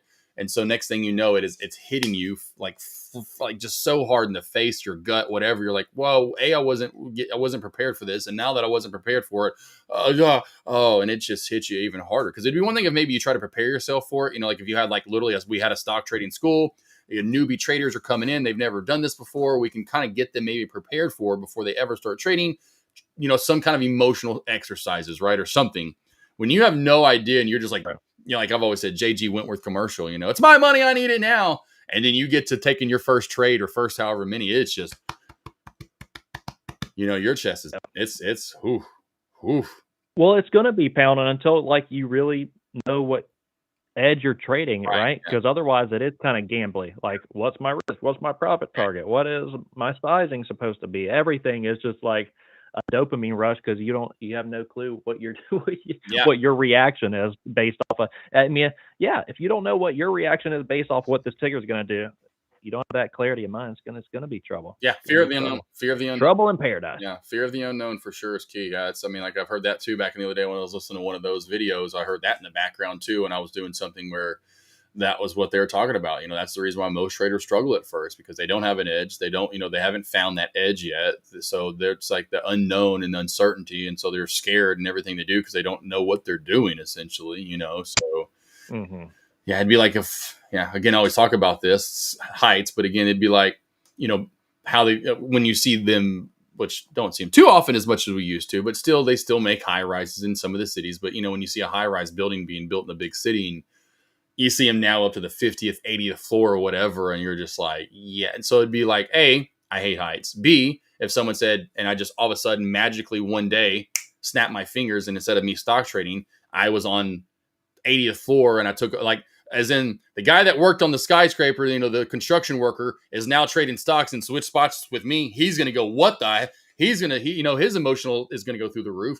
I'm going to go to his job. I've never done that before, and I hate heights. I'm really going to be freaking out all of a sudden. I'm on the 80th floor, and I'm like, what? Whoa. And then I'm inside of his, body, and they're like, hey, you, because we're in Boston or New York now. They build high rises still. Right? I guess they still build some in Austin, but you get my point. They're yelling at me now, and I'm like, "Hey, and I'm like, I don't even know what that is. What are you talking about? I'm like, oh, don't be messing with me, man. You know what that is." I'd be freaking out, not knowing what to do. Why am I now 80 stories up in the air? That's how it feels like when you first start trading. You don't mentally prepare yourself for that. And when you all of a sudden get into trading, that's how it feels. At least for me, kind of analogy wise, that's what it feels like. You're doing something you're not used to, and you're scared of.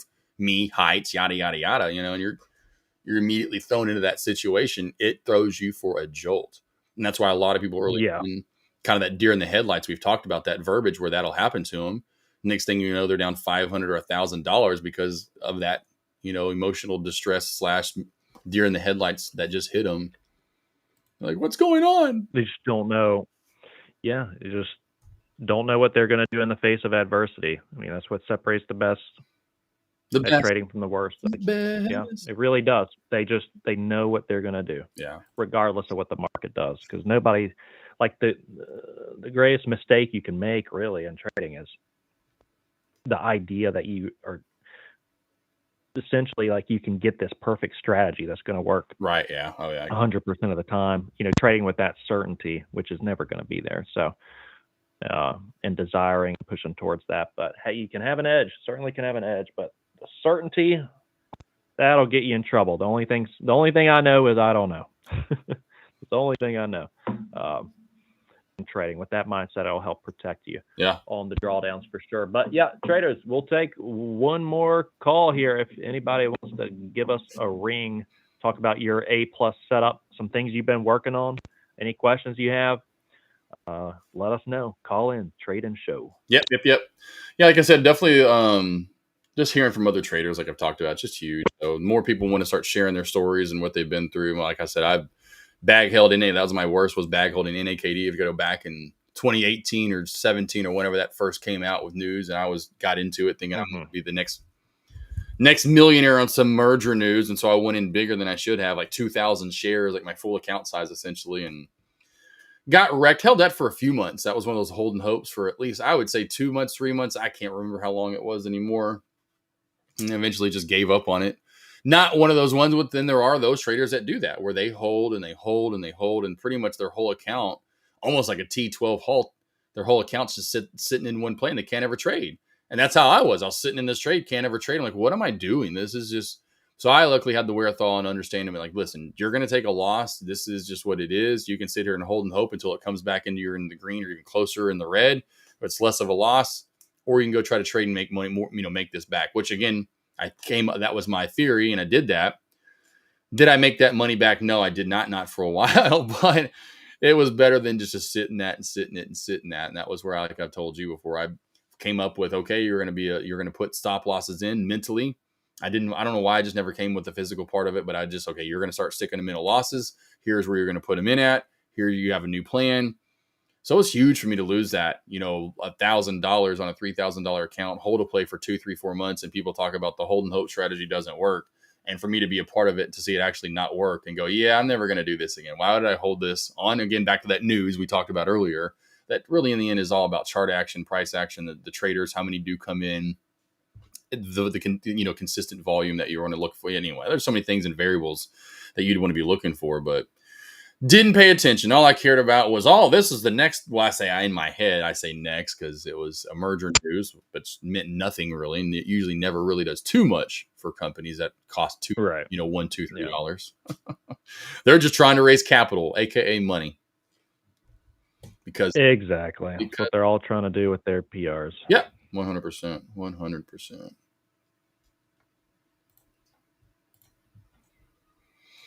Line will be open, guys, for another 5-10 minutes or so. So call us in and let us know. What is your A+ setup that you look for? You got any other main ones you like to attack besides that hangover? Anything else that you attack? Or no, is that really just kind of your main one you attack every day? It's the one I'm going to size into. Gotcha. The one that works most often, but yeah, there are some others. I like hidden plays as they're approaching pre-market resistance, kind of like CIGL this morning, for example. Just plays that have a lot of resistance from pre-market, and then market opens and they pop up towards those levels. I see that work fairly consistently, where you have long stuck in them from, all of pre-market or after hours. Right. Just hitting those. I do like when we get a halt down and we open up after that. I like shorting a pop, towards the high of day. Yeah. From when, but if we get, a pop out of the halt open, that's usually met with a lot of resistance. But essentially just euphoria. I like to look for quick moves. The faster the move is, the weaker the trend. So mainly as a short seller, that's what I'm looking for. Fast, euphoric moves. When we start going sideways and stair stepping, I'm less interested in the short. I more so I like to see emotions, because the most potent emotion in trading is pretty much FOMO, fear of missing out. And so I like to be on the opposite side of that FOMO, where I know where I was when I first started trading, where people see things shooting up and they have the fear of missing out, they chase it up. I like to short into those at resistance levels, shorting into that euphoria. And it's kind of slow scaling. But again, that's one of those plays where you have to be comfortable in the red, because normally when you're on the opposite end of FOMO, you're initially going to be red on those trades. I like to slow scale them a little bit towards resistance. Angelo, appreciate you as usual, Angelo. Got to go, but awesome show again today. Appreciate you. Very kind of you. Yeah, thanks for everyone. Lines open.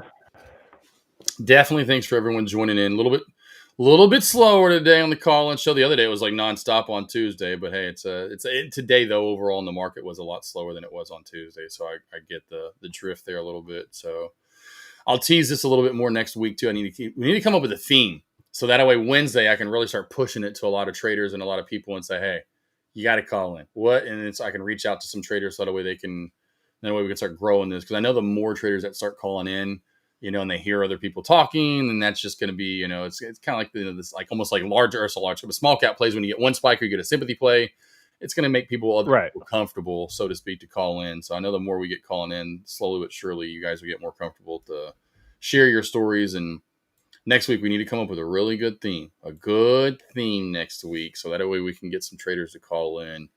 But yeah, I love doing this. I love when traders call in, talking from people across the world. Really cool. And going through the different stories, whether it's losses, it's wins, what they're doing and how they're trading, just to give traders ideas. Again, like I said, that they're not out there alone. I think that's one feeling a lot of traders do have for some reason, that they're doing this alone, that they don't have really anyone to be able to talk to. That's definitely not the case. Definitely not the case. We're here. We have a passion for certainly helping out the newer guys, because we were there. And it's a strong passion of mine. So I'm so thankful Trade the Pool gives us this platform and opportunity to do that for the newer guys. But yeah, and some more exciting news. CR Trader, you were the only one that called it, or not CR Trader, John Webb. Your icons look the same, blue, C and J. John Webb, the only one that called in today. So you win the 5,000 eval today. So if you email us, the call-in show at tradethepool.com, call-in show at tradethepool.com, we'll send you over that 5K eval, $5,000 to play with. That's over awesome. At Trade the Pool. But yep. And that's a good thing, because Jay Webb's loved, he's over with me, of course, on my live stream and such. But yeah, just promoting that TTP. More and more TTPers out there, seeing the value that it provides, which a lot of traders don't know of still yet, unfortunately, and they think brokers are the only way to go. So that's why we're trying to spread that word about Trade the Pool, because you don't have to risk your own capital to learn not only how to trade, but then how to make money in the stock market. Right. Absolutely. It's been nothing but good. It was you wanted CR Trader. You wanted CR Trader to call in, and he just got busy. He left. I did. You're like, where is CR Trader? I need to hear from him. I want to know his strategy is shorting the dang top. I want to know where he's at. Yeah, because he's really earlier. Because I talked about that kind of jokingly in the last hour. As we head into this hour, a good show would be, and he said something around 11:30 Eastern time. I would win that game, but he's good. I was like, guess the top, or that's got to be the top. And on another episode of That's Got to Be the Top with Kevin Avery and AK-47. We have CR Trader. CR Trader, All right, TSHA. Where's the top? Yeah, CR Trader would love. Guess that top. Yeah. Guess That would be super fun doing that. Yeah. Guess that top. It's always gonna be that 20, magic 20. That's where I'm going. Oh yeah, right. Yeah, exactly. Yeah. And that's the thing too. You see that quite a bit. I mean, just again, where do you see and what do you see and how often does it work out? And then you just it's just got to go back and trade that over and over and over. Tesla is hitting new low of day over the last 15, 20 minutes, but SPY still chopping around. So I figured we'd go to new lows, but we have on SPY, or I should say have on Tesla, but not SPY, and a few of these other tickers still kind of chopping around out to the right. For small caps, DFLI, TSHA. You've got other small plays, ONDS, BQ. Pro. What'd you say? BQ. BQ. Still, yeah. BQ. So those would be your plays in small cap world to keep your eye on that I'm looking at here on the charts here on the left and right hand side.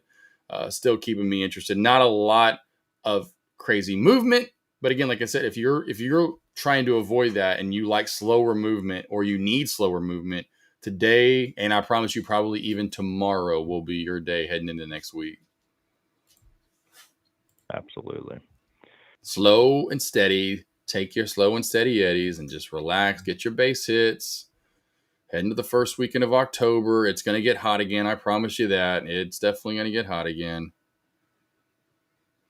And yeah, like you said, thank you for TTP for allowing the platform for, traders across the world to not only get together and watch the stream, but then the two of us to give us the chance to talk to other traders and share our stories and potentially their stories as well. Yeah.